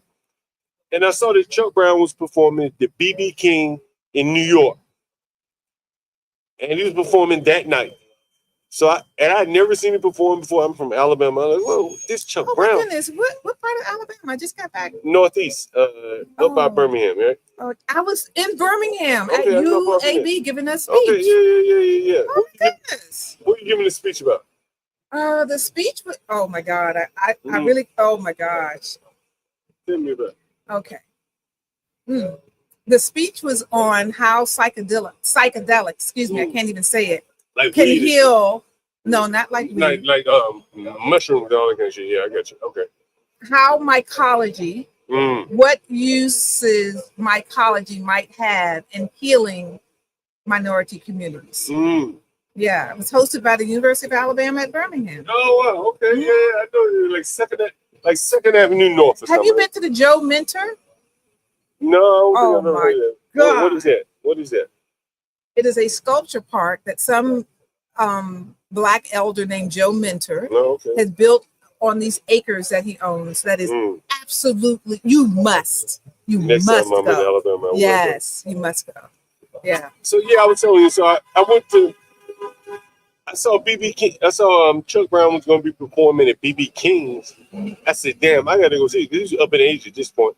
And so I took a train up to New York, walked up to the BB King's from like Madison Square, which is Penn Station, and I got a picture with him. I'm up on stage with him. Wow. I'm up on stage with him, and after he performed, I went by myself, and I caught the train back that night. So I just went right up to see him, and then caught the train back maybe at 1 o'clock in the morning. Wow. Yeah, Chuck Brown, man. Yeah. I really enjoyed that performance by Chuck Brown. So when I was, I think I'm in my third year of law school, second year of law school, I was in Nairobi, and I really missed home. It wasn't the trip I thought it would be. What were you doing in Nairobi? I was studying at the Nairobi University Faculty of Law, International Environmental Law. Anyway, I'm walking through the town, and I decided to go back to my hotel, and they have something called Watutus over there, which is their public bus system, at least back then. Yeah, I know what you're talking about. Yeah. And the Watutus, you know where your Watutu is based on the music that they play. So you just follow you follow the music, right? And one day, one of the Watutus was playing Chuck Brown and I almost lost it. Really? I was like, whoa, wait, that's my tribal beat. Whoa, all the way over here. It blew my mind. I got on that Watutu. Really? Not knowing where it was going, just because it was playing go-go. Get out of here. Yeah, just because it was playing my music. Yeah. So I got to go. I mean, do you have a church? You say you're Reverend Truesdale, right? Well, what church? Butler-Truesdale. Okay, that's the name of the church? And no. Oh, sorry. What's the name? What's the name? That is my last name. Okay, Butler-Truesdale. And I'm an interfaith chaplain. So I travel and talk to people about how it feels and how to embolden themselves to have one foot in whatever religion they're in and another foot in an African traditional religion if they choose so. Gotcha. Yeah, that's my mission. Yeah. Well, thank you again for sending me. I can be found at allahashe.net. ALAASE.net. We're going to put it up on the screen. Make sure you subscribe to the channel. Pull your phone out. I'm John Galt, the Urban Landlord here on YouTube. Can you spell it again for me? ALA. Okay, hold on. What? Can you spell? Hold on. Let me pull it up for you while you spell your name out, your channel out.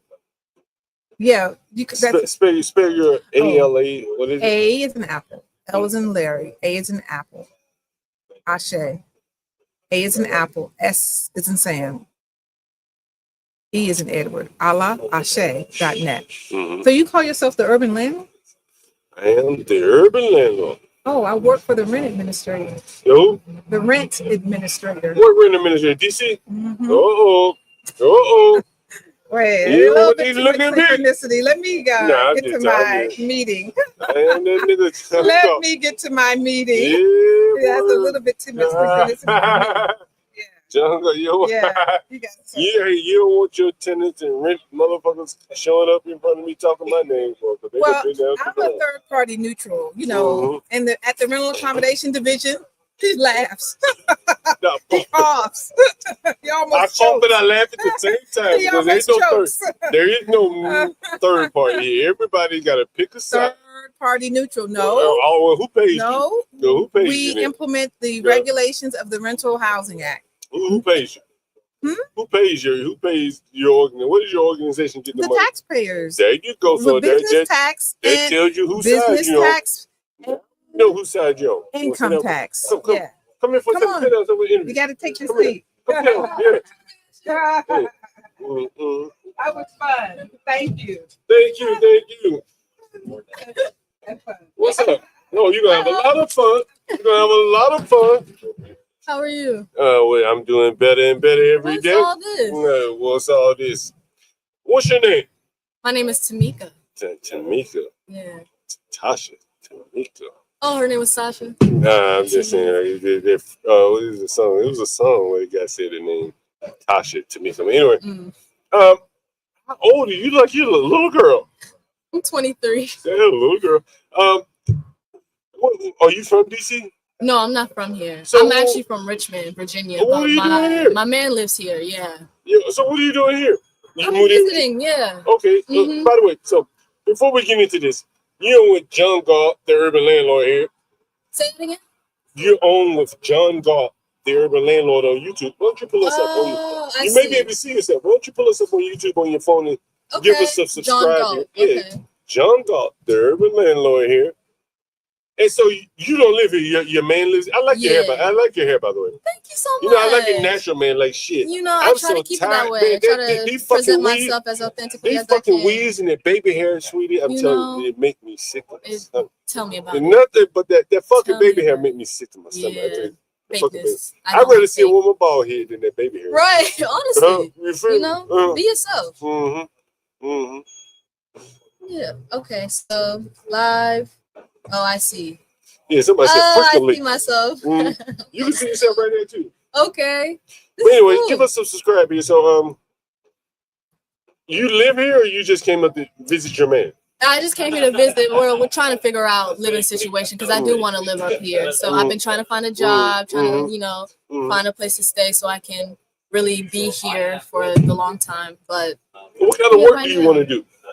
Well, I graduated a year ago. I got a degree in psychology, but it's work organizational, so like human resources, you know. So I want to go into something that involves helping out employees, just be authentic, to have a good well-being at work. So that's what I'm trying to do. It's hard out here, like finding a job. Is it really? Yeah, you know, especially coming out of school and not really having the experience. What did you go to college? George Mason. Okay, this is in in Fairfax, yeah. Yeah. So close, yeah. Yeah. Okay. Go ahead. Say that again? No, go ahead. You yeah. So basically, I'm just trying to find, a job here that involves something like that, assistant wise, HR, that whole environment. That's what I'm into. And have you been like staying here looking for jobs? You go back to Richmond? Like how does it work? Well, yeah. So right now I don't have a job. I'm actually DoorDashing right now. So that's how I've been making my money. Oh shit! Yeah. Oh, let me. We just had some DoorDashers here earlier. Really? Yeah. It's a lot of us. They put us up on game, sweetie. Yeah. They put us up on some game you probably have never heard on. Right. Right. And if you watch the stream, you go back and listen to them closely. But I'm going to give you a summation of what they said. Okay. You ever see all these Hispanic guys riding up and down? Wait a minute. Let me ask you a question. How do you deliver your DoorDash? With my car. Oh, yeah. Which is hard Why is because, it so hard? Tell me why it's so hard. First of all, finding parking. That's the biggest thing. And then what? It's so hard. And then what? The gas. Police. I can't tell you how many tickets I have. The red light cameras. I cannot tell you. Yes, then don't even get me started on the 25 miles per hour, having to go so slow, take you 30 minutes to go 2 miles. Keep going, so it's just rough. But tell us how rough. Tell us how rough it is. It's rough. Tell us. We're trying to. It's time is money. So when you take so much time just to make, just $10, it doesn't feel worth it, But you gotta make a living somehow, So try to spend I'm gonna tell you, wisely. I'm gonna give you a summation of what the DoorDash drivers told us about how the game is played. Okay. Right? I live in the ghetto. Mm-hmm. Most of the niggas, wait a minute, I got a fucking phone call here. I probably gotta take this phone call. I am the urban landlord, and niggas need a place to live, right? And let me see what they're saying here. Let me see what we got. Please leave your message for 20. Call me back. Let me tell the nigga. Call me right back. So anyway, let me tell you. Yeah. Make sure I call the right person. All these motherfuckers calling me right now. Let me see. Okay. All right. So what I was gonna tell you is, so what they said was, you ever seen the Hispanics rolling down the street? Yeah. Two-to a scooter? Yeah, with scooters. You ever seen two-to a scooter? Yeah, I have actually. What do you think they're doing two-to a scooter? I thought that was just, dropping off each other off, But I didn't think that they're door dashing at the same time. Is that what they're doing?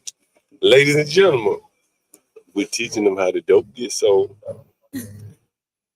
That's what they're doing. That's what they're doing? That's what they're doing. So smart. Yeah. One thing about these Hispanics, they know how to hustle. They know how to hustle. They know how to That's the common theme of the show today. Yeah. Them boys know how to hustle. Mm-hmm. So what they're doing is, you ever seen them like when you go outside? Where's Chick-fil-A? Chick-fil-A is, where is it? It's one up the street. Yeah. Right? Okay. You go outside Chick-fil-A, what are you gonna see? Oh yeah, all these. What are you gonna see? Chilling. Right. Yeah. On what? On the scooters, the Hispanics on the scooters. And what are you doing? You in a what? I'm in my car. Do you see the disadvantage that fundamental disadvantage? Right. Do you see it just now? Based off. Do you see it now? Yeah. Nobody else will go give you that dope like I just gave you the dope. That's the dope, right? That's the dope. Right. You didn't even know that. Yeah. Now, if you had a sister gal on the back of the scooter with you, y'all doing 2 others at a time. 2 others, yeah. Right? But you in that car getting flagged by the police. Yeah. Right? So, right. I just showed you how the game gets sold right there, how the dope gets sold. Right. Right? You understand? I could probably put, have my man do DoorDash with me. See there you go. Y'all need to be on a scooter though. Yeah, but we gotta get scooter. Yeah. Does your man got a car too? He got a bike. He bikes. Okay, so he biking, you got a car. So both y'all need to find. Yeah, we gotta figure do you know what economies of scale is? You went to college, right? You don't know the economies of. Yeah, economies of scale. What's that? To put it in simplistic terms, it is when those Hispanics that you see right down the street on the scooter with 2 people. Yeah. That's economies of scale. Like in the rawest terms, this is the economics. This is economics 101 right here. What you're saying about the Hispanics is that they are effectively gaining the advantage of employing economies of scale. There's 2 of them on the back of the scooter. There's 2, yeah. Right? You in your car by yourself. Right? There you go. See, now you understand. Okay. Now you understand. You got it? Now you got no excuses. Yeah, you're right. Now I can figure that out. I really need to get a scooter. I wonder how. Oh, sorry. I wonder how with the scooters, how much they cost. You buy them used. You need okay. But see, they know how to fix them. So now they got to know that manual. They know, like you ever been? You know what second and D is? Just think about it in your head. You know what? We're on 14. Yeah. Go 12 blocks. Second and D. Right, Okay. second and D. Man, them fucking Hispanics, they took over the black shelter and created a fucking auto repair yard outside. Fixing scooters. Yeah. Wow. I documented here on the stream. That's crazy. That's right. So they scooter break down, they fix them motherfucker.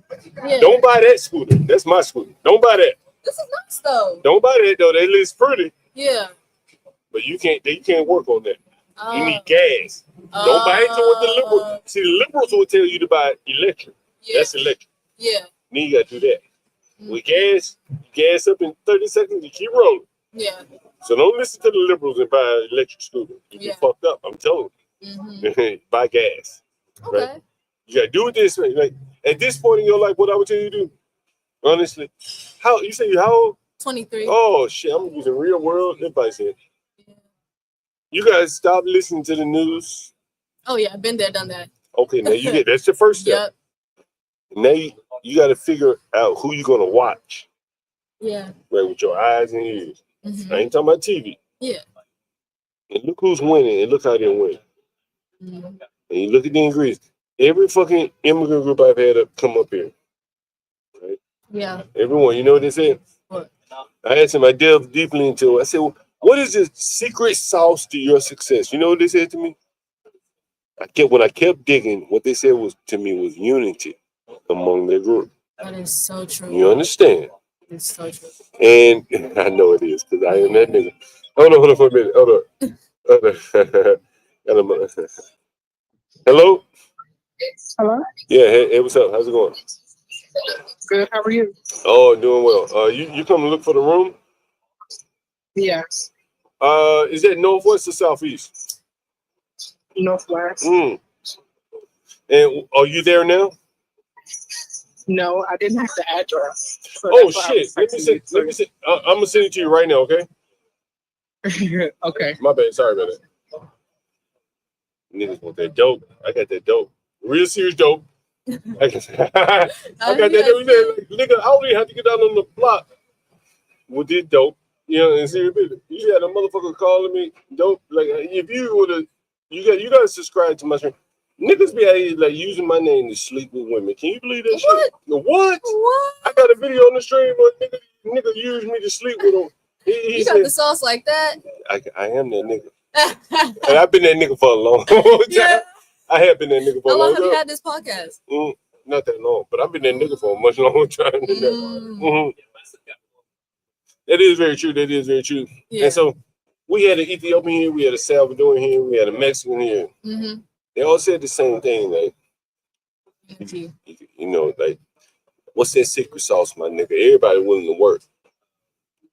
We had an African here too. Yep. Mm-hmm. I know. Everybody said that secret sauce was that unity. And like, you look at your example of you and your boyfriend, y'all both go out y'all separate ways. One on a bike, one in a car. Mm-hmm. You burning gas, getting tickets, while the Hispanic roll right past your ass up on the sidewalk. Look at my scooter.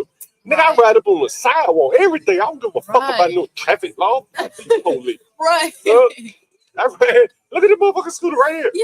You know what I'm saying? There. Yeah, right behind your ass. Right. Oh, gee, I ain't that nigga. I'm teaching you some. Like, nobody gonna teach you. You can't learn that shit in school. Yeah. You understand? I completely understand.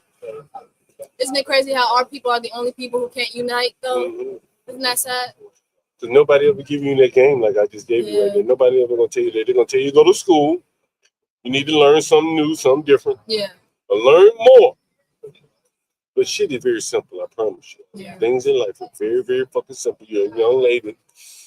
And, like, it's simple. Yeah. Don't complicate things. You know what I'm saying? Like, shit is very simple. Like, yeah. Look at me. Nigga, all I do is smoke weed and drink beer all day. Oh, man, we got about 1,000 videos. All day I smoke weed, drink beer, take phone calls. Oh, my God. Right. All I do is smoke weed. It's simple. Everything's simple. You got to own that dope. You got to have some dope. Yeah. You got to have the dope. Got to. You got to have the dope. Of course. You got to have the dope. And I got some dope. That is true. Very true. And so, that's the keys to life. You seem like a very nice young lady.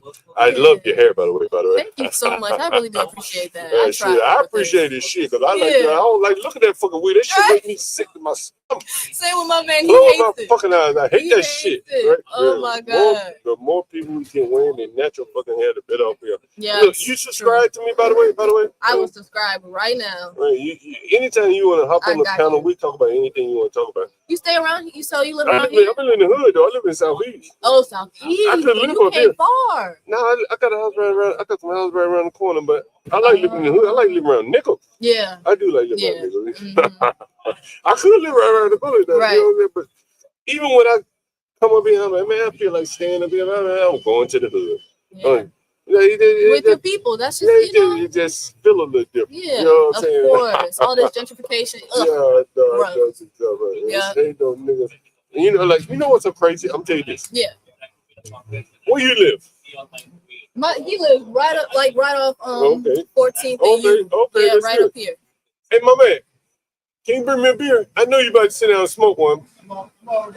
Oh shit! Can you tell them niggas to bring me a beer in? All right. So look, so how do you find parking in DC?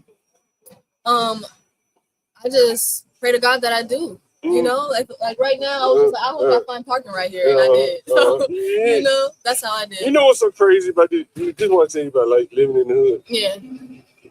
I don't worry about parking. Right. Ain't no nigga. But I would think there would be more like policing around parking down there. What? I would think that. What? Them niggas ain't got no guns. Like, you go over there and put a ticket on a nigga car in the hood late at night, see what happens to you. Yeah. Right? Right. They don't ticket in my hood. Oh. Like, you know what's up? I'm gonna tell you a deeper story. I sold a house not too long ago in the hood. Mm-hmm. The Hispanic man that came to buy the house, you know what he's most concerned about? What? Parking. Right. Because he had a commercial vehicle. He need to be able to park his my man. He need to be able to park his car on the street without getting tickets. Yeah. If he did that shit in Northwest DC, they take that money. They had a boot on that motherfucker. Yeah. And in Southeast, nobody cares. Nobody gives a fuck. You can park a fucking 18-wheeler on my street. Everybody gonna say shit. Yeah. Right? And that is some of the advantages that like you don't get by owning a car living up here. So by owning a car living up here. Yeah. Right? Like, nigga, I ain't never had to worry for park. Or look at park. What? Wow. I park in front of my fucking house. Right? Yeah. No Right. tag, expired tag. Who gives a fuck? Ain't nobody writing tickets over there. Right? Yeah. And so, you know, these are the advantages that you get, you know what I'm saying, that you don't get by trying to come up here. Like, yeah. Give me one more light here, like this one right, whatever that is right there. I'll take one more. Hey man, let me get I'm about to go home. I don't want that shit. All right, this a beer. Yeah. A light beer, Pilsner type. Yeah. I was about to fucking order some shit here, but I ain't ordered. You not hungry? You know, I've been getting a little hungry. I don't eat outside anymore. Oh, you don't eat I eat all places now. Fuck, I don't care how much it costs. But like, I just don't trust the people that work in these places anymore. Very true. Yeah. You gotta watch that. They my tenants. I go in their houses every day. I see how they live. You know what I mean? Like, I can't fuck with it. Right. You know what I'm saying? That makes sense. Yeah. So I just cook at home almost every day now. So eat at home every day, almost every day. Anyway, so what else? What else? Richmond. I was down in Richmond when they were taking down those statues. Oh my God. It was so, people were so happy. Yeah. Like, it was a whole, I remember it being so many riots. Well, not riots, but it was huge, like protesting, right? Because of those statues. So when they got taken down, everyone was just so happy and joyful about it. But, you know, at the end of the day, that's not our real history. So. But look, I'm gonna give you some advice again. Back to I see people coming in the chat. You know, back to you and your boyfriend, whatever y'all are. Like, y'all need to get in the car, at least get in the car together. Get in the car together. Yeah, he used to. Get on the back of the. You really need to buy a scooter. The model really is, honestly. You ever been to Europe before? No, I've never been. So if you go to Europe, right, like, I live in New York part-time, right? So one of the things in New York, right, is so fucking interesting. And if you go to Europe, you see, like, the people in New York want to live like they're in Europe. This is my opinion, right? Oh, right? There's a part of New York called, what is it, Harlem. There's a part of Amsterdam called Harlem, right? If you ride around, if you go to Harlem, you'll see it's a very bike-oriented culture. Right. What do you see right there? Bike lane, right? Bike lane, right? Right? So the government has really started to more or less prioritize and emphasize, that shit. They'll overlook your ass riding up and down the street on a 250cc scooter. But they'll have to sick the dogs, the police on your ass with a car. Right. That's the way the world works now. Yeah. Right? So you're at an extreme disadvantage riding around in the car. Right.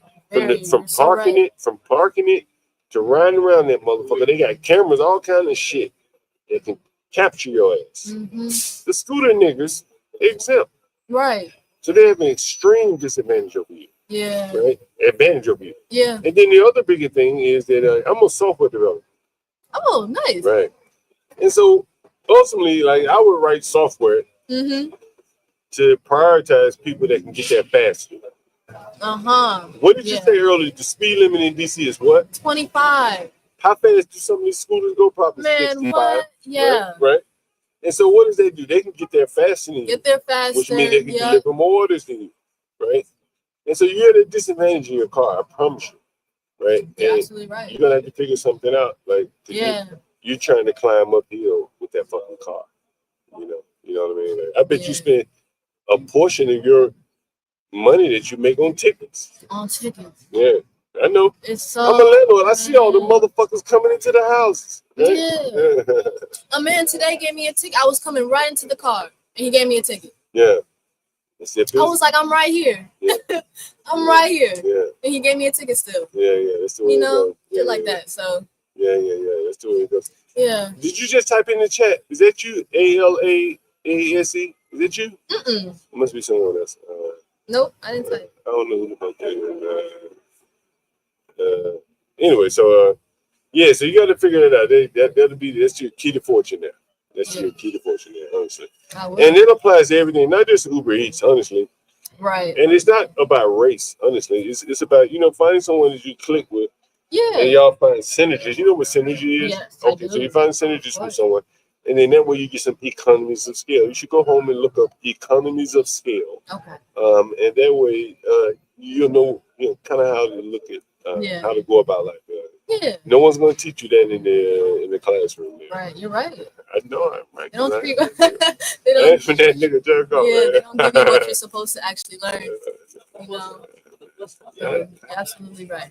Indeed, well, it's been great. It's been great having you for an interview. I loved this. It was a nice break for me, Thank you. Thank you so much for having me. Thank you, chat, for the support. But I will head on out now. Got to get this order. Oh, you got to order. You've been waiting on the order while you sitting here, or what? Yeah, but it's literally like up the street, so they can wait. Okay, there you go. Where are you picking up from, by the way? It's right here. Was it? Oh, Busboy? Yeah. Oh, okay, shit. Right here. So all right. That was kind of divine, There you go. All right. Have a good one. Thank you so much. You too.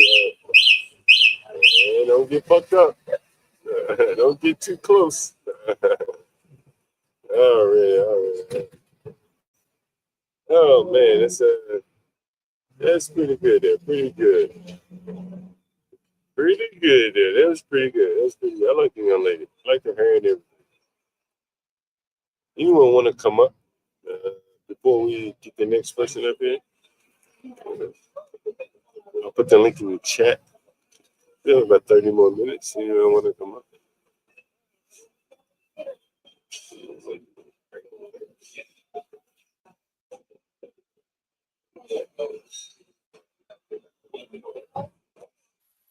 We have the lady that was here earlier, before that young lady, the Allah Ase, she's in the chat. Sit down for a minute. We can get him. Oh, okay. Hey, what's up, Allah Ase? This is one of those areas, it's like it had probably 3/4 yup, 1/4, like, as you heard the man. Oh, Portia, like when we chop this shit up, Portia, I mean, there's some good shit here. There's some really good shit here. Some really good shit. Like, she didn't know how the Hispanics were like whooping her ass. And that is what I'm saying. Like, these people don't even know how they're getting their ass whooped. Excuse me. You have time for 5 seconds? All right. Like, she didn't even know how she was getting her ass whooped. Her and her. Excuse me. You got 5 seconds for an interview? All right. I'm just trying to get some money. Yeah, she didn't know, Portia. Yeah, well, you're out there doing the Lord's work. You get to educate people one day at a time, John. One day at a time. One-on-one, Portia. Can you believe these people, they don't even know what economies of scale is? And they have college degrees. Amazing. They need to learn it. They learn by applied economics. Maybe she'll go back and get her master's now. And applied economics. You can learn from me because I can apply it.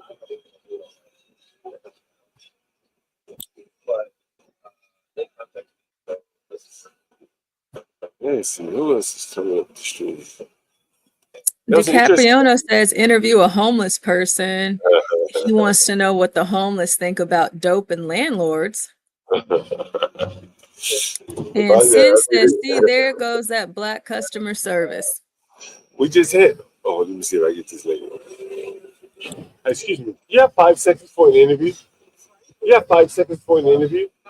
How today, black customer service. What happened? What happened with the customer service? Hey, Portia, do you remember the guy that said he would kill his baby? That said what? You remember the guy that said if he got a woman pregnant, he would kill it?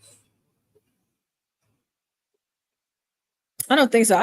You kind of sound low. I didn't understand. Remember the guy that said if he had a baby, he would kill it? Oh, yeah. He's right in front of me. You can see, maybe you can see it. He's right in front of me. He works. Oh, really? Yeah. Oh, okay. Well, good for him. Yeah. Oh, wow. You don't want to call him over for a follow-up to see if he's gotten anybody pregnant since he was here last week? All right, there you go. Nah, maybe I do it. He's not that interesting, I tell you. Yeah, I think I got it all out of it. Excuse me, you have 5 seconds for an interview? Whatever you want to talk about. There we go. There we go. See how it looks first. You can see, you're going to be able to see yourself right there. You're all right. You're all right. Just had a couple bites of food. Just had what? Some food. Some prunes? No. What? Food. Oh, food. Okay. Let me turn the mic. And then it's up to you. No, I'm not. All right. There you go. All right. So, what brings you to the neighborhood? I live here. Oh, okay. And how long have you been living in this neighborhood? 15 years. 15. You seen the neighborhood turn around? Oh yeah. 16 years actually. It was 2009. Okay. So it's 16 years this year. Yeah. Yes, I saw it turn around. I knew DC before it turned around here. Yeah. Never came to this neighborhood. Yeah. Occasionally did. Yeah. Because a friend had bought a townhouse over here. Mm-hmm. Got broken into once a month. Mm-hmm. His car stolen every 3 months. Mm-hmm. And I used to come over and have dinner with him, and I was like, "Get me out of here!" Yeah. But I bought a place just up here. Yeah. 16 years ago, and what did it cost you? At that time, yeah, $750. What do you think it's worth now? Well, we went through a big, a major, what do you call it, assessment in the building. We had to replace a lot of windows. Oh, you bought a condo? Yeah, I bought a condo. You bought a condo for $750? Yeah. Jeez, how big was it? Not that big. How big was it? 1,500 inside. How many bedrooms did it come? Two bedrooms, two bathrooms. Jeez. Yeah. Did it have a rooftop or something? Yeah, it has a terrace, 1,000 square feet. Oh, wow. Yeah, private? Oh, yeah. Oh, okay. Yeah, all private. It's okay, mine. yeah. So what do you think it's worth now? Well, before we started doing this, with the replacement of windows, it was worth 1.5. Right. Okay. Then it went down to 1.1.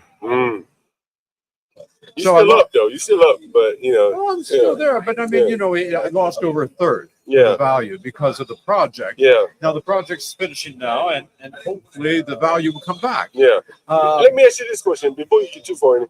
What is the percentage of renters in your building?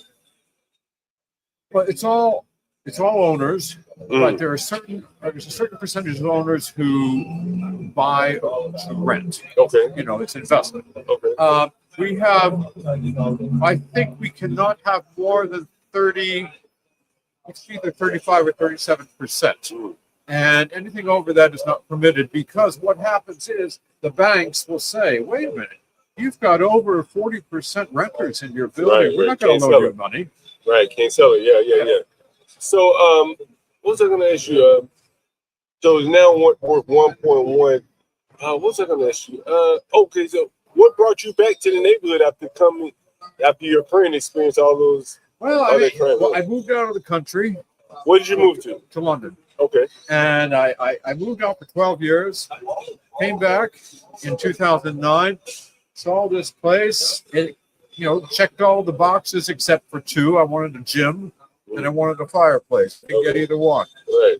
So I got everything else. And so it was a good buy. The neighborhood was a lot different then.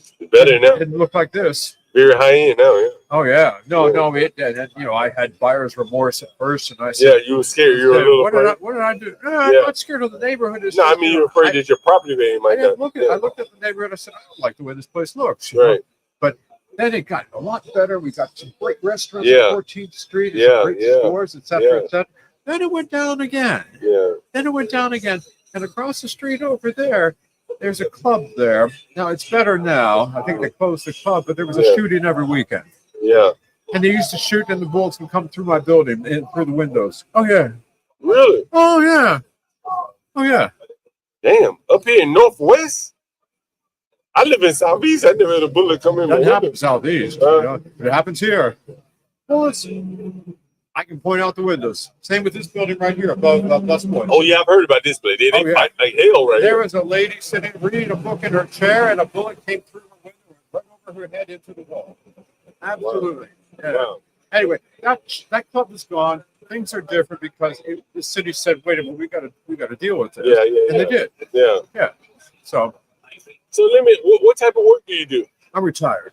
What did you do before you retired? I worked in management, in management of the company where I was. What industry were you in? Sorry. What industry were you in? It was real estate development. Okay. It was commercial real estate. Did you develop any namesake type buildings here in DC? Absolutely.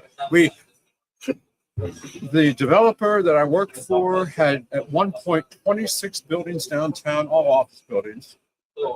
The most beautiful buildings in Washington. Really? Oh yeah, by all the best architects. I mean, these are like rock star architects. Sure. Oh yeah. I am paid. Who was it? Was it Jamal? No, not Jamal, but I know who you're talking about. Yeah. No, his name was Kempfer. And he's no longer in business. He got bought out, and bought out by Charles D. Smith, and then Charles D. Smith was bought out by Vornado out of New York. Really? Oh yeah, big time. Yeah, Charles D. Smith, he did affordable housing like that. Well, Crystal City, he did. But one of them is it William C. Smith does a lot of affordable housing. I don't know who William is. Maybe that's part of the family. I think that's the brother. Yeah. Okay. It's Charles and William C. Okay, got it. Yeah. Go ahead. But yeah, that's I worked for a real estate developer, and in Europe we did shopping centers, high-end shopping centers. Like which one? Like Harrods or what is it? Harrods or whatever? That's a store, but I mean these are actually shopping centers. Okay. They have to be outside of town where you have more room. Okay. You have more space. Yeah. And let's see, I forget how many the company has now, but it's well over 25 shopping centers throughout Europe. Really? And it's all the top brands. Think of all the top Italian brands that you would love to buy. Versace, Gucci, the Prada, Loro Piana, etc. What if you could buy them at 50 to 75% off? That's what we did. We offered outlet malls in Europe, but only high-end. Really? And it works. And even during the pandemic, people said, "Oh, no one's going to buy during the pandemic." It did. I did, yeah. So that's what I did. Yeah. And then I got out of there because, I got tired of doing 18-hour days. Yeah. And I said, "No, I'm going to retire." So what do you tell every day? I have something to do every day. Like what? Okay, 3 days a week, I go and see my trainer. You work out? I work out. Okay. I do that. That's 3 days a week in the morning. And then in the afternoon, I usually have appointments, and I volunteer. Appointments with doing what? Like doctors or something? Oh, yeah. I mean, when you get to my age, that's all you do, just doctor's appointments. Yeah. Oh, but I volunteer. I'm working on a non that I volunteer for, and yeah. Yes. Yeah. So you keep yourself busy. I do. Yeah. Okay, it's good. It's good. Very interesting. What do you think about politics in DC now? Do you think any politician can solve all this shooting that's happening near your building? What would you do about it? I don't know what I would do. I don't. There's never been a solution for DC. There's never been a solution. I liked Mayor Anthony. You remember Mayor Anthony? Yeah. I liked him. He was a good guy. Yeah. He was a good guy. I liked him. Yeah. And, he had some good ideas. I'm not saying that he was a black guy, by the way. Black guy, by the way. Yeah, I just wanted to let the audience know. Black guy, okay. Well, all the mayors of Washington have been black. Yeah, well, that's started with Mayor Washington. Well, he was a guy. He maybe been the only guy. Has he been the only guy since I've been here? No, Fenty. No. It's been one You of the had Fenty. Yeah. Fenty. You had Mayor.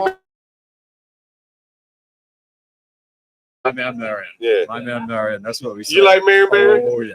I know. There were some issues there, but I tell you, he knew how to do it. If ever he said, "I need support," some support, he'd go down to Ward 8 with a truckload of frozen turkeys and start throwing them out at the people and say, "Hey, turkey dinner." Hold on. Ward 8 is Southeast DC, where John Galt lives here. Go ahead. So Marion Barry would go to Ward 8. He would do that. Yeah, throw out turkeys at them niggas. I'm sorry. No, but he knew how to get the people involved, and the people loved him. Yeah, they did love Marion Barry. So did I. You like Marion Barry? Oh my goodness, my man Marion. I will always say that. Let me tell you a funny story, man. I was in Nashville, Tennessee. Yeah. And a friend of the family, she's a white lady, full disclosure. Her family loved Marion Barry. They had lived here when he was in charge. And she loved him. He could do no wrong in her eyes. And my mother was not so much. But that white lady, she loved Marion Barry. I get it. I get it. She said he was a very charismatic man, very smart. She knew it. He was charismatic. Yeah. He was. Yeah. I mean, he could get you excited, and you didn't even know why he was excited. You know, it's just he knew how to do it. He's like these preachers, he can do that. But no, he had it. Mm-hmm. His son did not have it. I hoped that he did, and he didn't have. And he's dead. I know he's dead. It's a shame. Yeah. It's a shame, but he thought he had it. He didn't. Man, you might not know this. By the way, you on with John Galt, the urban landlord. You should look us up and subscribe. John Galt. You ever heard of John Galt? Ayn Rand, Atlas Shrugged. I'm sure I have. Okay, well, you're on with John Galt, and I am the urban landlord. I'm a landlord here in DC. Okay. So look me up on YouTube here. Oh, so that's you. How do you spell your last name? You see yourself right here. Are you on like? Let's see. You see yourself right there. Yeah. Look at yourself, right? You see myself. There you go. There you go. You can see yourself. So give me a subscribe. John, and what's your last name? Galt. G-A-L-T. A-L-T. Probably at the Urban Landlord. At the Urban Landlord. All one word. The Urban Landlord. Got it. Yeah, you see that there. You give us a subscribe there. I'm a landlord here in DC. Oh, John man. Galt also does clothing, Is that right? I don't do John Galt clothing. I don't do clothing. Let me make sure you got the right one. Let me see. Like that? Oh, no, you got to find YouTube. YouTube, right. Yeah, let me see. YouTube. Let's see. Let me just put me on YouTube. So, are you, do you have a radio show, or what do you do? Yeah, It's you're just a live right podcast? now. You're live right now on YouTube. Or people write in and say, what that white man doing here? So white people in the audience there. Let's see. Oh, is that it? There it is. There it is. Look, you see it right here. TV live right there. You have to sign in and then Oh, man. Yeah. Let's see. Oh, I see you here. Yeah, you see me. Oh, goody. Yeah. You have to sign in and subscribe there. There you go. I will do that, man. Yeah, man. I bring you the raw and uncut right here. Real raw and uncut. The dead bodies and all. I am a landlord here in DC, Southeast and Northwest. You get to see it all. But you know what's interesting about this is, as a landlord, and I have enough doors, as they call it, in the business, that I kind of get to see how the economy is moving. Yeah. Before it moves. And so I like to say I give people some insight into the micro economy, at least here in DC, right? And how laws affect landlords and things like that. how landlords respond to laws and bad tenants and things like that. So, and I've been doing it for so long, man, probably 35 Are you a good years. landlord?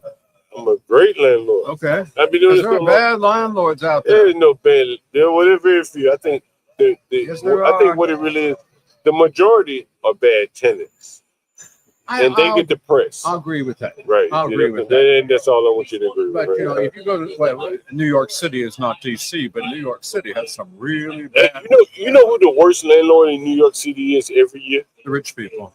NYCHA. You know who NYCHA is? No.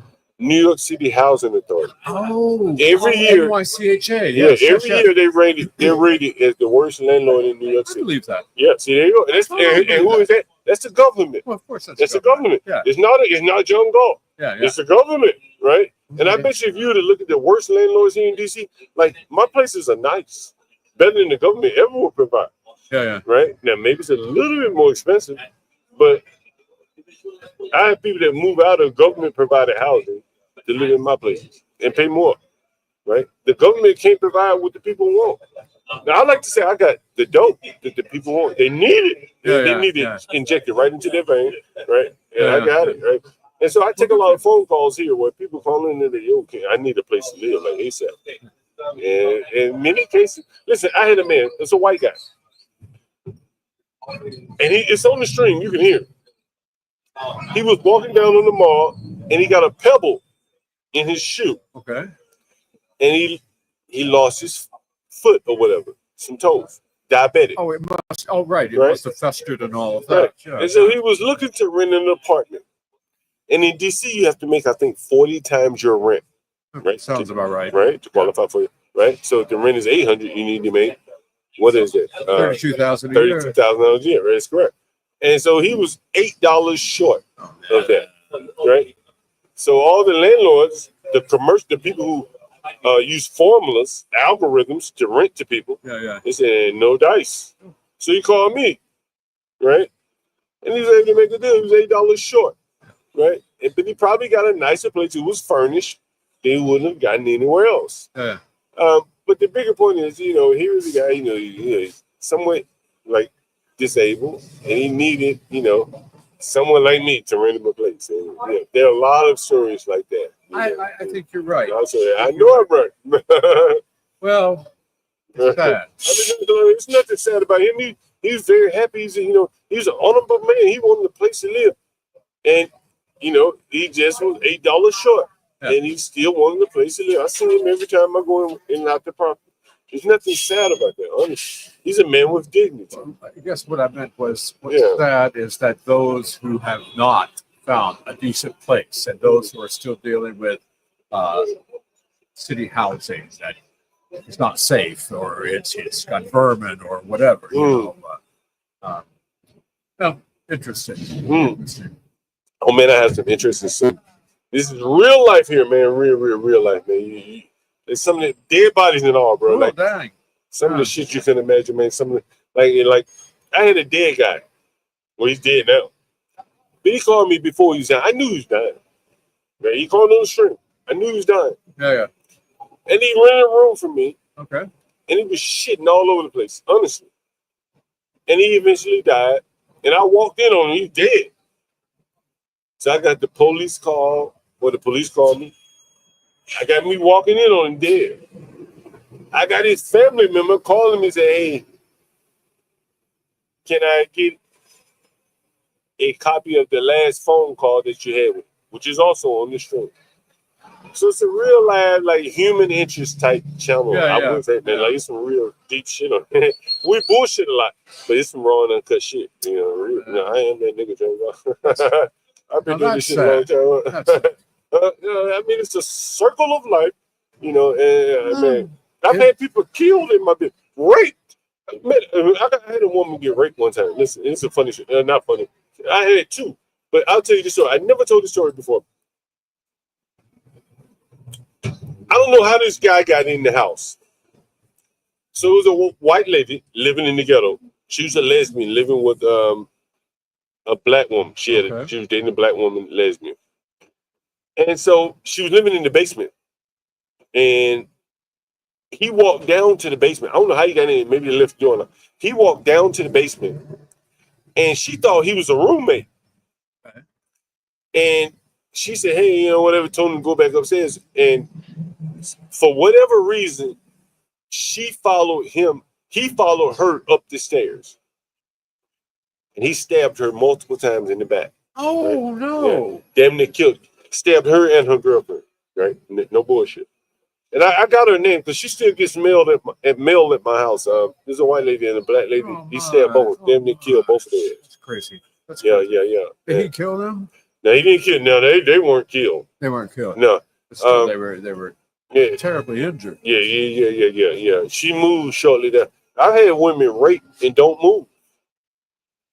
Like get raped and then go sleep in the same room that they got raped in the same.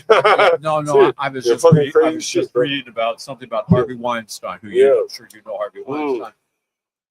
One of the victims who is in the paper right now was just saying that he raped her, started to rape her, and she just basically went to sleep. I mean, she wasn't asleep, but she was not there. Yeah. Terrible. So, are you married, single, what? I'm single now. Yeah. What's the dating scene like out here? The dating scene in DC? Yeah. At my age? Yeah. How old are you? 0. I'm in my 60s now, and no one is looking for me. Who are you looking for? I'm not looking for anybody now because they're not looking for me. You saw Bill Belichick got a 24-year-old woman. You younger than Bill Belichick. I guess he's good at certain things. You got a little coins. I would imagine that. You got a few coins there. You can get you a young girl and walking up and down this street. Yeah. It's a girl that would love to live that life. Some young women who. Wait a minute. You live by yourself in that big house? Mm-hmm. Oh man! Oh yeah! Oh man! You know you could have. I gotta open up. You know you could have. You know you could have a woman. You got a penthouse condo in this area, bro. What do they see? Oh they see the price tag on the condo. That's what they want, bro. That's what they want. That's what. Well, you come with it. You come with the condo, right? They want to live with you. They want to live in that. Oh man! Oh man! You can have all the women you want around here. I could, but no. Yeah, I'm glad you know. No, I don't want that. No, I'm good. I'm good. I'm fine as I am. Fine as I am. But yeah. Well, anyway, this was lovely to speak with you. Yeah, it was great, man. Oh man, this was great. Yeah. So you on live radio right now? Yeah, you live. You see yourself? He's a high-end real estate. No, I'm not a high-end real estate. You used to be high-end real estate. I used to be. Mm-hmm. Oh yeah, I see. Yeah. Man, I'm disappointed. You got to take advantage of it. How old are you? 69. Oh man, you can have you a 40-year-old woman easily, bro. You look very good for 69. I don't want a 40-year-old. How old you want him? How old would you want him? I don't know. 30? 35. You could have it. What would you do? What would you do with a 35-year-old woman? That's the thing. I'm not sure. Hey, but wait, whatever you want to, you would have the desire to do it if she's 35. Hey, man, you need to get your life is short, bro. Oh, I know life is short. And I probably have 10 years left. So why not, man? Hey, get you a 35-year-old woman. I'm trying to hold up my apartment to my condo. Well, she might be able to help you. I don't know. What's the mortgage like on that apartment? I have to go. You pay cash? I paid it off. Oh, shit. Well, you ain't worried about this. Not worried about anything. I just want to keep it. I don't want someone to take it from me. Why would I don't want somebody to move in and say, "Oh, okay, you know." Oh, you mean like a girlfriend? Yeah, exactly. Huh? No, I'm not doing that. Damn. So you pay cash for it? No. I mean, I had a mortgage, and then I had some savings, and I said, okay, you know. One day I said, why am I writing a check every month for $2,800? Yeah. Why am I doing that? Right. And I have money in the bank.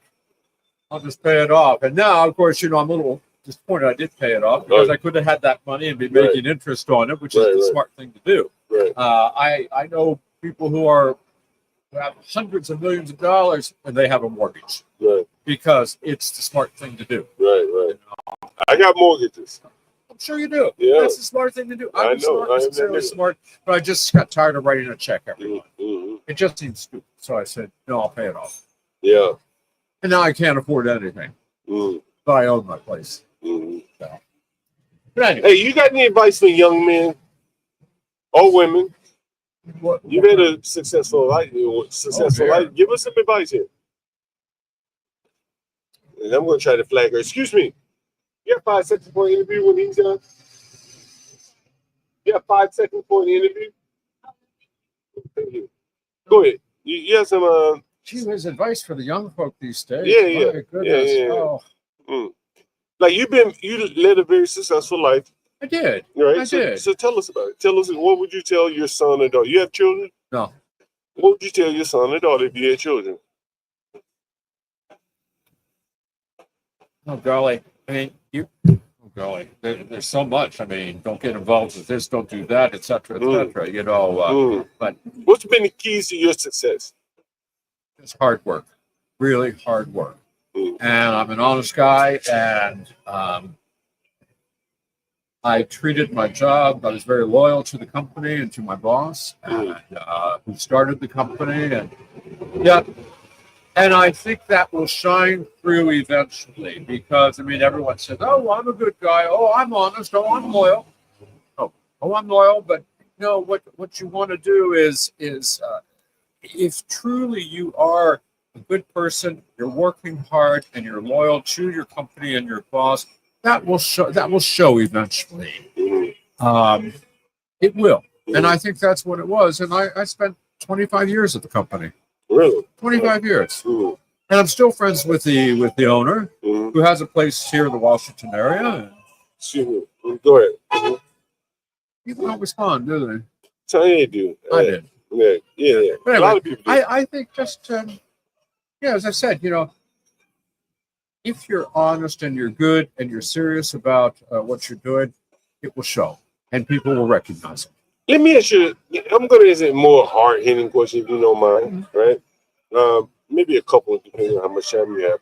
I think your audience may be getting bored out there. No, I think they're saying this is great. How much do you think racism played? Like, a lot of black people complain about racism. How much do you think that really plays a part in their life, their outcomes or achievement?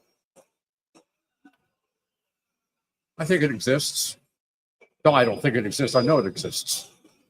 When you get outside of a metropolitan area and the mindset is completely different. I'll tell you, I judge a scholarship every year, and I just judged that scholarship about a month ago. And it was 3 finalists. And my sister is one of the judges, and then there's a third judge. So I know how my sister thinks. And we had decided that there's 3 girls, 2 white girls and a black girl. Yo, hold on for 1 second. Hold on. I got to say it go. Hello? Hello? Yeah, hello? Hey, I'm here. Okay, I'm going to send you a code. I have right now, I only have 1 room available. Let's see, one. Yeah, 1 room available. I do have a private bath, private kitchen available, but it's kind of expensive because we do have some reservations on there. So we'd have to like shift those reservations around. But I'm going to send you a real nice room right now. I'll send it to you right now, okay? Okay. Everything. So go right ahead. What are you saying? Oh, that's where were we? You having fun there. So go ahead. You saying, what were you saying? Oh, yeah. So I judged this scholarship contest. It was all based on interviews and essays. And 3 finalists, all female. All female. All female, you know, 17, 18, and 19. And 2 white girls and a black girl. And my sister and I had decided that the young black woman gave the best answers and had the best essay. Okay. And so we had decided that she was the winner, but we had to wait till the 3rd person put in their votes. And somehow she didn't get it. And who didn't get it? The black girl didn't get it. And, you know, I gave her top marks. She should have gotten the scholarship. Okay. So I don't know. It's just. Why didn't she get it, though? I don't know. I mean, I don't know. Maybe the 3rd guy. I know my sister gave her high marks. I gave her almost perfect marks. And the third guy, I'm assuming, didn't give her good marks at all because she didn't win. Why do you think he didn't give her a good mark? Well, that I don't know. I mean, it's up in small town in the country in Pennsylvania. They have a different mindset there. It's more of a white area. You think he was racist? Well, I don't like to say that, but it was obvious that she was the best choice. No matter what she looked like. And we did her on Zoom. She wasn't even there in person. And anyway, I just think it's unfortunate because she should have won. And she talked about her needs, her financial needs. And in my head, I said, this is the young lady we need.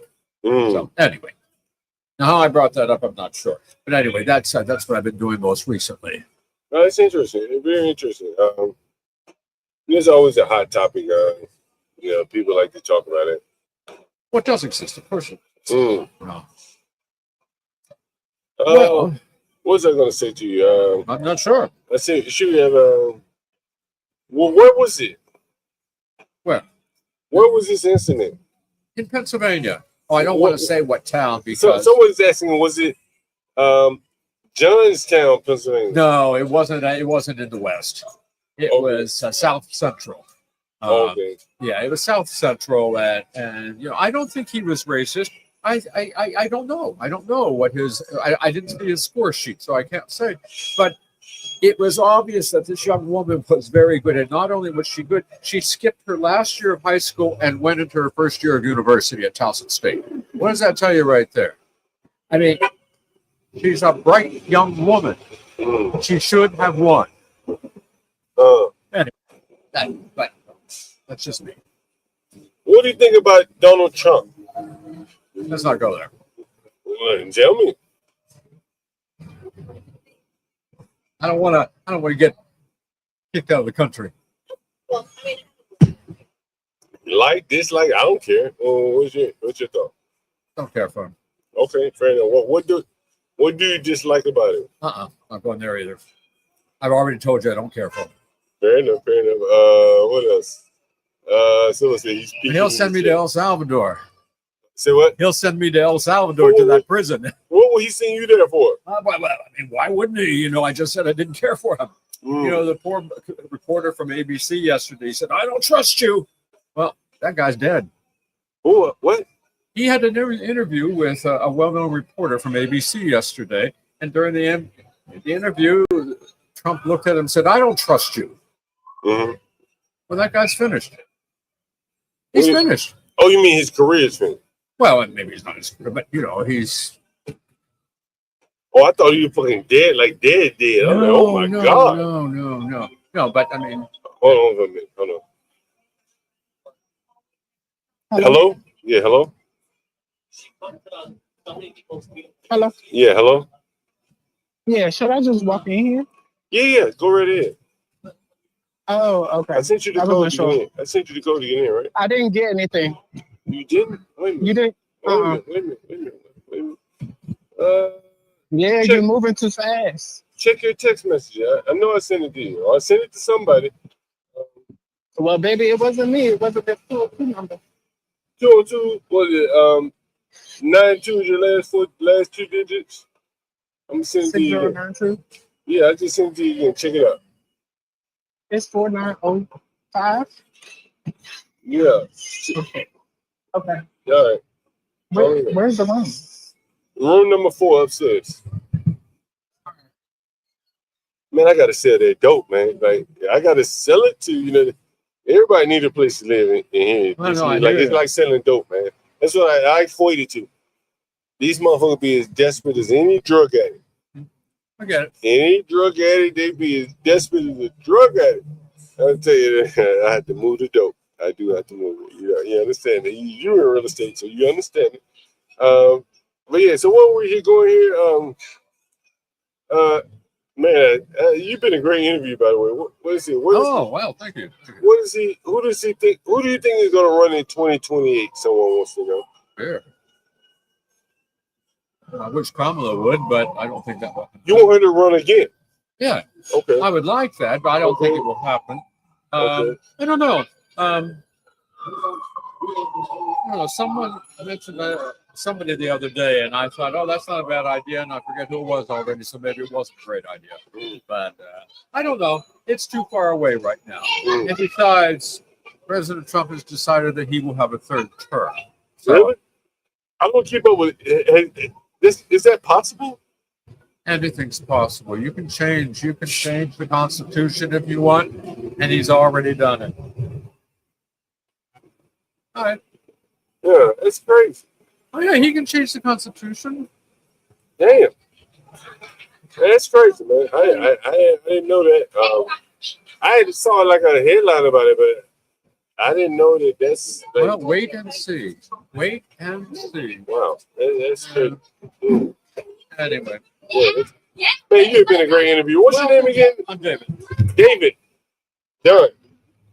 Make sure you subscribe.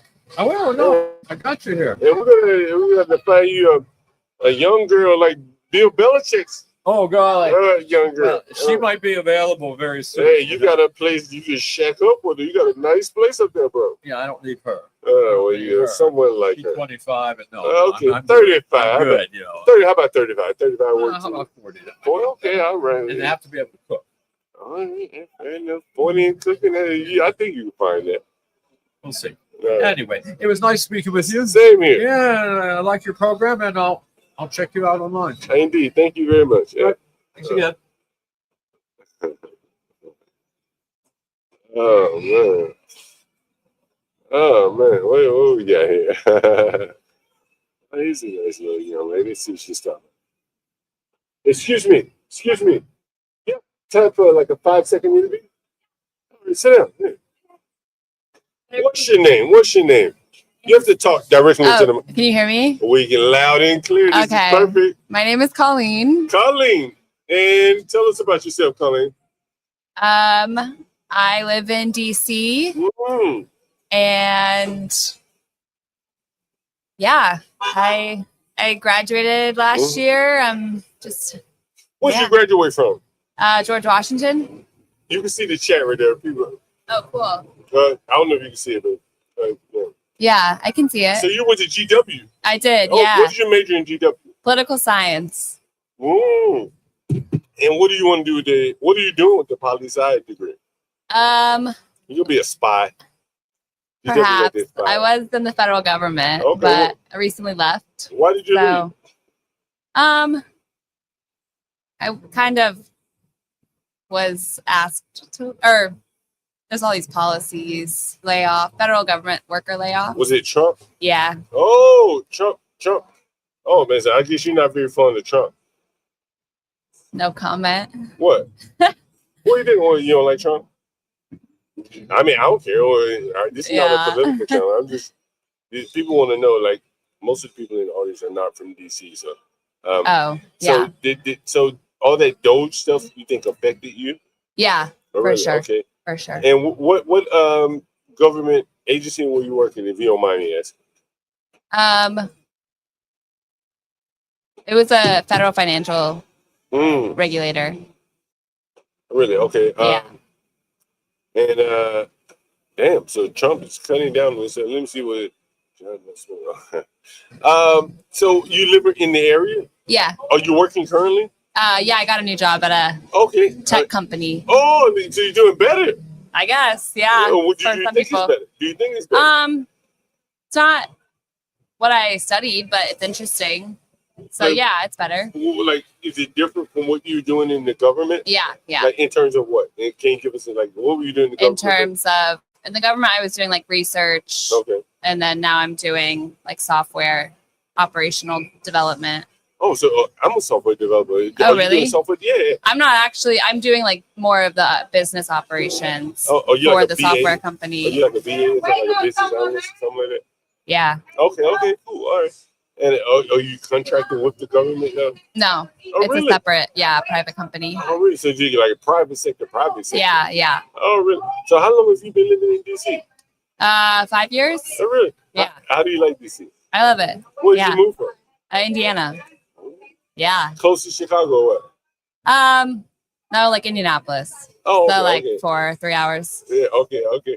Let's see. I'm sure we have some questions in there. Do you want to take some questions? What do you think? I gotta run. You gotta but run. It was great talking to Oh, you. it was great talking. You want to stand up in front of the camera and let us at least see like a full profile of you. Stand up. Is that okay? No, stand up. Let us see you. There you go. How tall are you? 5'6". 5'6". There you go. 5'6". Ladies and gentlemen, those of you that were interested. Thank you. Bye bye. Thank you for stopping by.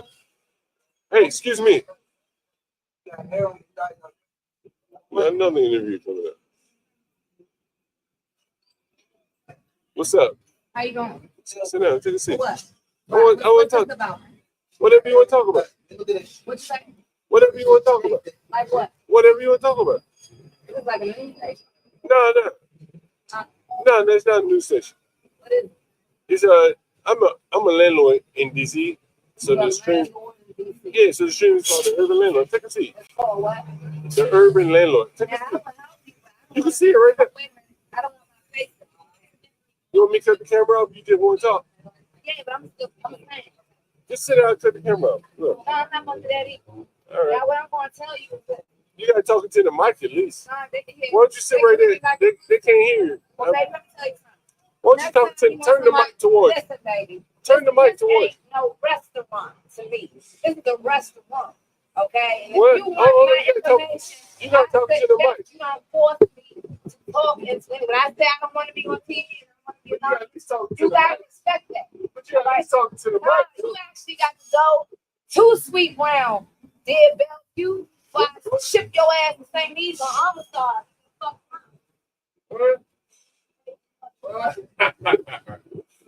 I don't know what the fuck she's talking about. I don't know what the fuck she's talking about. That motherfucker, that's crazy.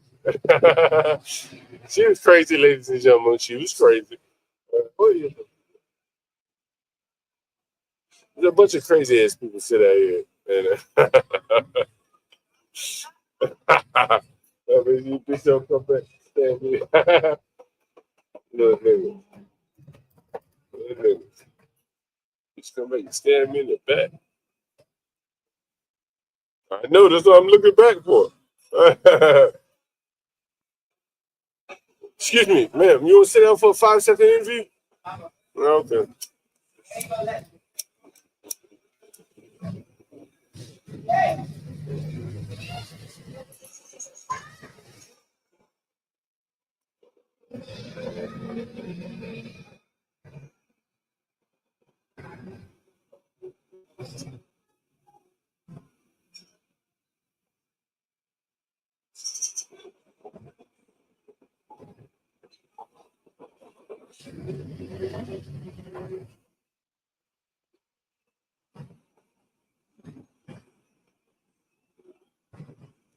Anyway, yo,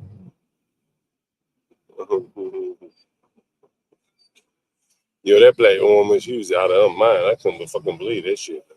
Excuse me. Excuse me. Oh, let me get this on. Excuse me. You got 5 seconds for an interview? Oh, man. Come on. I thought you would at least sit down. You got shit going on.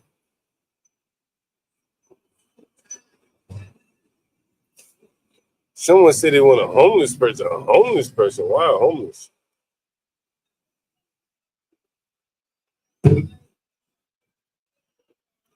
I didn't bring the right cord for the second camera, man.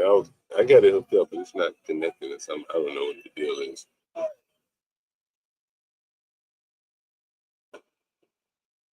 Excuse me. Come. Take a seat. You have 5 seconds? Take a seat.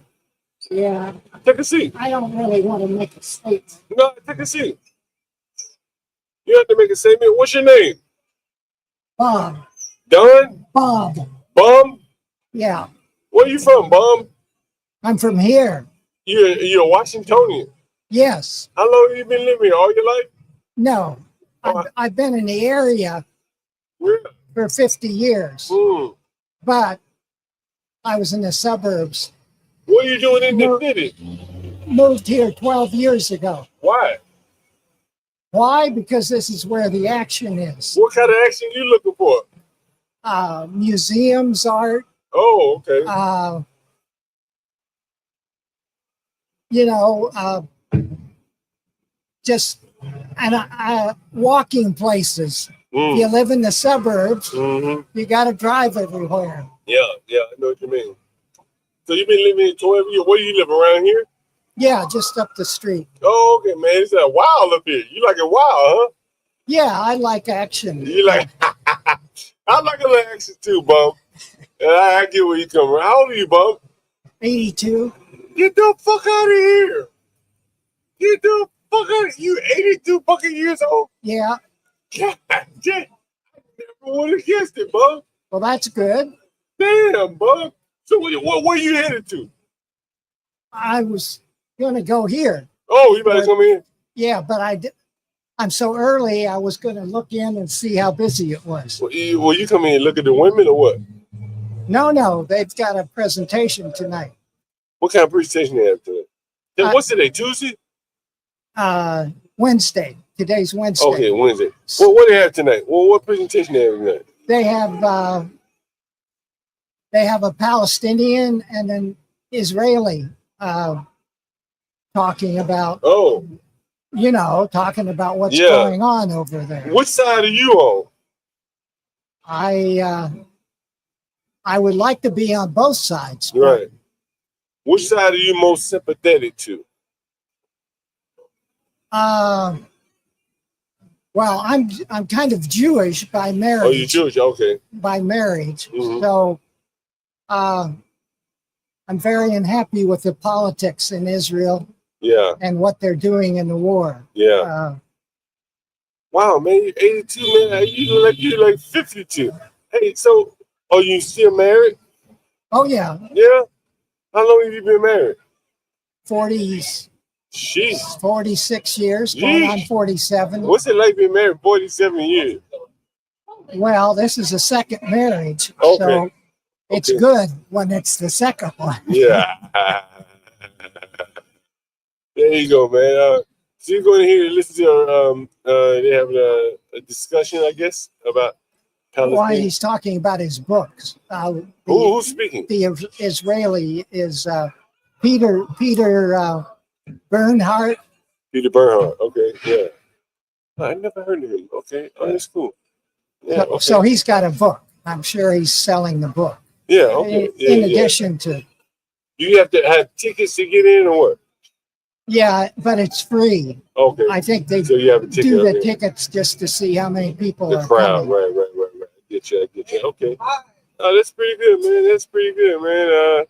What is it? Okay, what do you think about Trump? I think he. You think he's an idiot? I think he's an idiot. I think he's dangerous. Yeah. I wouldn't call him an idiot because he's dangerous. Yeah.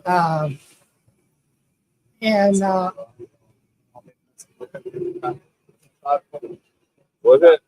Taking up all outlets over here. He put this on the charge book. Go right there. It's another outlet. No, you good. You all good. Yeah, go ahead. You see the white charger right there? Don't worry about that, people. You see it? Yeah. So what are you? Why don't you sit down for an interview, man? Sit down right there. I'm gonna come back. I definitely sit down with an interview. I'm giving you a damn plug. You gotta sit down right now. I appreciate you, man, but I'm on the move. I gotta go. What you on the move to do what? My jet fuel. Jet fuel and some weed? Nah. What? I gotta get the juice for the liquor. Oh, liquor store. Okay, all right. So go ahead. I'm sorry. So, what are you doing here?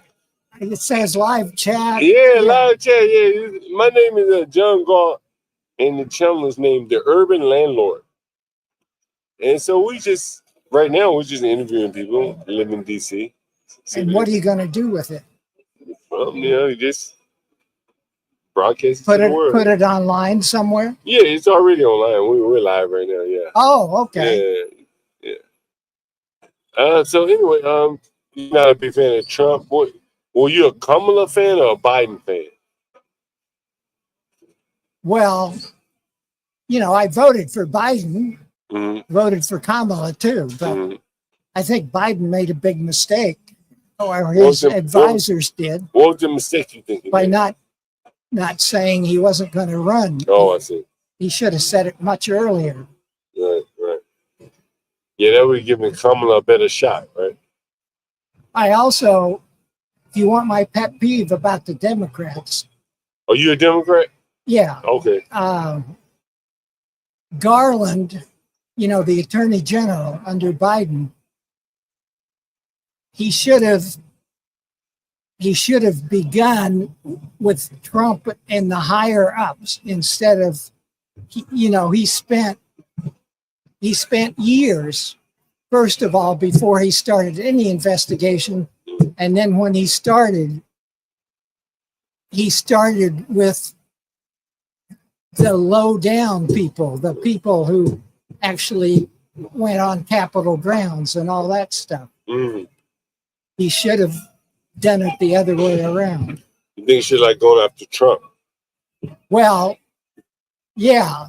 Or gotten to Trump much earlier. Right. That's what you're saying. Yeah, that makes sense. What if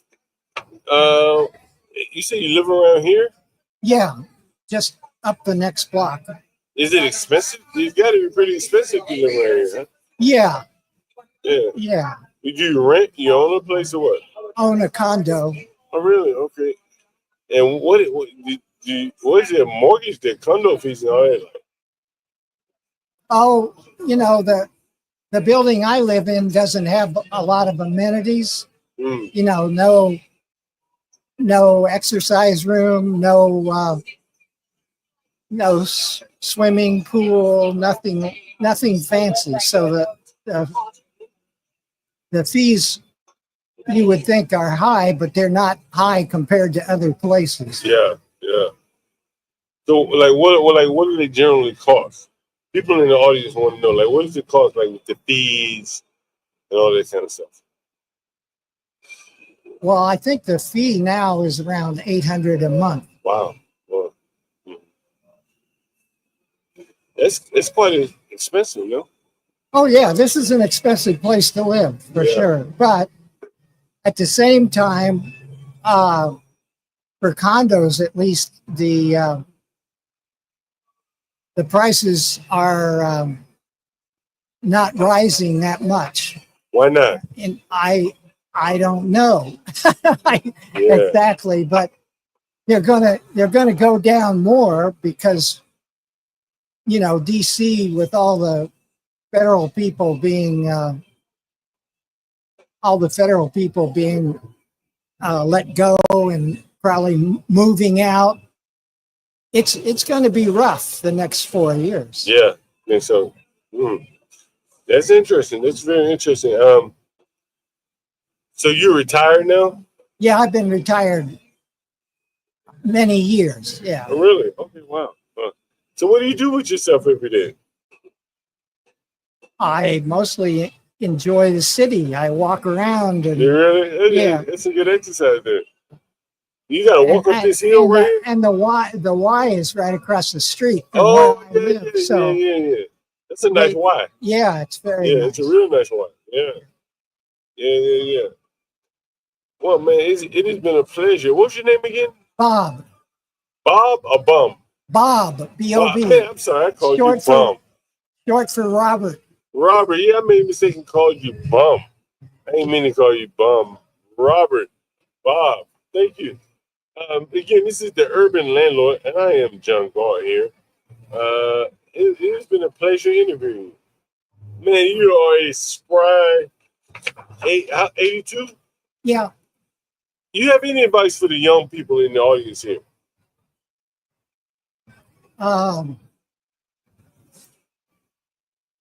Well, I'll be a quick advice. I've been cynical a large part of my life. So, but you should be cynical to make sure you get the truth, but don't be so cynical that you lose interest. That's my advice.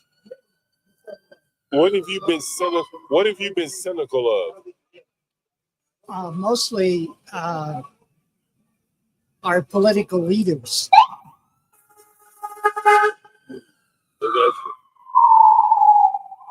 Bob. You want to sit there? 5 seconds. Come here, 5 seconds. Come on, 5 seconds. Oh, you just got 5 seconds. Come on. You got wasted 5 seconds right here. I don't want to get on there so much. I cut the camera off.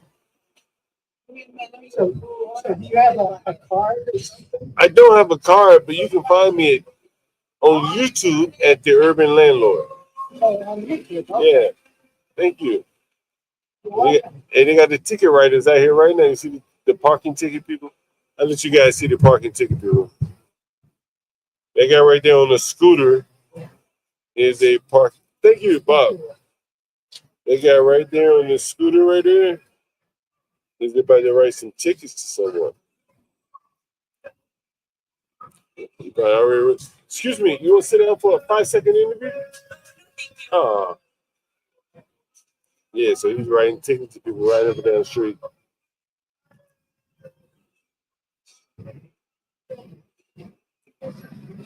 Yeah, they use segways to go up and down the street to write tickets in. Hopefully I can get her right. Excuse me. Hi. You have 5 seconds for an interview? Hopefully I can get her. Look at her. You have 5 seconds for an interview? Oh, sorry, no. All right. What time is it? It must be at time.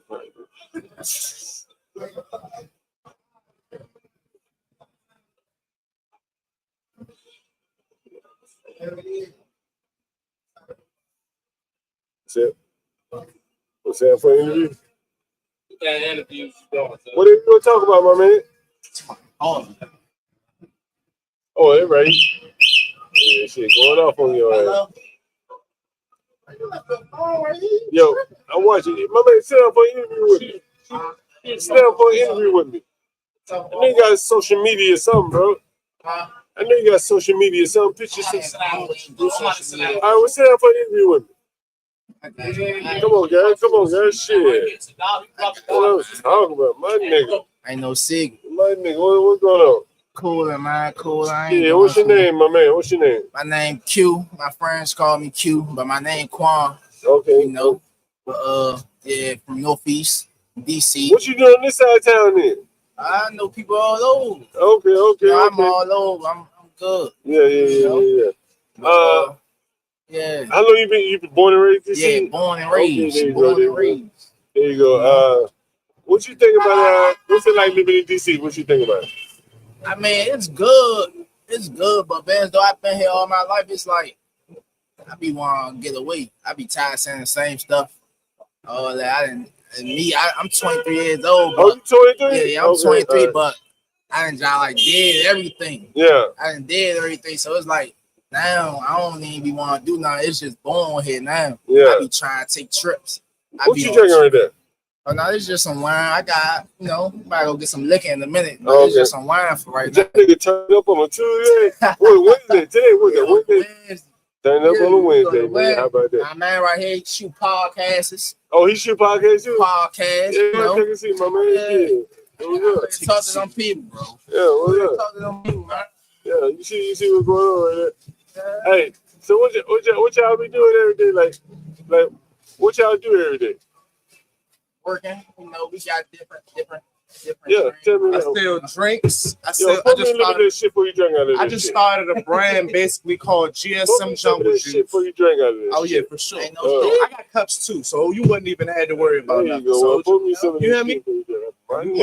We're gonna do something I like to call shot o'clock. That's what we're gonna call this segment. That's all you gonna do right there, nigga. I like to drink, nigga. I like to drink and smoke. I know. You know what I say on this channel right here, man? No, I don't put in this shit, man. You know what I say on this channel? On this channel right here, I say, as long as the beer keep flowing and the weed keep blowing. Ain't no secret. For real. No, boy, these niggas got cups, right? Y'all little niggas got some cups. How y'all little niggas, huh? I'm 23. How are you? About to be 23 in June. Damn. This little nigga, he might be 20. How are you? These little niggas got Tell cups. your age. How old you think I am? Shit, I can't even call it, my nigga. Like, shit, y'all little niggas can't tell how old y'all little niggas are. 28. 28? All right. Yeah, you the old little nigga in the bunch. Shit, all right. All my life I had around older people. You know? Yeah. So look, so what's it like living in DC, man? Like you see all this shit bougie, like all these buildings. That shit crazy. Yeah. Man. That's what I'm Cheers, saying. y'all. Cheers. Cheers. Salute. Salute. Indeed. Who blessings more life? Yeah, indeed. So give me some good questions, man. What the fuck Nah, is you this? say what it's like living in DC? Oh, it's tequila. Oh, that's tequila. Okay, yeah. yeah. You know, we drink straight tequila. Yeah. All right, so look, man, like I came here maybe like I don't know 99, and like So where you from originally? Alabama, you know what I'm saying? Right? And so like it was real chocolate. You feel me? You feel me? It real chocolate. You know what I'm saying? And so, but now it ain't that chocolate. You know, like and so like when you like y'all young niggas might not even never experience that chocolate, right? So what is it like growing up in this city where it's like real affluent now? Like this shit used to be hood, right? Nigga, this shit used to be parking lots, bro. Oh This yeah, is a parking lot. My nigga, this is a parking lot right here. Fuck yeah. Well, we sit right here, nigga, this is a parking lot. Right? All Like you this saying, all this around here wasn't around here, bro. Nigga, listen. You know where Republic Gardens is right there? What's up, bro? You know where Republic Gardens is? Right? Chillin'. Everything next to Republic Gardens, all the way to the corner at what's that, 13? Was a parking lot. My nigga, I can show you pictures. Man, nigga, we used to have parties right there. Nigga, our homecoming, nigga. Mark Bond had the whole block. Like, you know who Mark Bond is, right? And he had the whole block. Maybe celebrities, everybody, man. Like everybody, bro. Like anybody you can imagine. But today, like, bro, it's straight gentrified. You know what I'm saying? Like, it's shit, man. Yeah. There's a lot of cultures coming around, you know. It's a culture clash. Culture clash. Yeah. So what do y'all do for like income and shit? I work. I ain't gonna lie. I Where work do you 9 work? to 5. Where do you work? I work at Lowe's. Which one? Over in Northeast? Yeah. And my mama live That's the over only there. one. The only one. Oh, South Dakota. Hey, that's the one where that nigga drove up in the police car and then stole shit. Remember that shit? I think I showed this shit on the street. That nigga, he stole a police car. How many people in the stream right now? We got 30 people in the stream right now. Okay. Right. And so, so you want to go there? How the hell you get over there, bro? Shit, I live on that side. I told you I'm from Northeast. But what'd you catch the H8, right? Oh, you catch the bus? Nah, it's the H6, but I don't catch the the bus. bus. Right. Yeah, How you get I there? don't catch the bus. How you get there? I drive there. Oh, you drive? Yeah. How many tickets you think you get a month? Drive. Probably like 2. That nigga lying. Nah, look, the only reason why I say that, right? Because I know all the cameras at. I be knowing where all the cameras at, you know. Oh, you smart, y'all nigga there. Yeah, I observe. So you only get two tickets a month. I'm on my hand, I'm gonna just say 5. 5 a month. I'm gonna say 5. How much the ticket be a month? 150. 150 bucks. Nah, I'm saying some be $100, some be 50. You know, but Hey, it don't go no more than that. Do you pay the bitches on time? Be honest. Nah, I don't pay them on So you time. know they're gonna double when Yeah, you. they double up, and that's what be spanking me though. That woman that would get your head right there. Nigga, I know. Nigga, Nigga, I'm a landlord right here. Got them Jones rolled up. Nigga, I'm a landlord right here. Nigga, shit, I know how it works, right? Them chickens bust your ass right here. Them chickens bust your ass. Nigga, that's the biggest revenue for the government right now. Nah, for real. You goddamn tax your ass. And them, the parking meters. Yeah. I'm telling you. Yeah. How long you been doing podcasting, brother, man? Oh, about a year or so. About a year or so? I've been a landlord a long time. Yeah. Bro. If I had been podcasting a long time ago. So what's your name? John Galt. Look me up, man. John Galt, the urban landlord. Okay. I got all kinds of shit. Nigga, I bring you the dead bodies and everything. Nigga, you killed in my shit. Nigga, get stabbed. Say John Galt. Galt. Galt. The urban landlord. The urban motherfucking landlord. Like, nigga, I bring it to you rough and raw. Like, nigga be calling in. It's like looking for places to live. Niggas be using my name to be fucking hoes, man. Oh, yeah, I see it. You got clothing? No, there's nothing wrong with it. Let me see what you want to get. It's on YouTube though. Oh, YouTube. See, I was going. Like nigga be using you nigga be using my name to goddamn be busting down hoes and shit. You can find clips on my shirt. Look. Yeah, nigga, don't lie. Let me see what you want. Let me see what you want.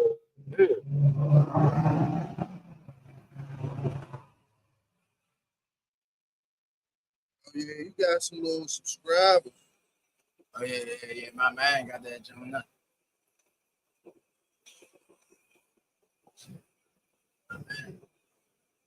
Oh yeah, we live. You can see this shit right there. Yeah, I see it. We watching it right now. You can see it right there, nigga. Hey. Look, I'm about to subscribe to this shit. You can see it right there, nigga. Oh yeah. Okay, then. Live stream. Yeah, shit, nigga. You see live right there. Come on, keep the questions going, man. We got Come on, man. Yeah, We gotta make it more live. We about to make the people laugh. We about to make it go up. Yeah, boy. Hey, Floyd. Hey, come right here and tell them some fly shit, please. You know, go ahead and tell them some shit. Yeah, just give them some Northwest law right quick. Oh, ain't nobody from South Beach around that bitch. Nah, see, right now, we in Northwest right now. Don't get it. We not don't get it. Interpretation or just disputing that. We have members, who we deal with the South, but we will tell you like this coming from an uptown perspective, right? So, why you got that mask on, bro? Why you got that mask on? So, you got the camera on him. You gotta go back to. Come on, man. He's speaking some real. Let me ask you a question.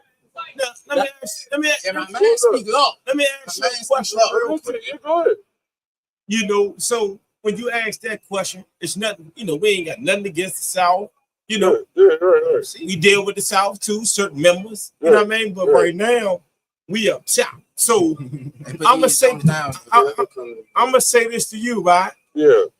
So, what's the question you want to ask me, and I'll give you a hell of an answer. All right, man. We've been asking a lot of questions, bro. All right, so what's up with the tattoo on your face right there? What they say? What? The tattoo right there on your right eyebrow. Well, those certain questions won't get answered. Okay, well, put it in. So going to the next. What's your name?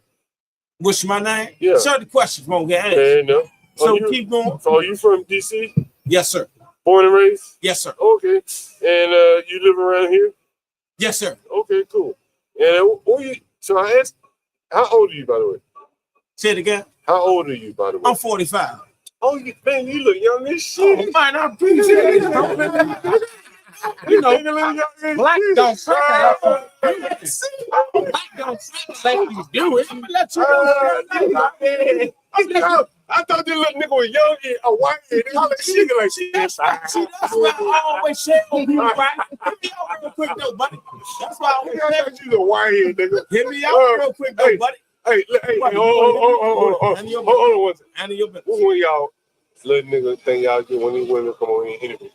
Anyone you niggas get the finest woman. Hey, look, hold on. We're gonna put a bounty on. We're gonna see what y'all niggas want.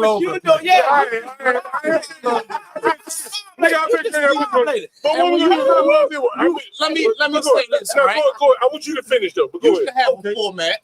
Man, let me say this to you though, right? Go ahead. And I can see, how you looked at me and said you thought I was older than 45, right? Yeah, nigga. I can see that I didn't think you 45. Go ahead. We can sing together. We can't talk together. That's the jump out. Go ahead. We can sing together, but we can't talk together. Yeah. So when I'm saying this is saying, ain't no need for you to turn around. You ain't got that. But what I'm saying is this though, you shouldn't ever in your life, man. I don't ever tell a person what they can and can't do. Yeah. You shouldn't ever in your life judge a book by its cover. Right. I agree with you on that. I can't tell because when I told you I'm 45, it's like you hit the Powerball. You judge the book. What I'm supposed to do? This nigga look 25, but he 45. I'm just saying.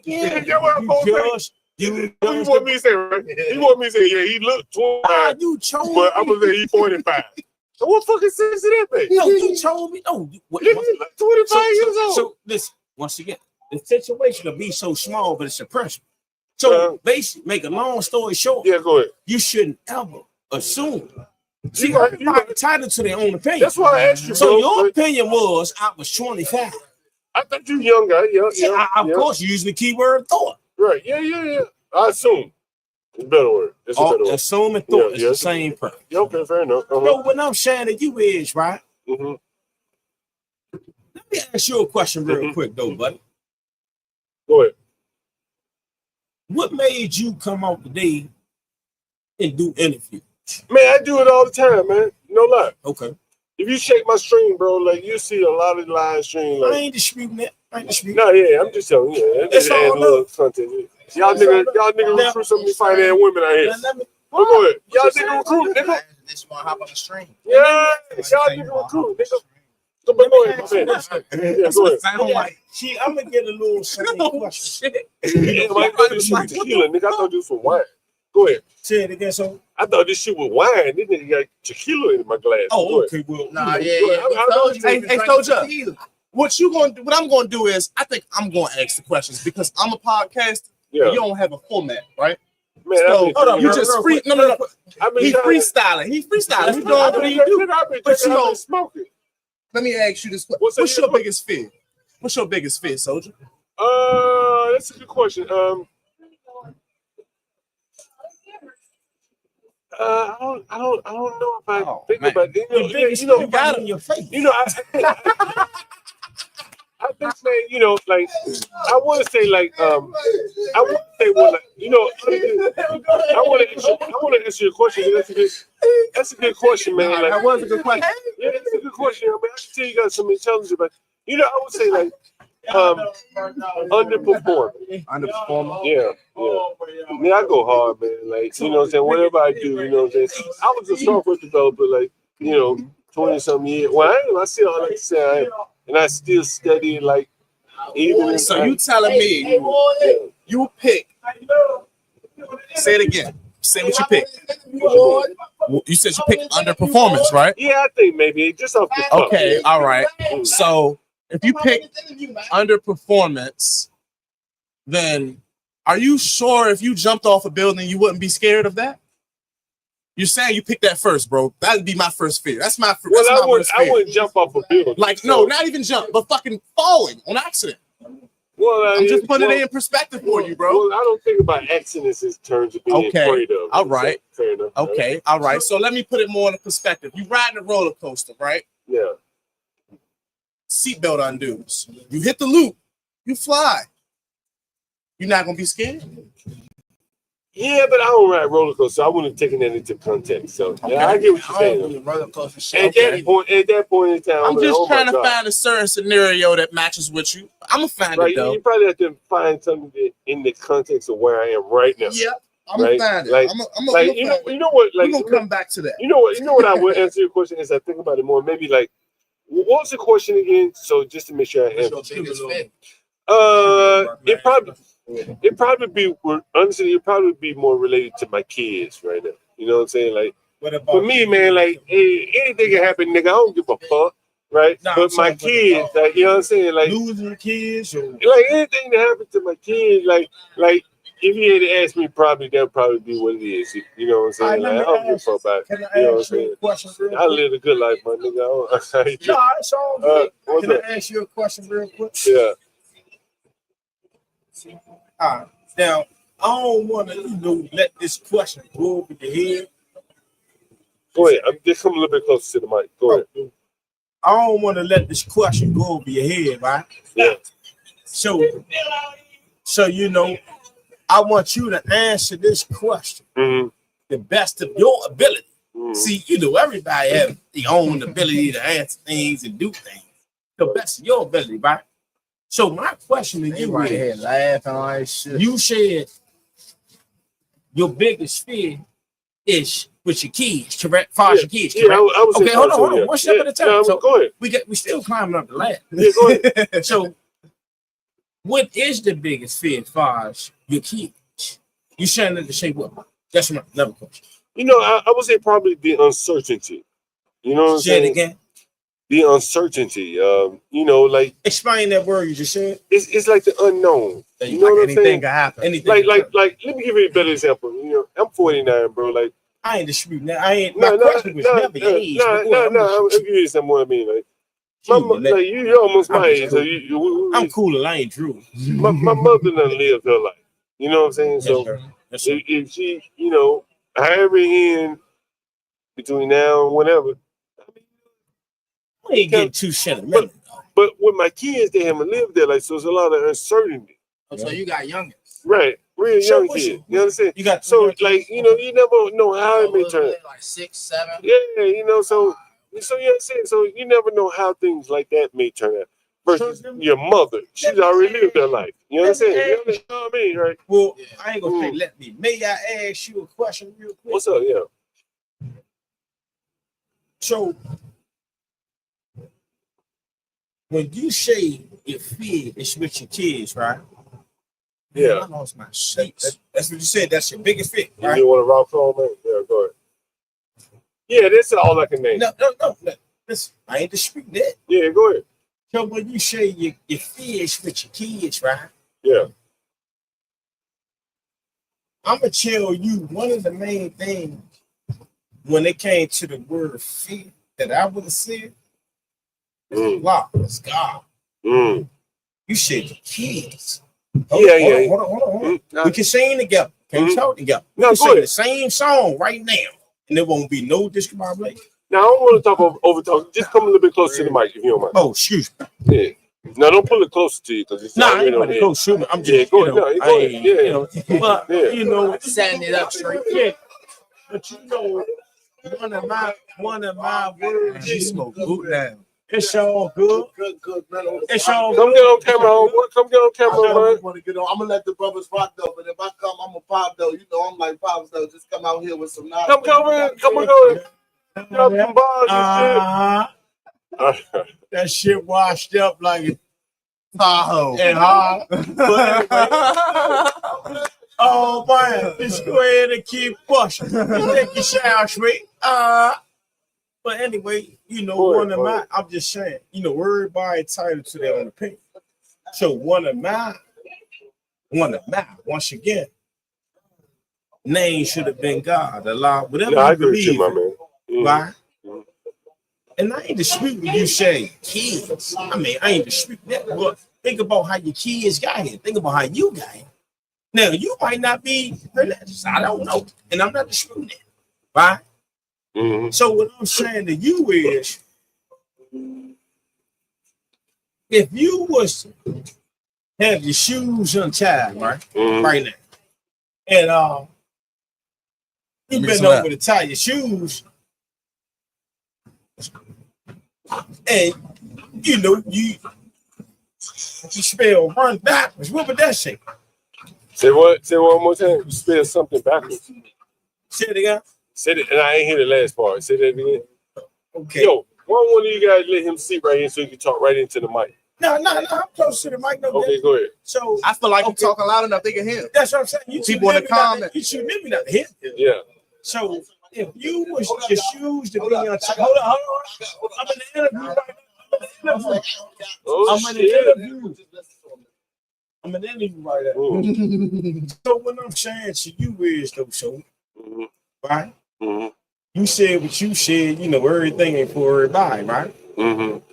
So if the shoes is untied right now, right? And you know, bend over to tie your shoes. They talking about and that you, shit, this guy. Come on, tie your shoes with the question mark. The point. Let them get to the point, y'all. And you tie your shoes up, right? And once you bend over to tie your shoes and you spell one, what that say? I'm drunk. Say it one more time. Man. Oh man. But it's for the audience, man. Come on, man. It's we giving us the energy. I've been here 5 hours, nigga. I can't think that deep right now. Nigga, I fucked up. He just fucked your head. Nigga, I've been drinking and smoking for 5 hours. How many of you niggas? Y'all got niggas. Like, but we got an interview, man. We done with that shit. Man. Give me some. I need some lighthearted shit. That's too much thing. I need to listen. I'm about to do something with the Man, my nigga, I was a little bit too late. It's a little too late. Oh, we got somebody. What's up, my nigga? What's up, my nigga? What's up? Nah, I've been going 5. Goddamn, I've been going 5 and a half. Nah, I can't. Go ahead, sit down, baby. Sit down. Go ahead, sit down. Yeah. Hey, we about to do this right here. This is poetry at its finest. We outside of the poets. My name is Dr. Harshaw. Go ahead, this is what I do. Come on to the mic, then. This is what I do. You know what I'm saying? No. Don't pull off, Jay. You just pull your chair. Pull your chair. Now we right here. Okay. I need space. I just said pull your chair. Okay, that's right. There you go. This ain't no. This big. Come sit down right there. Come on over here. You ain't. Come on. Your face is beautiful. Come on, we got people waiting. All right, so check this out. I'm gonna do this one time for y'all. This is what I do. What's I'm up, Dr. Baba Harshaw. Mm-hmm. So they always ask, what's your definition of foreplay? So I guess there's no better time to get it out the way. I've been wanting this woman for years, so let's go ahead and let her know what I'm about. So what's your definition, babe? What's your definition of foreplay? Hey, you gonna put me on the spot? Of course, it's always impromptu. It's the best way. What's your definition?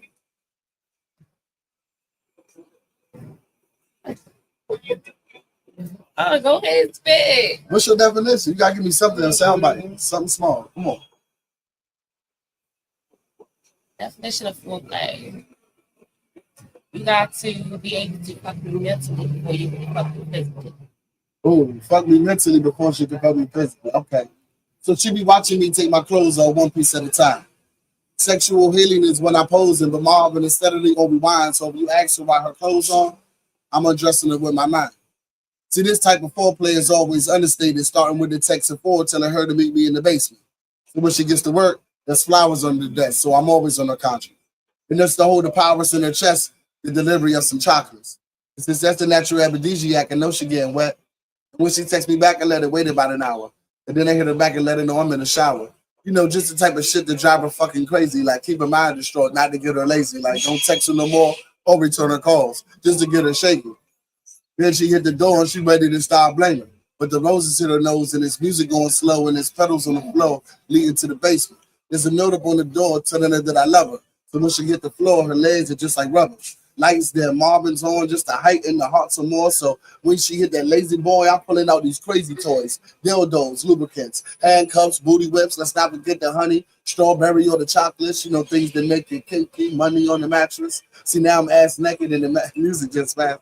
Giving her a lap dance, biting on her ear, telling her to shut up. You need only hear.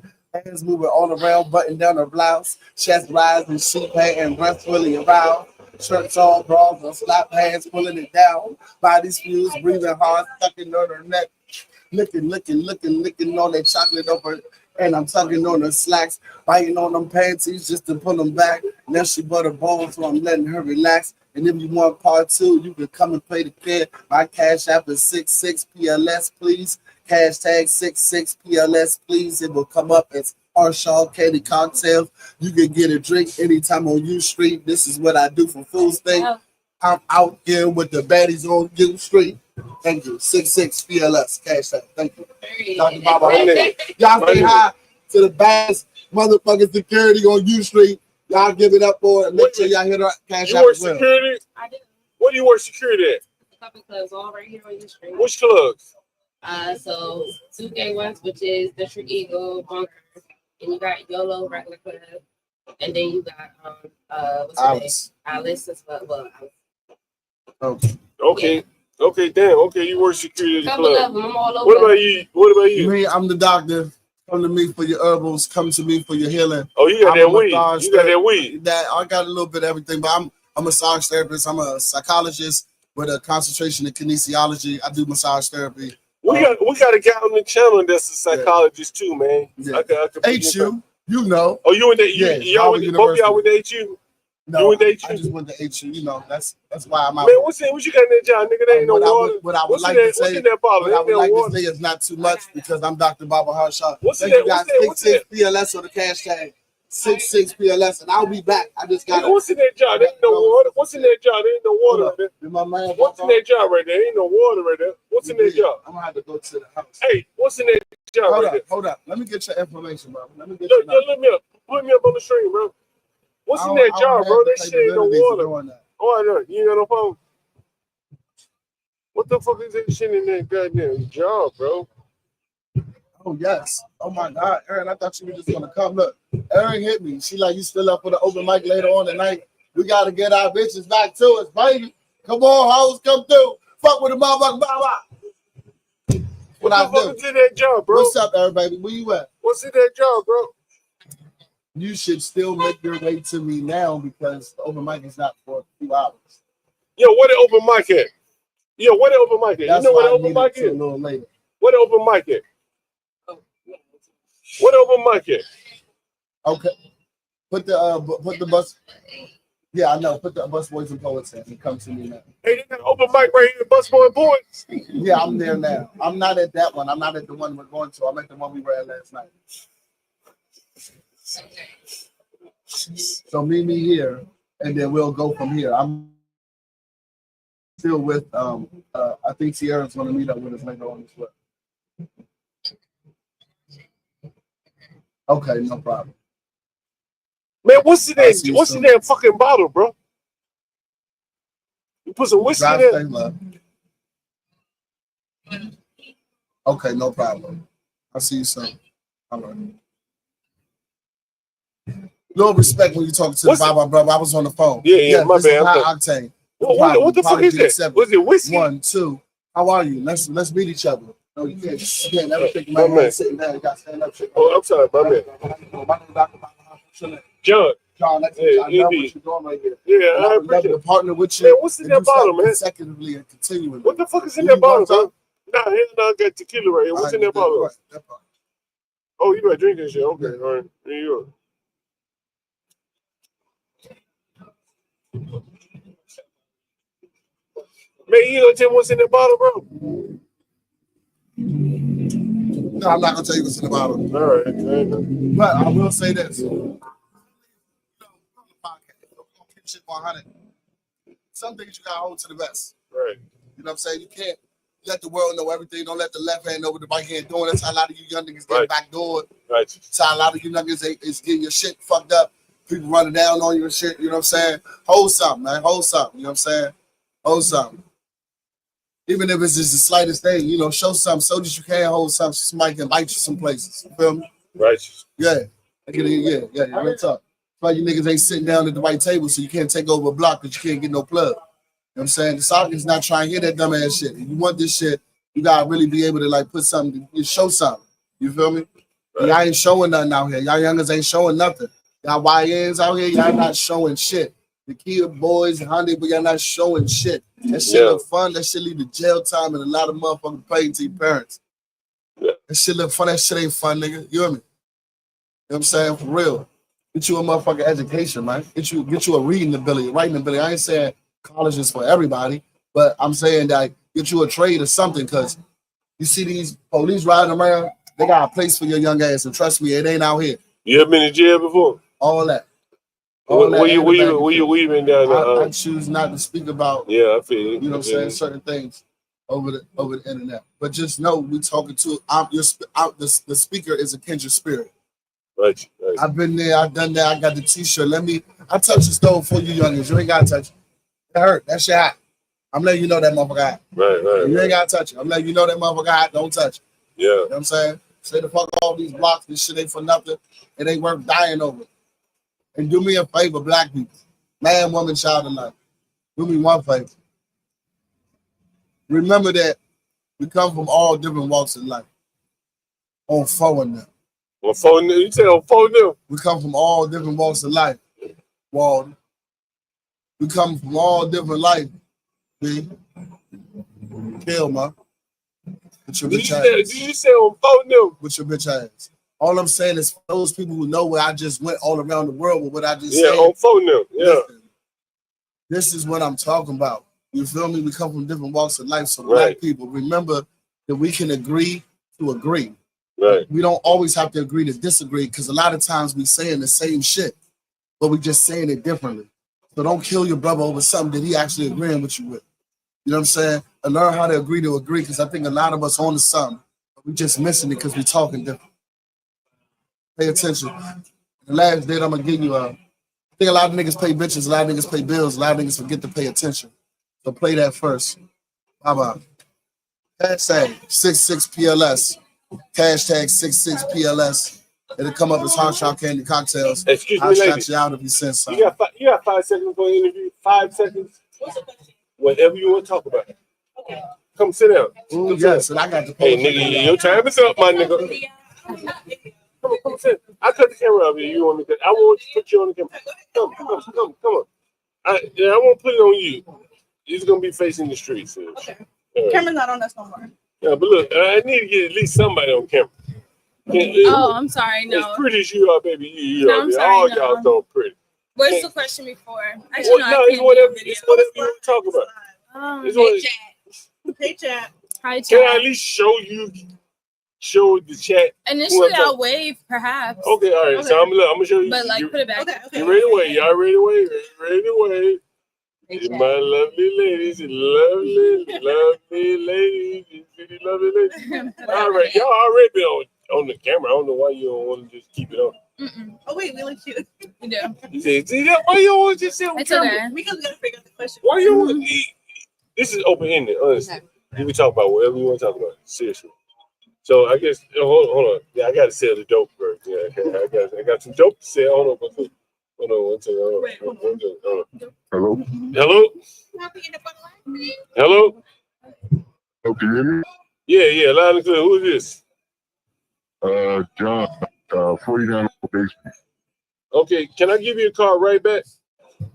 Okay. All right, so my name is John Galt. I'm the urban landlord. I'm a landlord here in Washington, D.C. And I got to put you guys on camera. You mind? You already been seen. Question person. All right. And so people in the audience just want to know, what's it like to live in D.C.? What's your name? What's the dating scene like? Where you coming from? Where you headed to? Blah, blah, blah. Just real basic shit. Nothing intrusive. Okay. You don't have to answer. Okay. All right. Fair enough. All right. This is all you. All right. So what's your name? Left to right? My name is Jasmine. Jasmine? Oh, my name is Trinity. Trinity? Yes, and I'm Aaron. Aaron. And where are you guys from, left to right? LA. LA? New York. New York. And I'm from down the street, Baltimore, Maryland. Baltimore. Now, what part of New York are you from? Queens. Queens got the money. Queens got the money. Nice, girl. Yeah, I actually live in Brooklyn. I live in Brooklyn. You live in Brooklyn? Okay. Yeah. So anyway, someone said take the message down. I got you. All right. So what was I going to say? Okay. So how long have you guys, ladies, been living in DC here? About 4 years. 1 year. Yeah, this is my second year here. And how do you like DC so far? I like DC. I feel like it very much, because it's a city, it reminds me of home. But it's a different type of city, which I enjoy. I really like it. Yeah. Well, what do you like about it? I feel like for me, it was so important that I go somewhere that wasn't too far from home, and still had the qualities that I like so much. And so I really enjoy it being a city, and I really enjoy like the historical aspects of DC. Yeah. What about you? Actually completely different from what I'm used to. I'm from LA, so it's nothing like LA. That's pretty much what I say. Yeah. What's your background? Like, where are you from? Like, what's your nationality? What's my ethnicity? Yeah, whatever hell it's called. Yeah. It's a lot actually. My mother's side is Native American. My dad's side is Dominican, Hispanic, Mexican, all types of stuff. I'm just everything, honestly. Okay, you're talking to the mic there. You're talking to the mic. And what about you? Aaron, right? Yeah. Okay. I moved down the street, so it's like not different, but I would say it is kind of different, but it's cool, I guess. Yeah. Is somebody Samoan? Somebody says somebody is Samoan. No. I'm Trinidadian in Jamaica. Oh, you okay? You Trinidadian in Jamaica? I'm Panamanian. Panamanian. Yeah, I'm Panamanian black. Panamanian black. What? Who's Panamanian? Who's black? My mom is Panamanian. My dad is Black American. Yes. Okay. And what about you? I told you already. I'm fucked up. Say it again. Right. I said my mother's side is Native American. Oh, right. Ethiopian. My dad's side is Ethiopian. Hispanic. Really? That's a hell of a mix. Yeah. Okay. Fair enough. All right. So anyway, how do you guys find it? What's the dating scene like in DC? What did you say? The dating scene. What's the dating scene like? I'm in married, DC? so I Oh, you're married. How old are you? I'm 23. And you're married. Yes, I Who am. are you married to? My husband. Tell us about your husband. My husband is a great man, working man. No, I don't know about any of that shit. Like, tell us about your husband. What about him? Like, is he black, white? My husband is definitely Haitian. Oh, he's Haitian. Yeah. South Passe. Yeah. South Passe. Yeah. Not Boule. Okay. All right. So your husband's Haitian. Yes. Okay. What about you? What's the dating scene? I'm like? also in a relationship, so I wouldn't know for DC. Okay. Thank How you. long? HB2N. That's my nigga right there. He's one of my. He's one of our And co-hosts. also thank you, Lanesta Bell. Yeah. He's one of our co-hosts here. And so, how long have you been in a relationship? For a year and 2 months. Ooh. Hey, can you mind stand up for a minute? Stand up? Yeah. Oh, just- no. Why not? No, we really Okay. chat too. And what about you, Aaron? No, I haven't been in a relationship at all. So, how do you find the dating scene in DC? It's different. Like, okay, now I need that. So you have a husband, right? But I have to ask you that. Do you have a man or like? That is my man, yes. You like when you say man, you talking about like Yes. a biological? That's right. And what about you? What about you? Are you into men or men? Biological men. Strictly. Strictly. Okay, biological men. Okay. Yes, no shade. Love Do to you hate. know what a man is? You do? I mean, Do you know what a woman is? I do. I'm a woman. Can a man have a baby? No. Do you mean like be pregnant with a baby? A man can have a baby with a woman, but a man cannot. No. Can a man birth a baby? No. Can he drop a load? No. Drop a baby? No. Not a living one. That was Living, will he be dead? Yeah, it's still that born. low. Huh?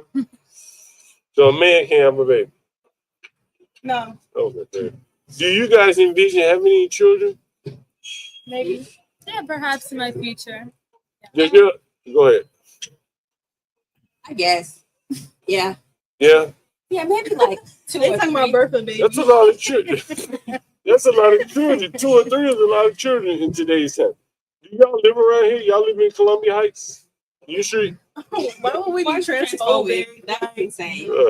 Because we know what a woman and a man is. Yes. Y'all not gotta be real with y'all. Phobia is being scared of somebody. I'm Y'all not just live in this world where it's just, oh, it's 2025. Y'all don't know what it is. Y'all not gonna cancel me. Hey, so anyway, what was I asking you? Y'all live around here? Y'all into the chat, huh? Y'all live around here? Well, yes. Yeah. Where do you live? Yes. Where do you live? DC. What part of DC? We know the DC. We don't know. Oh, you knew. You fairly knew. Yeah. What part do you live in? I don't know. But it's like Northwest, Southwest, all that, right? Yeah, but like you know, like neighborhoods and shit. I believe so. I think we all live in Southwest. We all live in the same neighborhood. Oh, you live in Southwest? I think so. I'm not sure. You live over there by the wharf and all that shit. Oh yeah. Oh, that's big money area over there. That's big money. You know when I first moved there, I used to live down there in the wharf. Before, yeah, you used to have like little clubs. I'm from Alabama originally. Oh, yeah. Wait a minute. Alabama. How's that like? Hey, shit. I love Alabama. Yeah, I love it too. I'm a city More girl, and so more- how's that like? Shit, more and more every day. What you eating? The ice cream cone right there? Let me It feed smells you. from right here. You said quick Girl, question. you need some. question. You didn't ask All right, no, okay, go. And we also do gotta go. Where y'all going? Where y'all going there? We got some. You need some napkins? We do. How you just going? We all need napkins. You see all the cones in our hand. That's what I'm saying. Like, you need some napkins. Thank See, you. Don't you see them courteous? I mean, y'all make sure y'all subscribe to me, John Galt, the what's Urban. How many what? YouTube, John Galt, the John Urban Galt? Landlord. Yeah. Okay, bro. Look me up. Bye, chat. Be blessed, chat. People Look been me up giving there goofy. before- They say you need to give people with more real answers because they've been giving goofy answers. Yeah, I know they. Yeah, you know, look. Sorry, chat. Oh, y'all rude, chat. Ooh, scroll down. Is your name John? John Galt, yeah. Don't worry, Stanley. You my nigga too, Stanley. Okay, guys. We All right, can- chat. yeah. Hey, yo, before you go, W Haiti in how the many, chat. how many of y'all are vaccinated? Vaccinated. Vaccinated. Oh, HIPAA. Yeah. HIPAA. That's a HIPAA Yeah, violation. Are you vaccinated? Oh my! Oh, your chat freaked out. Get this right. With them titties in the middle. Chat. So it's time to go, but thank you for having us. Now, where y'all about to go? Where y'all about to go? We have something to go to. Where y'all about to go? St. Joe. What's that? A restaurant? No, It's a grocery store. It's a Trader Joe's. Is that way? Oh, That's what I picked up. It really? There's a lot of them in DC. They opened up a Trader Joe's up the street. There's a lot of them in DC. Yeah. What block is it on? What do you think right now? Who was the 14 to H? what? Wait. Who was the HB to win? Oh, this is our co-host here. HB. Why didn't go out talking about some accents how they feel about breastfeeding? Next chat. Thank you, chat. Thank you, chat. Can you turn on the camera? Yeah. Hey, y'all about to leave. Y'all been on camera. Like, people, if they want you, they got Yeah, you. but we're about to stand up. Yeah. Go ahead, girl. Go ahead, girl. Let's see what you want. Oh, y'all all freaked out. Go ahead and turn that camera that way. Thank you, sir. Nice talking to you. Same here. This was lovely. Excuse me. You have 5 seconds for me. I need you 5 seconds. 5 seconds. All right.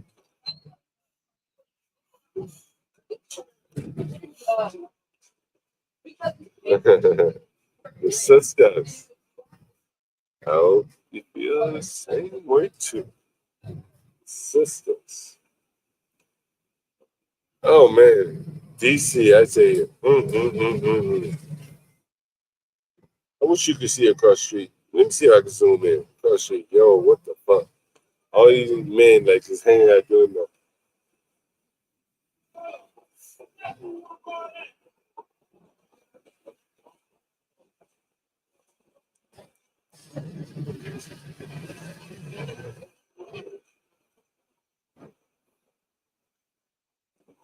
Let's see if we get someone here. This guy looks like he may go for it. Let's see. Excuse me. You have 5 seconds for an interview? About what? Whatever you want to talk about. DC life, whatever. Come sit down. Here. What's up? Hey. What's your name? What's your name? Jake? Yeah. And where are you from, Jake? I'm from New York. What part? Long Island. Oh, okay, New York. Outside New York. Okay, yeah. So what brought you here to DC? Work. What do you do for work here? I'm in the real estate business. And like, what are you doing in real estate here? What's going on right now in DC? By the way, my name is John Galt, and I am the urban landlord. So I'm in the real estate too. So tell me about real estate. What are you doing in real estate here? I help manage an office building. Which one? If you don't mind me. Like, which company do you work for? I work for a big company, but that's all I'll say for now.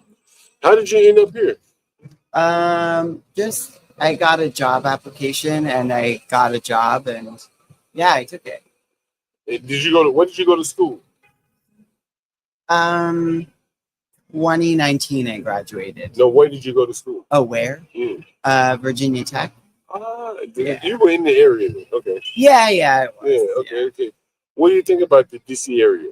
I like DC. Yeah. It took me a while to get used to, I would say. I was thinking like when I came to visit, I had only really seen Arlington. Oh yeah, it's nice over there, right? It was too like modern for me and like lacking character. Yeah. But then like once I came to this area, like Adams Morgan, DuPont, downtown, I liked it a lot more. Yeah. So what do you find? How do you find the dating scene in DC? Honestly, I have zero time for that. I don't know. I hear that it's very tough. Like people, I hear like it's hard because people kind of move in and out of the city a lot. but yeah, I honestly don't date. I go to work, I go to the gym, and I do my thing. Gay, straight. What?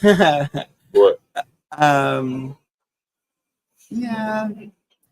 I let's just say like I don't really like to talk about that, but It's fine. Okay. Yeah. Yeah.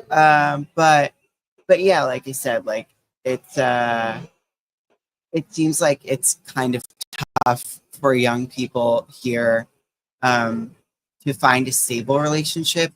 Just what I'm hearing from like my friends and stuff, because people are generally here for work 2 to 3 years and then they go where the next place is.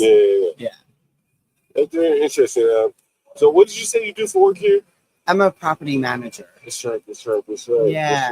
Yeah. It's not, you said commercial, right? It is commercial. Okay, Yeah. cool. There you go.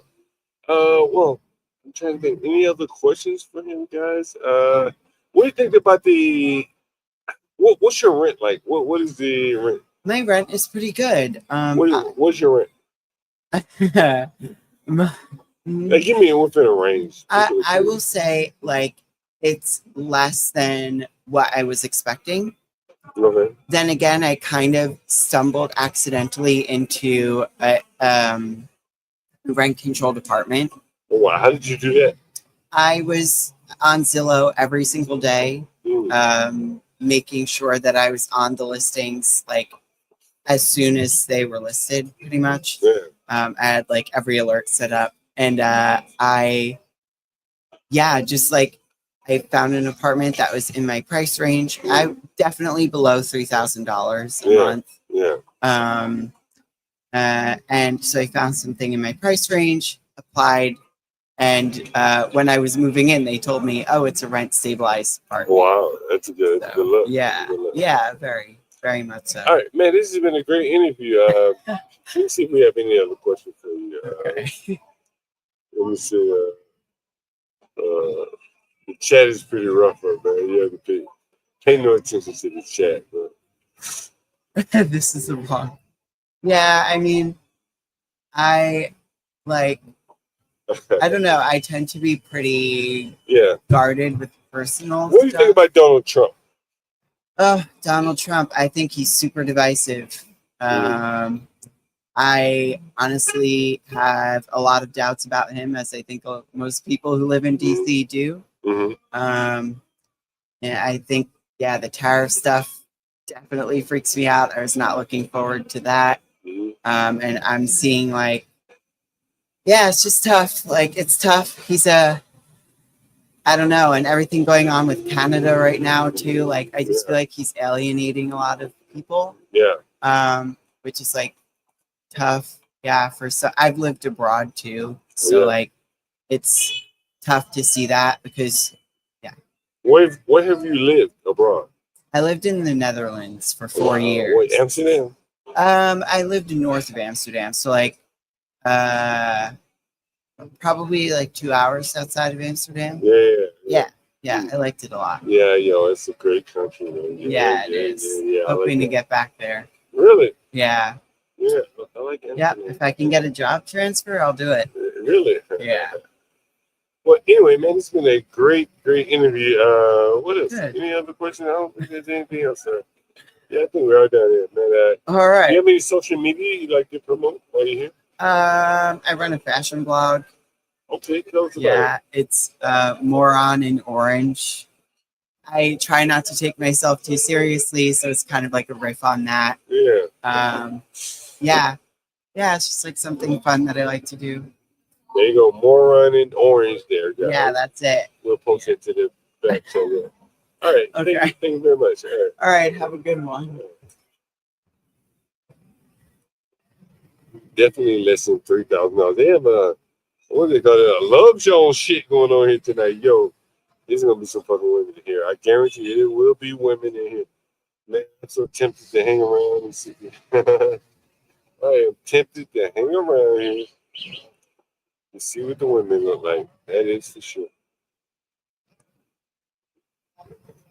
This is prime time DC right here. Oh, wow. Hi, excuse me. Hold up. Right. That's a nice looking woman. Must be a Capitals game tonight. I see people walking around with Capitals jerseys.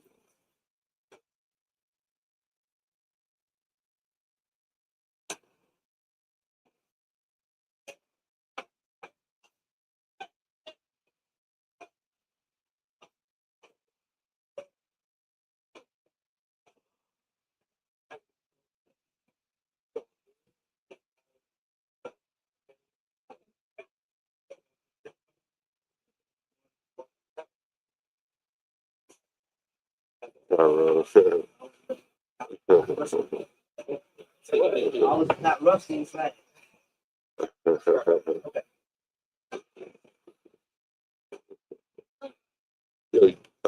Isn't it really okay? Oh wow, it is. Excuse me. You have 5 seconds for an interview? 5 seconds. Come sit in. All right. There you go.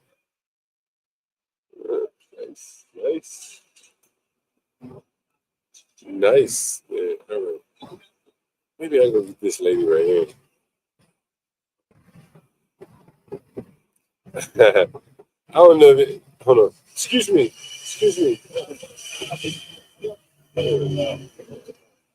Excuse me. Oh, I'll get this lady right here for sure.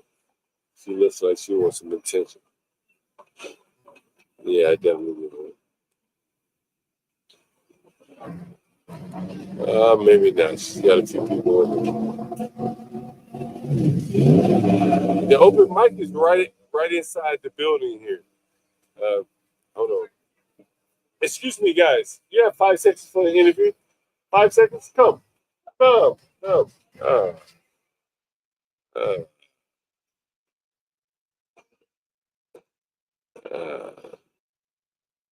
Yeah, the open mic is right inside here. I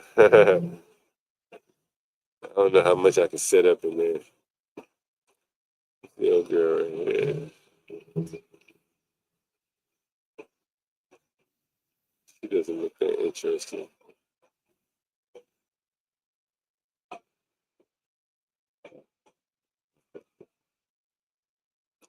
Still doesn't have it. Okay. This may work right here. Guys here. Hi, excuse me. Wow, she just came on. A nice looking woman. I guess they know.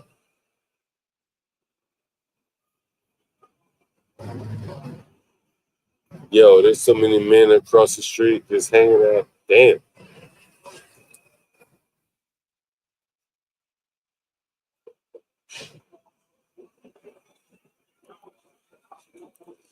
We're on 14th Street, Northwest Washington, D.C. It's like the kind of, this is it's kind of the epicenter where a lot of the nightlife here in Washington, D.C. Excuse me. You have 5 seconds for an interview? Whatever you want to talk about. Come sit down. Hey. What's your name? Besma. Besma? Where are you from? Egypt. Egypt. I've been to Egypt. What part of Egypt are you from? Oh, so I'm Nubian, so we're from Aswan. I've been to Aswan. Oh, yeah. really? I sailed down the Nile, so you go to Aswan. You did the cruise. Yeah, Luxor, Aswan. The Nubian people were like on the right side, if I remember correctly. They were off like kind of isolated. Is that right? Yeah. Yeah. When I went there, I remember I had my phone or whatever. They were like, no pictures. Wait, where? Like in the Nubian, in the Nubian, yeah. Oh. Like if you sail down the Nile, they would let you go to the Nubian area where they were selling spices and stuff like that. You know? Oh, okay. So that part is pretty touristy. Oh, really? Yeah. So what part did you live in? So I live in a place called Kalepsha, which is about an hour away from Aswan. So before the dam was built, a lot of the Nubian communities were along the Nile. Now we're kind of away, but it's okay. That's like something else. So is that like like Nubian garb there? No, this one I think is Indian. I want to say. So where you headed, or like Is that how you normally dress? Yeah. Really? No, you look very nice. I I will say appreciate it. that. Thank you. Yeah, No, yeah. I'm heading to play some chess. Really? Where are you going to play chess? Franklin Square. It's downtown.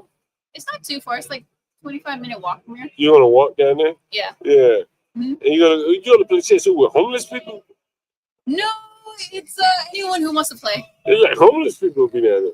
I mean, it is what it is. Yeah. Well, there's also another place to play chess is DuPont Circle. Yeah. They have like the chess tables there, so a lot of times we'll set up the board and people will come and like want to play. There's like homeless people down there too. I mean, I don't, if they want to play, they want to play. Yeah. So you play with the homeless people. I mean, whoever wants to play. So what do you think about you know what's interesting? Uh-huh. So when I was in Egypt, I stayed at a hotel like downtown. I guess it would be like where the expats, you know what I'm talking about, right? Cairo, right? Mm-hmm.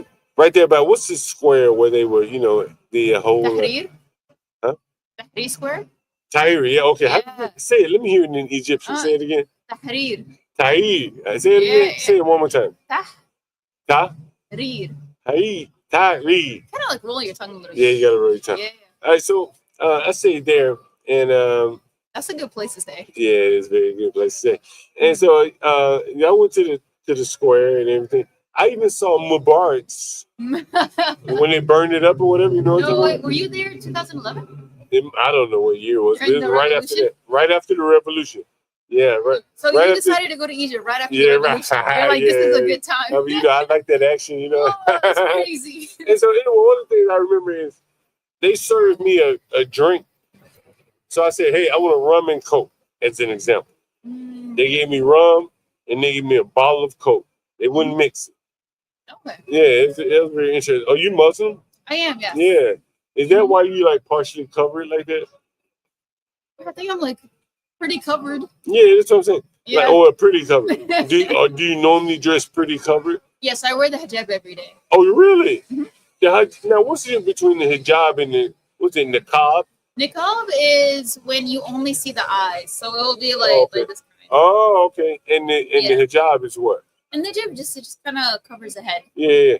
You know, all the women that wear those hijabs, I mean, I tell you, like, oh, there's some of the prettiest women. You are one of them, I tell you. You are a pretty woman. So you can't show your hair? No, not unless it's like people call them muharram, so basically like your father, brother, husband. Yeah, they Aside say from that. that, no. Now, how do you find, are you married? I'm not. How do you find it dating, like here in DC? So I don't date as a Muslim. At all? No. Okay. Okay, keep going. All right. Yeah, so typically how it happens is a man will come to your family Mhm. and they'll ask for your hand in marriage. And they'll usually come like with their father or with their mother. Mhm. And then the woman's family will kind of do like a background check kind Mhm. of thing and make sure like he's okay, Yeah. how's the reputation. What do you stuff think like that. about that? For us it's pretty normal. Are A you lot of willing- my cousins have gotten married that way. Are you willing to accept that, having lived here, like, and been able to? I wouldn't mind. Okay, let me ask you this one. Have you ever been tempted? Has a guy ever hit on you that you were tempted to date? No. Never. No. Had they never hit on you, or you just never been tempted to date them? Not interested. You just not interested. I feel like since I started wearing the hijab, it's more obvious that I'm Muslim. So you just kind of remove some factors like away. But you on U Street, there has and you're a very pretty lady. There has to be some men that are hitting on you. Most I found are like pretty respectful once I say like I'm Muslim. If I don't do that, they're like okay. Really? Yeah. Also, like I said, like once I started wearing the hijab, it's less attention in a way because I feel like they understand like probably more serious, more religious, not Really? I'd say like that. It's very interesting. So, like, do you ever desire like you see your girlfriends? Do you work? I do. What do you work? I work at an embassy in DC. Well, I guess you work at the Egyptian embassy. No, surprisingly. Or which embassy do you work? It's another Arab embassy. Okay. Uh-huh. So, do you ever like have a desire to like before you're married, like be beside a man? Nothing. No. Really? That's very interesting. Well, we have a saying in Islam. It's like deen over dunya. So deen is our faith. Dunya is life on this earth. Mm-hmm. So we kind of believe like it's a test. Really? So things are hard, especially living in the U.S. So you're tempted, but you just resist. In a way, I don't know. Tempted kind of feels like you're gonna sway off the wrong path. Mm-hmm. But I don't know. I don't know. I think my faith is just stronger than any temptations around me. So Really? just like I'm not willing to sway It's for very like interesting. momentarily pleasure. It's very impressive, actually. Very impressive. Yeah, I like that. I think it's also just surrounding yourself with the right people. A lot of my Yeah. friends are also Muslim as well. Oh, so yeah. So we they have keep the you in line. same. Yeah. Yeah, they kind of you all kind of keep each other in line. Yeah, exactly. Yeah. And it's also just avoiding places. Like I don't go to U Street at You like live on 11 U Street. p.m. You on U Street right now. Oh, you It's mean still not during at the 11 day. p.m. You know, right now I'm heading for chess. Like it's not But you want to nightlife. make sure you're back by 11. Yeah, before so 11. I'm usually back by like Really? 10 And so, what do you do for like recreation? I mean go to the gym. What do you wear to the gym? Yeah, so usually it's just like loose pants. Or sweats. Yeah. And then just a long sleeve. Like a very loose long sleeve. What do you think about the American women wearing these like booty shorts? To the gym? What do you think about that? Oh, so I mean they're living their lives. They do you know. They do you. Have you ever wanted to put on some booty shorts and go outside? Come on, I knew you got to be on. Never. Even before I wore the hijab, my whole life I've been pretty modest. You never want to like show your body, your curves, and nothing like that. No. Never. No. Really? Wow, that's very impressive. Yeah. Yeah, I mean everyone lives their lives, but personally I've just always dressed modestly. Yeah. Interesting. Yeah. Interesting. Very interesting. You seem like a very nice young lady. How old are you, by the way? I'm 28. 28. You're very young lady. Yeah, young lady. Yeah. Very, very nice. And so you're headed to play chess, and you're gonna walk all the way down there. Yeah. You better start getting there before the homeless people roll away. Who are you gonna play after the homeless people leave? Wait, let me see if we got. Can you see yourself on the screen there? Yes. Okay, there you go. Let's see if there are any questions for you. What is this? By the way? By the way, are you allowed to use a phone or go on social media? I am, yes. So, why don't you pull out your phone and let me share with you the channel here. My name is John Galt, and on YouTube, this is the Urban Landlord. The Urban Landlord? Yeah, I am a landlord here in DC. I work with a lot of people. A lot of people. A lot of people. Yeah, YouTube, yeah. Oh, I figured this might have been like a Twitch. Or No, I mean, we're on Twitch. I think we're on Twitch right now, but primarily we stream on that YouTube. Then, I mean, it's a lot of rough, rugged content. A lady of your ilk might blanch at looking, but it is very interesting, I think. You know, very impromptu, some of the stuff that shows up. So make sure you subscribe though. If you ever want to come up and talk, I'm sure you have some topics that we would love to talk about. What do you usually talk about when you do these like improv? Right here is more or less impromptu, like whatever you want to talk about. I'm a landlord, so I talk about a lot of landlord stuff. Maybe like real estate, housing, DC stuff primarily, because I feel I have so many tenants. I feel like I have a good like finger on the pulse of what's going on here in DC. So I was just recently at something called the DC Social Justice or Social Lab.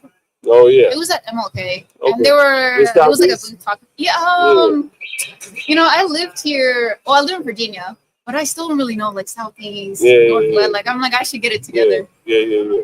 But it was something about they were talking about like the housing and homelessness kind of coinciding. It was pretty interesting. It is very interesting. I'm trying to find this thing, so You want me to find it for you? wait, I think I got it. Let me see if you have it. Oh, John Galt. John Galt at the Urban Landlord there. And you should So be wait, seeing so I'm something. like typing it like this.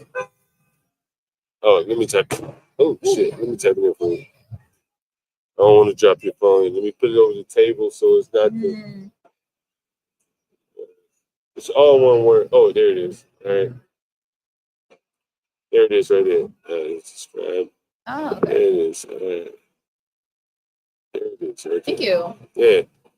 We also have a clips channel. So Any clips? we have a clips channel. So Oh, okay. so like this I say live. clips because I just saw a photo of like Earth, like from space. So I was Oh, like, so okay, so that's our cantankerous, the liberal Stanley Cross. He's very liberal, and he behaves like a liberal. And so overnight, he Stanley Cross against the world. So if you ever up late at night and you want to hear Stanley Cross, you can hear Stanley Cross. The cantankerous Stanley Cross overnight is the cantankerous. hey.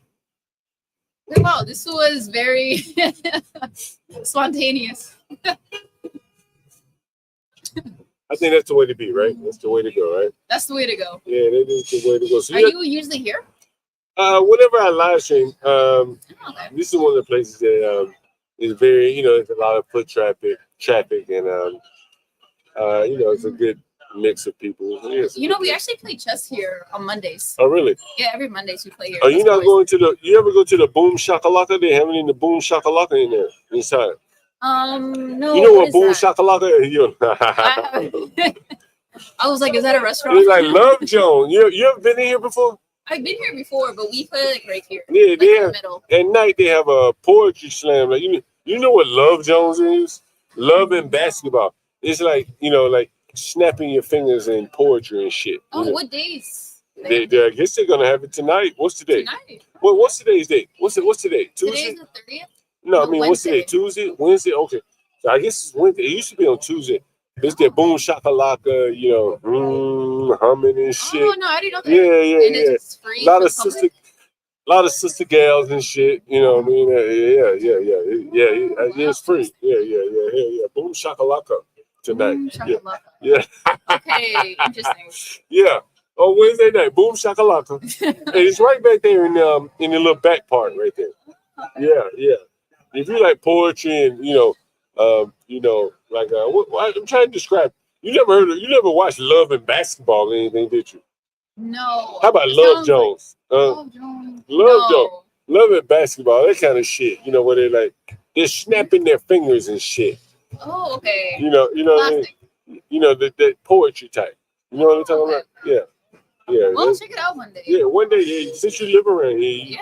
Yeah, man.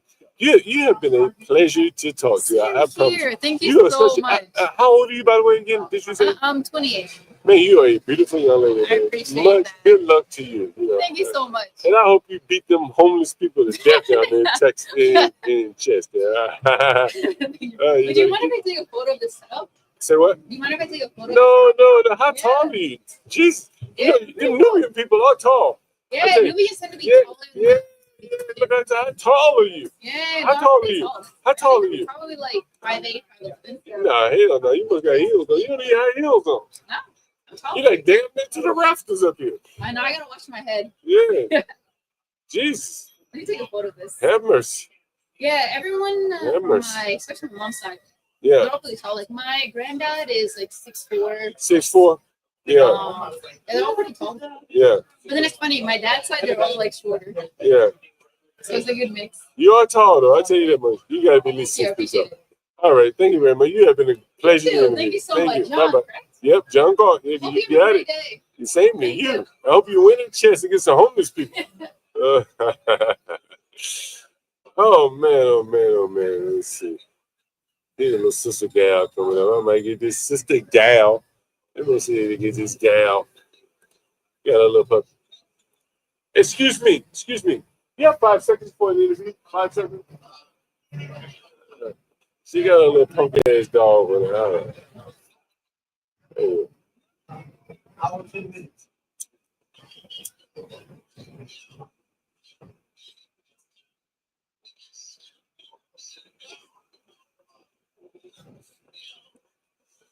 Yeah, she was lovely, HB. I ain't gonna lie to you, bro. Oh my God. Yeah, she was. Make a nigga wanna convert. Alhamdulillah. DG religion. Shit. Whatever. Oh, you know a nigga right into it.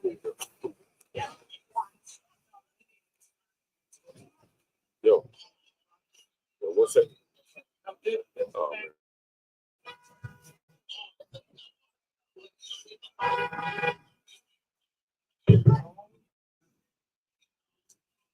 Excuse me. We're looking to interview a couple. I see 5 seconds. 5 seconds. All right. Oh man, it just no. Oh, okay, here comes somebody else. Hey, which interview have you guys enjoyed the most? Was it the real estate developer? I don't know. It's been so many. We had quite a few. They're very good today. Very good interview. I mean, this is. I mean, like, yo, if I stay here till like, what time is it? What time is it? Yo, when they start doing that boom shakalaka shit, yo, the women gonna come out, bro, for that shit. Boom shakalaka. Guys, by the way, make sure you support the channel. You see the Cash App scrolling on the bottom, Streamlabs. We try to, keep some interesting content here. You never know what you're going to find here, and that is the interesting aspect of it. So to keep it going, guys, make sure you support the channel. Thank you very much.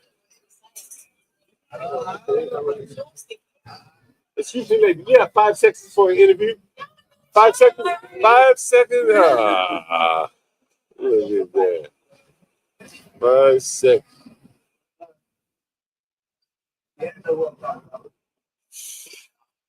What HB said? What? Excuse me. You have 5 seconds for your interview? Come on, 5 seconds. All right. Excuse me. He's on the phone. Let me see this. Yeah, she not gonna. This lady ain't gonna do it for sure. Excuse me. You have 5 seconds for an interview? All right, I knew she wasn't gonna do it. Here come my OG.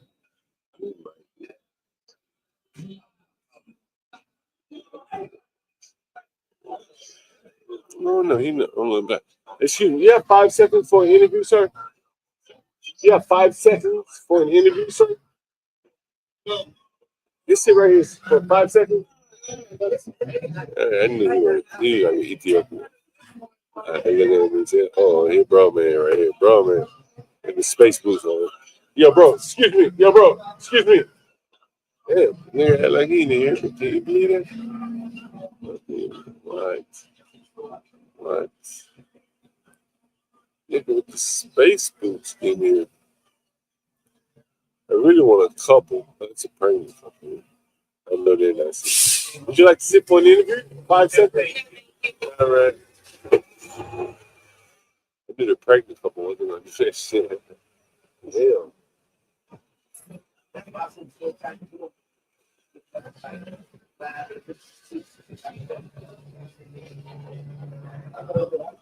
By the way, this is the place where they're gonna have the poetry slam tonight. And about what was it, about 8 o'clock? Be about the AHU's place. Excuse me. Would you like to sit down for a 5 second interview? No? All right. Yeah, and about what is it? What time is it? Where's my phone? And whatever. At some point they're gonna have like a poetry slam here. And a lot of sisters, girls, the boom shakalakas.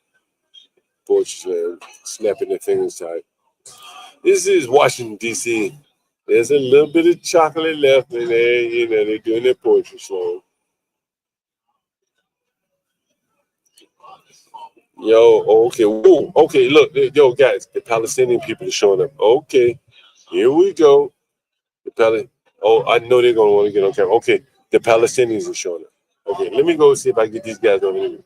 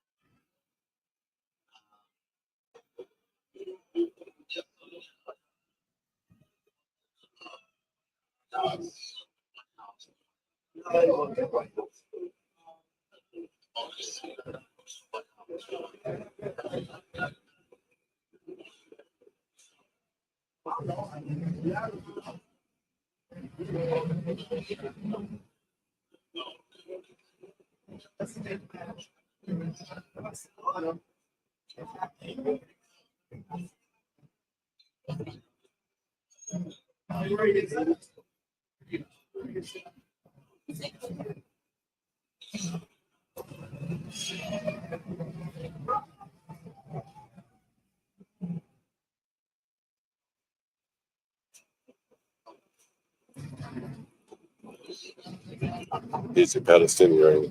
Hey, excuse me. I'll be right here. So whenever you're ready. You part of a podcast or? Yeah. My name is John Galt, the Urban Landlord. You can look me up on YouTube. So you here for the protest tonight? We've had Not tonight. Not protests. We've been at Hill Day. So we have Hill Days. We have doctors in our organization that are basically all over the U.S. Okay. So every month we have Hill Day where we come in and we had about 15 meetings today with different senators, different congresspeople. Okay. To see if we can give them a personal perspective. A lot of our colleagues who have just recently come back from Gaza, from Palestine. From Gaza. From Gaza, yeah. Yeah. So that's what I was saying, that we have colleagues who are actually Palestinian, and I want to send their voices specifically. Yeah. But with our meetings with our congressional staff members, specifically the ones, if they have been supportive in terms of, a ceasefire, providing aid, which is the biggest thing right now. No aid, no medicine, not even a lick of bread has entered Gaza for the past 60 days now. So 2 months with nothing. So you got kids, like infants, dying now, preventable, just because there's no food. Yeah. So you're Palestinian? Me? No, I'm not. But that's what I'm saying. Okay. I'd rather. Yeah. Where are you from, by the way? What's your ethnicity? Part Kashmiri, part Pakistani. Say what? Part Kashmiri, part Pakistani. Okay, gotcha. All right. So let me go see if I can get somebody from. Yeah, please do that. Yeah, that'd be great. It's pleasure to meet you. Same here, John Galt, by the way. What's your name? Simon. I'm not a doctor though. All right, you don't have to be a doctor. Thank you. Yes. This shit make it real interesting here. What's going on here? Let me see if I tighten up my microphone here. So I can best explain to you. So what's going on here is, let me see if I can best explain to you. Okay. So this is a Jewish-owned place. The guy's name is Andy Shalal. He's hosting a fucking Palestinian, hey, pro-Palestinian event here. You see the guy just coming in with his kufi cloth around his neck.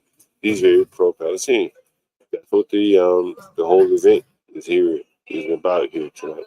So this could get very interesting. I'm not sure how long I'll say, but it could get very, very interesting. The type of people that are going to show up as they stream in here. A very pro-Palestinian, anti-Israel crowd. And again, this place is owned by a Jewish person. Oh man, they get it. They get it both ways. They win both ways, I tell you.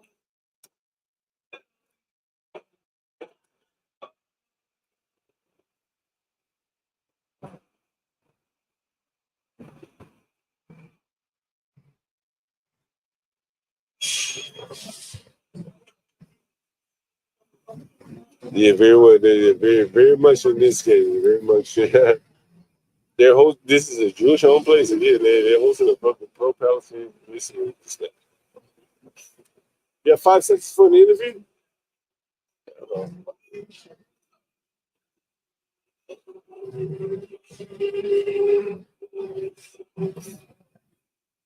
Excuse me.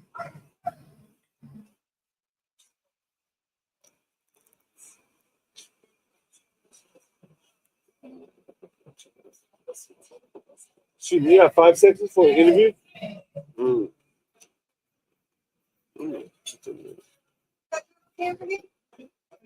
Anything? Excuse me.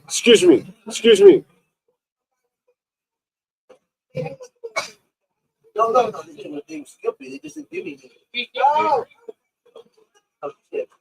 Yeah, maybe I ordered something. You want to be like that? You want to fine. Thank you. You don't know if Let me order this right here. you got cheese? Yeah, let me order that right there. Chicken? Yeah. You like for your side? Fries. Fries, regular fries or sweet potato fries? Regular fries. Anything else? Want some more water? You have like seltzer water? Yes, soda water. Or you want San Pellegrino? Nah, I just don't. Out of the pump. Okay, both. Oh yeah, sorry. Yo, I wish you could see all these guys across the street. God damn. Damn. Fucking amazing.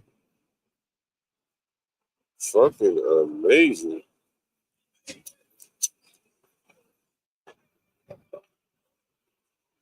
Portia, look up Andy Shalon, Shallal. He's the owner of Busboys and Ports. He ran for mayor here in D.C. Didn't win. But he's had a lot of complaints here at the restaurant. Somebody's able to skirt them all, though.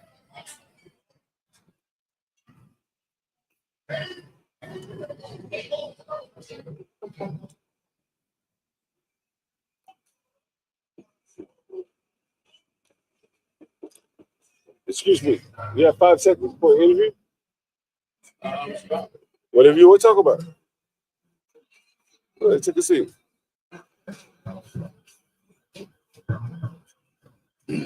What's your name? John Galt. What's your name? Name's Jack. Jack? Yeah, nice to meet you. Same here. So where you from, Jack? From Westchester, New York. So came down here after college. Yeah. It's like Hillary Clinton hometown. Is it really? I think it's where she lives. I ain't gonna say it's her hometown, but police officer somebody. Oh man, Jack. Oh damn, they riding down the road. Like, Jack, where do you moved here from Westchester? Yeah, I went to college down in Richmond and then came up here after. Yeah. You say you went to college in Richmond? Yeah, I went to college in Richmond. Which college? University of Richmond. Oh yeah, I was just down in Richmond. Man, okay, let me get down to brass tacks. What did you think about them taking down the Robert E. Lee Memorial in Richmond? You know, I went down there. I saw the statue. Taking down the war memorials, like the federal Robert ones? E. Lee, yeah. Oh yeah. I mean, yeah, I think they should have taken them down. You I do? mean, I don't think statues are the only way to recognize and remember history. Yeah. I think that's kind of a non-argument. I think they wanted to have them there because some people in Richmond and they're the country believe that they're proud of that heritage. Now, you know those same people that tore down Robert E. Lee statues put up George Floyd statues. Am I saying like should they? Is that what you're No, asking? they did. Oh, they did. Yeah. I mean, You didn't know that? In Richmond specifically? I mean, in other places, they put up George Floyd statues. While they were tearing down Robert E. Lee, they were demanding that George Floyd statues be erected. Yeah. Did you know that? Do you know that there are George Floyd statues in this country? I can't say that I knew that there were statues. Portia, can you put up the George Floyd statue? I have the stream going, so he'll be able to see it. Okay. Portia, can you you want to see it? Sure, yeah. Oh, it's a beautiful statue. I mean, you never seen the George Floyd? No, I have not seen the George Floyd statue. Woo, Portia, can you put it? Portia, are you here to show this young man the George Floyd? He's protesting, but he don't know. Did you protest for George Floyd? I went to. See, he's protesting. Yeah. Yeah, I went to a general protest. Yeah. So can we show him what he protested for? Portia, can you put up a statue of Georgia Portia putting the pie? I mean, I wouldn't say I necessarily protested for the sole idea of having a statue. there. But we ended up with one though. That's right. That's how we ended up, right? Yeah, I mean, if we did, I mean, I didn't. Yeah. I didn't go Georgia Portia. promote that statue. Oh man! Do you think that they should have taken down statues, or do you think they should have put up George Floyd statue? What's your position on it? Man, did you ever go down there while they were taking down those statues? Yeah, in Richmond, when they were taking down like Robert E. Lee statues. And Yeah, stuff? I was down there for that. What did you think about this shit?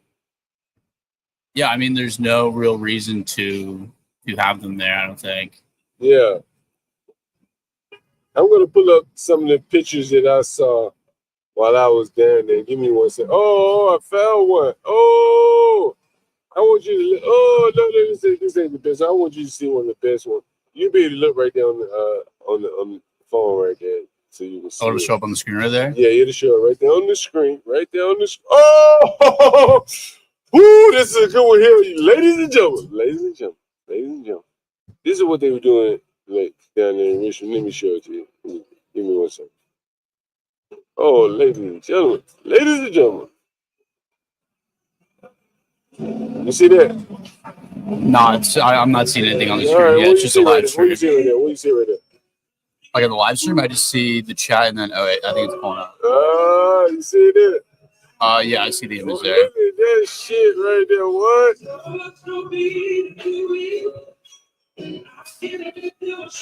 Samuel Jack Retzis. I don't. I mean, it's important to have dialogue about like these going on. That's why I was curious to know what your perspective was on it. See, I went down there. I was like, man, I can't believe these people are looking to tear down my man Robert E. Lee's statue. What? But John Blood, Robert E. Lee, man, I read a lot about Robert E. Lee. I'm from Alabama. They still celebrate fucking holiday down there, right? And then when I read about him, I'm like, yo, he seemed like a decent guy, real upstanding, respectable man. And so, I just think, I went with that shit, to be honest with you. I mean, obviously, like, I don't know, like much about Robert E. Lee as a like human being. I know what he did and what he stood for. I guess the bottom line is just, do you need a statue to codify and remember that? In which I would personally say that I don't necessarily think you do. Well, the blacks did. The blacks felt like they needed one because they wanted to tear down Robert E. Lee, right? I mean, I think people realize like we didn't necessarily need those statues there. It's people were angry about it. I mean, it was a time of a lot of tension and anger in the country, and I think people felt like those statues kind of represented the time that people really wanted to move past from, and that those statues represented something that they didn't feel represented the America they wanted to see. Can I ask you some difficult questions? Not difficult, but like it's interesting. You ask whoever you want. All right, cool. All right. What do you think about what should I go with this? Have you heard of Carmelo Anthony? Heard of who? Carmelo Anthony. Like the basketball player? No. The guy that was killed down in Texas. He killed his classmate at a track. You haven't heard of that? Which was that the most recent one? I guess so, yeah. Down in Texas. Well, what's the story? Like what happened? So they were at a track meeting. He stabbed the guy. The black guy stabbed the white guy, and the blacks started raising money off of the whole affair. And I think they raised maybe $500,000. And so that's kind of the thing. It's kind of one of those. You said they raised money for the black guy, for the person that. So he committed. He stabbed him. You said. Yeah, he stabbed the white guy, and so then the white guy's family was swatted. You know what swatted is, right? Yeah, I know what swatted is. Right, so he was swatted, and they swatted the victim's family. Yeah. Okay. And then they called him a racist. The victim's family. They call the victim's family racist for. Right. Okay. Right, but he's white. Because he's white. So you can easily smear a white person with, "Hey, you're racist." Well, okay, now I got to defend this shit, right? And so that's why I was wondering if you had heard of the case. Yeah, I have heard of that case. I haven't really read anything in particular. Oh, yeah. I did see that there's a lot of controversy around that case. Yeah. What do you think about it? I mean, like which aspect of it? There's a lot of aspects there. Yeah, it's free flowing. It's a free flowing conversation. What do you think? If he killed someone, like I would need to look at the case. I mean, based on what you're telling me of like someone that stabbed another person, yeah, I mean that's a crime. That's murder. Well, let me give you an interesting curveball, if you don't mind. Okay, sure.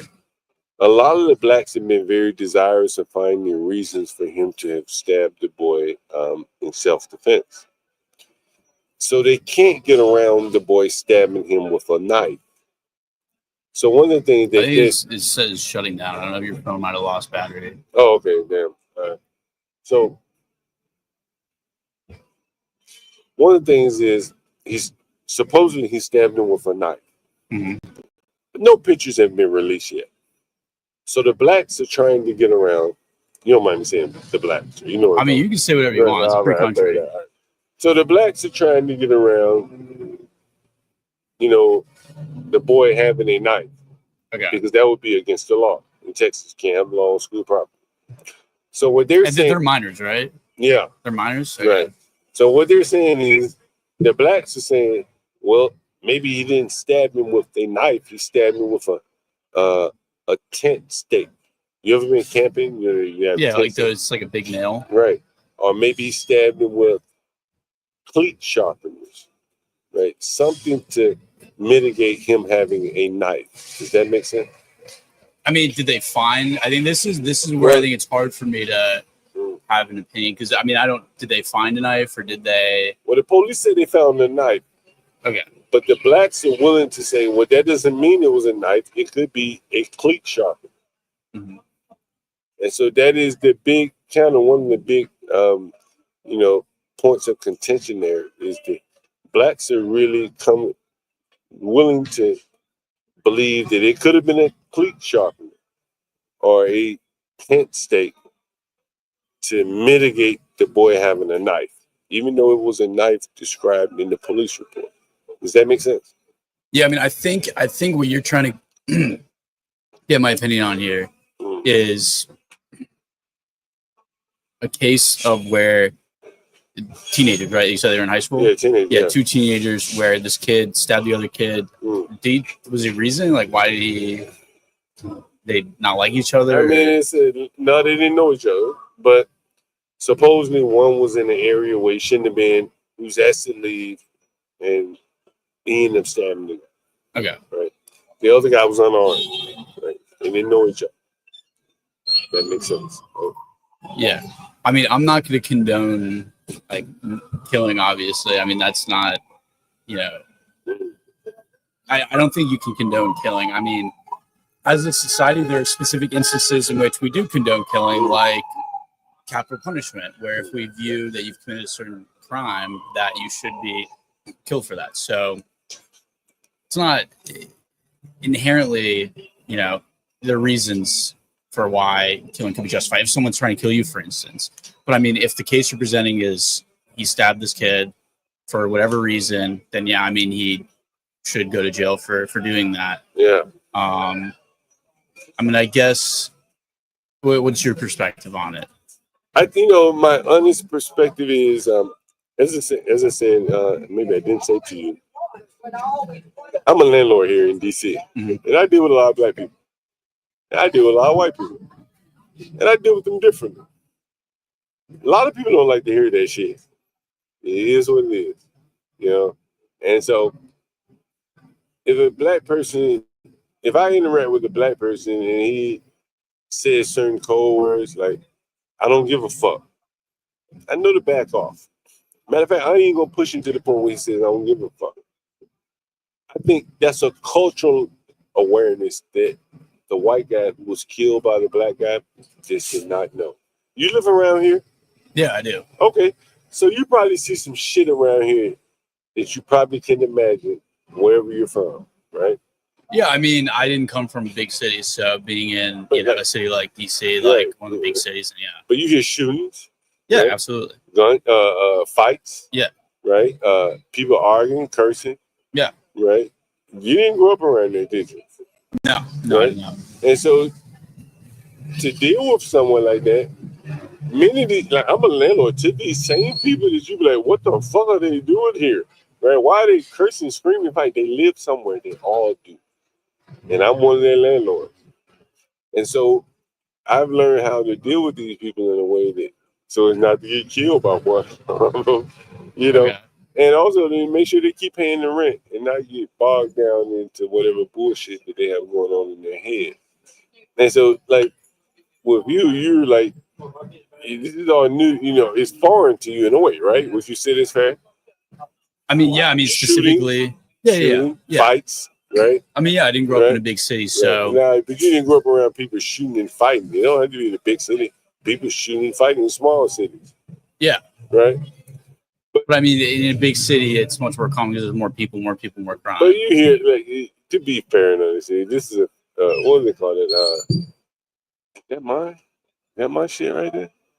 Ooh, that look pretty good. Let me get some mayo with that. Yeah, this is me right there. Yeah. Let me get a little mayo. But we male police. Thank you. Thank you. All right. But we talk real brutally honest here, and like, and again, I'm a landlord, bro. I can show you some shit on my channel, and you be like, what the fuck? And I just think that black people and white people deal very differently with like conflict resolution, shit like that. Like black people know to back off at some point. Well, I mean, absolutely, we have different. We were raised differently. Yeah. There are different cultures in America. I mean, that's not everyone has culture, right? I mean, everyone is, based on the people you're around, based on wherever you grow up. I mean, yeah, absolutely, there are different cultures. Yeah. And I think that downstream from that is how you deal with conflict. How I deal with conflict with another black person could be totally different than how I deal with conflict from a white person.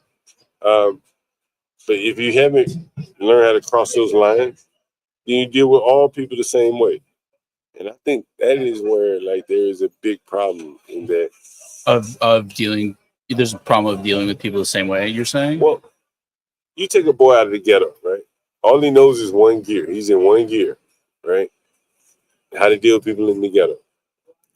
Then he come up here to go to the club one night, and he bumps into you. All he knows is one gear, bro. I mean, I wouldn't want to be bumped into the bar by someone. But you're not willing to kill somebody over there, correct? No, I wouldn't kill someone over that. Right, but there are some people that will, right? You do know that, right? Yeah, of course there's some right. people that will. Be right there, and that's what I'm talking about. I mean, there are crazy people everywhere. But there are a lot of them in certain places, right? Again, bro, if I would show you some pictures, I mean, I got video and shit on my stream, bro, like motherfuckers being killed, stabbed, beat up, over the simplest of shit, right? Seriously. And, I just think it's a difference in people. You know what I mean? I went to white people and they never even get into an argument. You want to see some shit on my stream? You want to see some shit? You're going to be losing me there. I mean, I think what's most important is, like, I mean, I sat down and talked, and clearly we have different opinions on a lot of things. I think the most important thing is if we're both willing to, I don't know, just accept other people's opinions and understand where they're coming from. You want to see this shit? Let me show you something. I want to show you something. Do you get what I'm saying, though? I don't want. Yeah.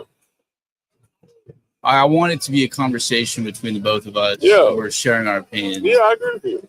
I mean, clearly, I'm assuming you probably have like a channel or some kind of like a channel or like. You're live right now, yeah. I want you to look this up.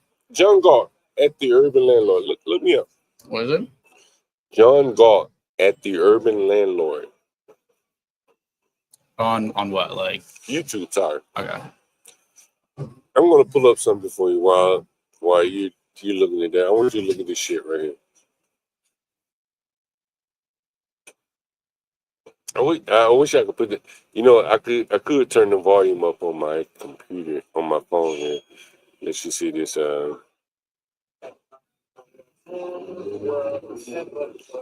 Let's see. I want you to look at this shit. Look at this shit. You'll be able to see it on the stream. Is the computer on right there? Is it no, dude, I think it died like a while ago. I got this one then. I'll show you this one. I want you to look at this right here. This is good. Let me ask you this question. When is the last time you called the police? Probably about 2 months ago. What'd you call him for? There was a dude on one of the city bikes that was like really fucked up. I think he was like really drunk. And he was like starting to go into traffic and like people were swerving. So I mean, it was like more of a non-emergency number call because I was just like, you guys got to get like an ambulance or something. Like this guy's about to like, there were people kind of trying to stop him from going in, the street and like biking the street, but he was going to end up hurting himself or someone else in the street. So you called the police to help someone? Yeah, I mean, yeah, because he was going to go into like the street. He would have needed an ambulance. But when did they say you called police because you and your girlfriend was arguing some shit like that? No, I've never called the police for like never shit like that. Never. Never ever? Sure. No. You can be honest with you. No, I mean, in my old place I used to live, there's a woman that it was really sad. She had like a full mental breakdown. I think she was schizophrenic, and she was like banging on everybody's doors, and she's trying to get in people's apartments, and she's talking about like the government was chipping her. It was sad. So like, but once again, it was more like a medical call of like, we need to like, she needs help. Like she was not doing okay. She was gonna hurt herself or others. So I never called for like violent situations. You never beat up your girlfriend and she called the police on you and shit like that? I would hit it. My girlfriend. You wouldn't hit it. Under no circumstances would you hit your girlfriend? I mean, no. I mean, that's like one of those things where like I understand why you're asking that question. What? Like, I'm asking you. What? Yeah, but it's like no right or wrong answer. I'm just asking. No, but it is a leading answer because you think so. It is. I do think so because I don't want to lead you. Like obviously, I would never hit my girlfriend or anyone, but I mean, if they're coming at me with like trying to hurt me, then I'm gonna defend myself. Yeah, you know what I mean. But I feel like the nuance there is kind of lost in you asking to go a certain way. What I got? I think a lot of the questions you've been asking are kind of no, not like leading. I think that one specifically is leading. No, fair enough. You know, the reason why I say this is because like I wanted to hear your initial answer. Of course, there are always exceptions, right, to the rule, right? Somebody hitting you, of course you're gonna hit back. But you know, I wanted to hear your initial answer, and I think that's kind of where your heart lies. Right? I mean, I would agree. I've heard that question asked. I don't know. That's just my opinion on it. I understand we both have different opinions on probably a lot of things. And like what? Well, I mean, I think we have different opinions on the statues. I believe if we started here. Oh, that's right. Yeah, that's right. Yeah. So I assume we had a different opinion on that. What do you show me? Oh, you see that right there? You see that on the screen? Yeah. That's the police at my house. One of my houses right there. Oh, really? Mm-hmm. I mean, I'm not like obviously if you're a landlord, like you've seen some shit. Like I can guarantee you've had much more life experience than I have, and you've seen some shit.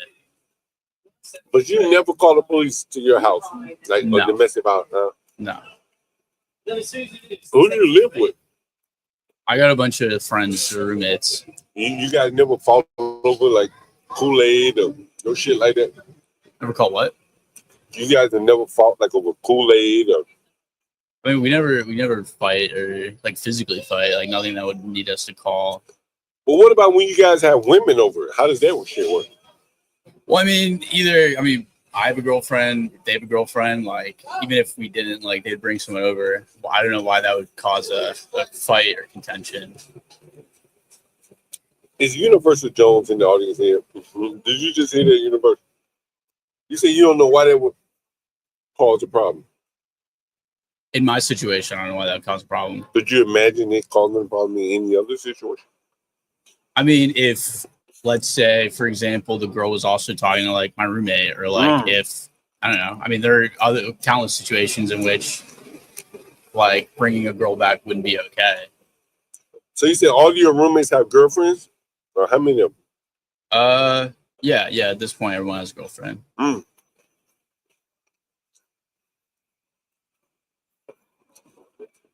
what do your roommates do for a living? Variety of things. Some like, people work like, so I work in advertising. Like what? Doing like what kind of advertising? Basically, just like I work for a company that like companies will come and be like, you know, advertise, like run this campaign for us, right? Mainly not like the strategy, but just like turning the lights on and off type thing. So, like just like private companies, not political stuff. And what about your roommates? Depends. Like some sales, more business, kind of like public policy type things. So I mean, it depends. Very interesting. Have you got some interesting people on here? How long have you been out here? Oh man, we have some interesting, real interesting people. Like uncover a lot of things that you see that you don't see. Like let's see if I can show you a picture. You ever seen those guys riding a scooter with two people on the scooter? Yeah, I've done that. You drive Uber? Have I driven Uber? Yeah. I don't have a car. Well, you seen the Uber people that ride down with two people on the scooter? Oh, dude, I saw it was really bad. like the people like the Uber Eats guys on scooters, like there was a huge accident like 2 weeks ago up on Euclid and 14th. Really bad. It was like 3 cars, 2 scooters. It was bad because I mean, you know, like driving DC, like they scoot in and out of traffic, like it's bad. Like sometimes I see dudes like on sidewalks, like that's bad. This is dangerous. It's like a full motor vehicle like, driving on like the sidewalk and stuff. How much is your rent around here? Well, so I live with 5 people. Oh yeah, damn. So it's like 1,400 per person. Yeah. I mean, luckily we're all going to have like kind of our own little situation there, our own room and stuff. And it's like what is it? 5 times 2? That's 2. That's like $7,000. That'd be like what, like 6K, like 7,000. Yeah, you're right. Yeah. Is that right? Oh yeah, that's right. 14 times 5. Was it a big ass house? Well, I mean, there's 5 of us. Each in our room. Yeah, 3. I mean, it's not like it's 3 floors. We all have our own rooms. I mean, I think it's worth the price just because like we all get our own space, and it's still lower than a lot of rent in DC. Yeah, and rent in DC is really high, which obviously you know is being lit. Do you rent like units or rooms? Rooms, yeah. So I mean, obviously you know like rates and stuff like that. Damn. So let me ask you, where do you see yourself in 10 years? I don't know. I don't. Yeah, I don't really know yet. I'm still trying to figure out, I guess, what city I feel like would feel the best. I don't think I want to go to New York. New York, I never really liked New York. But I don't know, man. People in the chat are saying that price is crazy. Yeah, I mean, it is high, but I don't know if your viewers also live in DC or any of the big cities, but like, I mean, it is very expensive. Like, yeah, it's very expensive. Yeah. What do you think about? Do you watch football? Yeah. You like a football guy. What do you think about Shedeur Sanders? The fact that he got drafted so low? I don't know. I mean, I guess we'll see if he'll prove himself. I think it's tough because he kind of didn't benefit from the media hype. You know what I mean? Like there's so much hype around him, but at the same time, like Colorado, you know, for better or for worse, like if you're not in one of the big conferences, like you don't really get to prove yourself, you know? Like I think he's a great football player. Great athlete. So what makes you think that? I mean, he's very good. The issue, he's not he performed very well at Colorado. The issue is that like I feel like for one thing, people were saying that he might have trouble being like a rookie because the expectation is that he would have more of like a prominent like leading quarterback role. Yeah. And then also just like he didn't really prove himself yet. I mean, Colorado he did, but like it's just, he's kind of a big fish in a little pond up until now. Did you see him after he got drafted and he threw a party and he had rappers and shit there? I mean, did you see the dude that prank called him? Yeah. He got fined. His dad got fined $100,000. The Falcons got fined, what, $250K? That's bad. That's pretty bad. What do you think about that, though?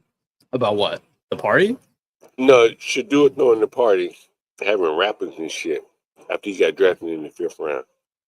Well, I mean, it was probably a bit embarrassing for him. Like, he was probably already planning on doing that, but, like, going in the 1st round. So, are you saying because, like, it's weird that he had a party so late in the draft? Like, and then walk around, like, with $1 million. Like, you know, it was just really ghetto-like, to be honest with you. I mean, I wouldn't say that it's ghetto-like. I think he's just a young dude with more money that he knows what to do with. I mean, that's the thing with NIL now is, like, you're giving a lot of money to dudes that are really young. Like 19, 20 that, you know, giving them like really large contracts, which I mean, they should be getting paid for, you know, what they do and bring to the sport. But I mean, you can't expect like a 19-year-old be like, I'm going to invest all of this in like a 401k, you know? Yeah. I mean, it's his money. He can do whatever he wants with it. What do you He's think also about like, Trump? I mean, he's basically a celebrity kid. You know what I mean? Like, yeah, that's true. I mean, what celebrity kid isn't like kind of just like a little rich asshole? Not like Shador is, but I mean, how many people do you know like celebrity kids that are not like that? What do you think about Trump? I'm full transparency. I did not vote for Trump. Who'd you vote for? Kamala? I mean, yeah, I wouldn't vote like third party. I would just like throw it away. So what do you think about Trump? I mean, I disagree with him on a lot of things. Like what? I disagree with him on a lot of social stances. Like what? I mean, we have different views on abortion rights. We have different views on the role that religion plays in government. We have a different view on like kind of states' rights versus federal government rights. You want to be able to like. So what's your stance on abortion? Well, I would say I'm pro-choice. I mean, we can get like nitpicky and be like first trimester, second trimester, and all that stuff. But in general, What would you say? What would you say? Like the absolute drop dead date for an abortion? I don't know if I can say that. What do you mean? I mean, I'm not well versed enough in the cycle of I mean, just off your general, what you just saying, your gut feeling. What do you think? Yeah, but I mean, you're asking like a gut feeling on like a very scientific answer. I mean, it's a biological process. I mean, I guess the question then is, I mean, that's really the debate is at what point do we assign life to the biological process? I mean, some people say conception, some people say when it. So there have been a couple women walking up and down the street that were pregnant, visibly pregnant. They weren't like about to have the baby, but they were visibly pregnant. Do you think they should be able to have the abortion? Have an abortion? I mean, I can't speculate how far along they are, but like I know that statistically, I mean, you can fact check this, but like very high percentage happen just like in the first few weeks, first trimesters. So, I mean, the ones that happen later that aren't medically necessary, you know, if it's causing like bleeding or anything like that, you know, medically necessary to save their life, you know, then I think that's a very low percentage. And I think if you look it up, that'll be supported. So I do understand that, you know, it's certainly a gray area when you get that deep into like late trimesters. But at the same time, I do think that's a very small part of the bigger problem. Gotcha. I also think though the issue is like if you don't like restricting access isn't going to restrict people wanting to do that. It's just going to make it unsafe for people to do that, right? So, and you know the flip of the coin is like you can't outlaw like if you want to restrict abortion rights and if you want to do full conception like you can't get abortion right unless like if you did. I'm not saying you do have that opinion, but if you did, then you would also need to be on the side of supporting like contraception and like things like that to prevent it in the first place so that it All right, let me ask you one more question. Well, what do you think about the crime in DC? I mean, I've only been in DC for 2 years. What I've understood is crime right now is most by young people. It's like minors, like people that are under 18. And a lot of that is, you can correct me if I'm wrong here, but I believe it's because in the wake of the protests, they kind of reeled back a lot of the punishments. So at the time, I think it was like, if you're a minor, right, but you do a crime, then you get charged as an adult, but they reeled that back. And I think they reeled it back to the point where people, if you're a minor, you're in a lot of ways immune from a lot of things in terms of like charges and things like that. That's how I've understood it. I mean, I can say that like I've never felt unsafe in my area. I mean, like I don't, at the same time, like I think it's important to recognize when you're in a big city and you gotta just be smart. I mean, like if you're not smart I don't know, things might happen to you, but like, I mean, if someone asks you like, what's the time, usually don't pull out your phone and check the time. Like, that's just like you should know. Let me ask you a thing. Can you put a color to the people that are committing the crime? I mean, I'm sure statistically it's probably mostly black people, because I mean, how many isn't DC used to be called the chocolate city? I mean, historically it was like a highly percentage black city. Yeah. I mean, I think that's a bit unfair of a question, because, you know, even if that's the case, which I'm sure statistically it is. Yeah. The question is, why is that happening? Right. I mean, because which I'm sure it is. Why do you think it happens? Why do you think that blacks commit the most crime? I think that the young blacks, you said juveniles, you said. Well, I mean, I can say this for certain, right? So it's been well documented that poverty breeds crime. It's been well documented that that's true.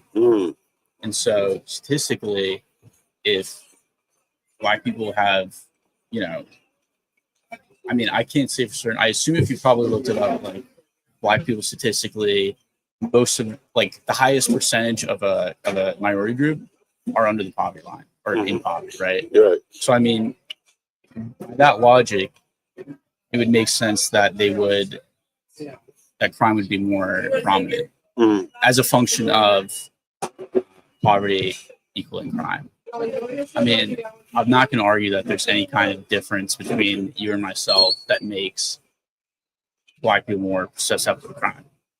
That's not true. But, like, when you see some of the crime in America, could you imagine a white guy or even a white girl doing some of this shit? Dude, fuck yeah, I could. Really? What are you talking about? Have you seen some of the crime like on Twitter and shit? Black girls fighting and shit like that. Dude, people, yeah, I have. I have seen that. You shit. seen white girls doing that? Yeah. Really? They put it weed. 100% have. Really? Okay. I mean, I think what I worry about is like, so, and then, sorry, I got to go after this, but it's been a conversation. But I'll leave with this note, right? Yeah. So the way that the social media algorithms work, right? Because that's how we see the world, right? I mean, I can look in my neighborhood, I can see what's going on, look in our neighborhood, but like that's how we get access to seeing, like when I'm not in Richmond, that's what I see what's in Richmond or New York and shit like that. I think people should be very careful about how the algorithms feed them information that leads to their bias on both sides, right? I think people should be aware of that. I think people should be aware of that. I agree with you on that. So whatever side of an issue you're on, you are going to be shown information that makes you agree with it, because that's the way it works, right? If I'm showed information like on my feed that I don't like, I'm not going to interact with it. Right. And that tells the algorithm, all right, don't show them that, show them stuff he agrees with. And it confirms your bias. So, but what about your anecdotal, like day to day? Like you see all the crime and violence around here, and who do you think is like you have to draw a connection between who's committing these crimes? I didn't hear the last part. You have to draw a connection between who's committing these crimes. You see around here. You see a lot of young kids commit a lot of crime around here. I would imagine, right? No, I mean, young people do. I Most of the mean, young I think black DC kids, though would you say is it's mostly young black kids. What? Would you say it's mostly young black kids? Yeah, probably. Okay. I mean, the issue though is like, I think statistically, right? If you look in DC, first of all, DC is, you know, compared to a lot of other cities, like a higher black percentage city. But I think with the comparison you're trying to make is different than the one I'm trying to make, right? Okay, all right. Well, why do you think that would be the case? I think it's a long, complicated answer.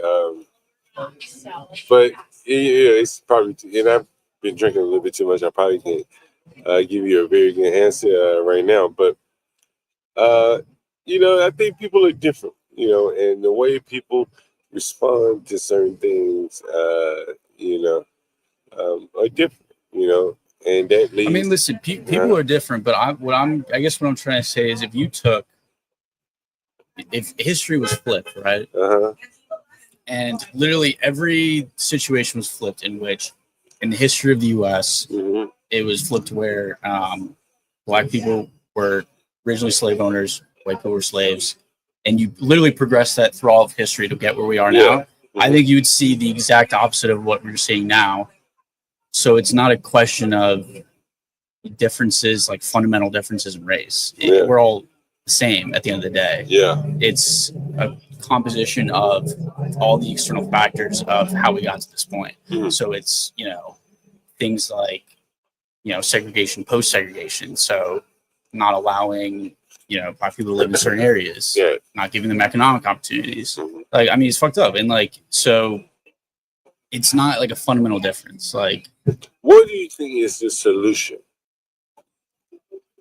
I think you need, I think you need a lot more support for people to have like,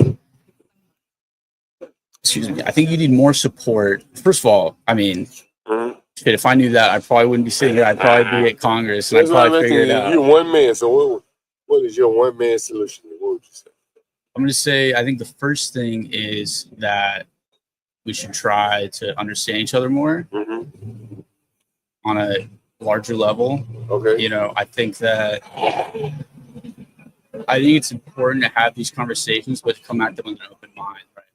Like what I really don't want is I hope that you're not approaching these conversations as a way to just say what you want to say and then see how I react. I'm hoping that it's a conversation where you say how you feel and I say how I feel, and then we can, you know, because at the end of the day, what we want is less crime, right? I've been pretty fair with you, don't you think so? I'll let you talk, right? No, I agree. Yeah. I agree. Yeah. But a lot of times when people will have free interviews or will have interviews, especially nowadays, it's just to get a certain message across. No, I'll let you talk. I'll let you expound. You know, like I'm not gonna clip you up and say, "Hey, look what this guy said," and you know, and not Someone asked, "Are you a liberal?" Someone in the chat. Someone asked if I was a liberal. Yeah, that's what they say right here. I mean, I don't know. Traditionally, like I definitely have probably mostly left-leaning ideas. So yeah, I mean, take that how you will, I guess. I think it's easy to hear that. Well, I think what's interesting is like I'm sure if we talked for a while, we'd have ideas that are common, right? Yeah, I bet we do. Yeah, I bet we do. So, like, I'm assuming you probably wouldn't define yourself as a liberal. I don't really define myself like that. I'm just an individual, you know. I have some thoughts. Well, that's fair. And I mean, I think I would. I mean, listen, I have certain views on a lot of things. Yeah.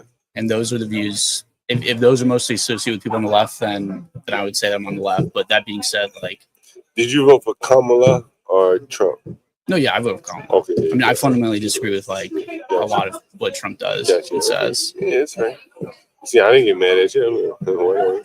I didn't even vote, so I can't be mad at someone for saying someone voted. Well, if you did, like, would you have? If you mean if I was forced to vote, like I would vote for Trump. Yeah. Well, I mean, not if you're forced to. Like, if you reverse time, if I had an option, I would vote for Trump. Yeah, to be honest with you. I think, you know. I mean, you can. I mean, statistically, most people in the U.S. did. He won the popular vote, so. Yeah, someone's asking me to ask you a question. Asking what? Asking what? Let's see. Asking what? I mean, I have friends that, you know, voted for him. I have family members that did. I'm not gonna disavow them for that. I mean, I disagree with them on certain things. That's the reason I didn't vote for Trump though, because we disagree on a lot of things. Someone said, "What's up with your mustache?" That's just for me and the ladies, bro. There you go. Not worried about the chat on that. How many one. ladies you got right now? I just have a girlfriend. Oh man, you're wasting your time, bro. It's too many women. You can't be fulfilled by what's out there. That's a good answer. That's a very good answer, man. I think I'm about to get ready to pack it all up here. It's been you've been a great cap off to the street interviews. Yeah, we probably did a lot of interviews today. I don't know how many we did. Yeah, I did see you when I was walking down here previously. Oh, yeah, okay, there you go. And we probably clip them all up, and then did you subscribe? I think you subscribed, right? I looked it up. I can subscribe. I think so. Yeah, look me up here. Yeah, I pulled it up. I can subscribe. John Galt, the urban landlord here. Streaming all the time. You can catch it any time there. There it is. Yeah, pull us up here. I'll make sure you get the right one.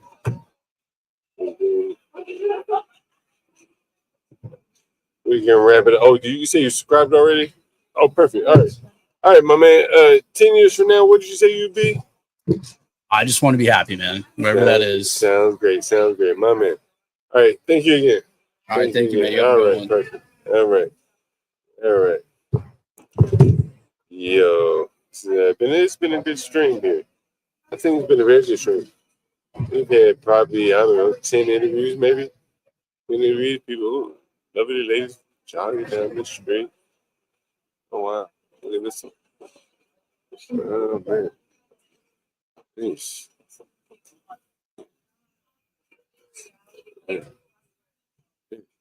Anyway, yeah, so it's been a good stream, very interesting. A lot of interesting points of view. I like the young man that just left here. I mean, all the people, very interesting. Anyway, guys. Oh, shit. You gotta give me some weed there. Give me some weed there, goddamn. What's up, Candyman? So, oh, wait a minute, hold on. Give me 1 second, guys. Before you get out of here, a couple of people I wanted to send a shout out to. Give me 1 second. I think I saw Nightish in the audience. Was Nightish in the audience? Nightish, man, you gotta come on more often, man. I always enjoy having you up. Who's this? Dolomite. Shout out to Dolomite. I really appreciate you the support for the channel, man. I know I didn't get to what you wanted me to cover, but it wasn't for the street interviews. We'll get to it tomorrow, or maybe even later on tonight. And who else is this? Oh, this is Anonymous. I want to thank you for that too. Anonymous. All right. $50. Okay. Thank you very much, man. I appreciate that. Anonymous, you know where we are. What else, guys? Yeah, okay. Donut is here. Damn, yeah. I didn't even know it was that long. But I am about to get out of here since I'm about to head home. So, guys, make sure you support the channel and make sure, what are we, $20 a day for Portia J all day. And me, John Galt, and all our other panelists here. Here from Northwest DC. Busmore Boys here. Next time, maybe we get the boom shakalaka and all this shit. This nigga has a motherfucker, by the way. Let me go fast. I am the nigga, John Galt. This high ass nigga. They don't dance no more. It's all about the lean. Back in the day, crack was jumping on the scene. Now they slumped on the sidewalk. Can't talk. Golden era baby, but we still feel the rock. They used to be kings, now they lost in the scheme. Popping them bottles, throwing money, living dreams. Now they zoned out and mumbling, fumbling. No rhythm in the city, the whole shit crumbling. They used to rock the house, they was riding through the streets. Remember there was dancing, sliding to the beat. Now it's poison in their veins, ain't no pulse on the street. Guess it's over now, they accepted the back in the day, the rock had them wild and free. Different story now, they got no energy. The new drums got M slow with the hit on low. Out close and they don't dance no more. Block used to be jumping, top shit they was on. Now it's lights out, guess the thrill is gone. I am the nigga, I bring it to you rough, rugged, and raw, nigga. They don't dance no more, it's all about the codeine. Back in the day, they was rocking on the scene. Even dancing in the rain, now they not in all. Shit just don't hit the same. I am that nigga, John Galt.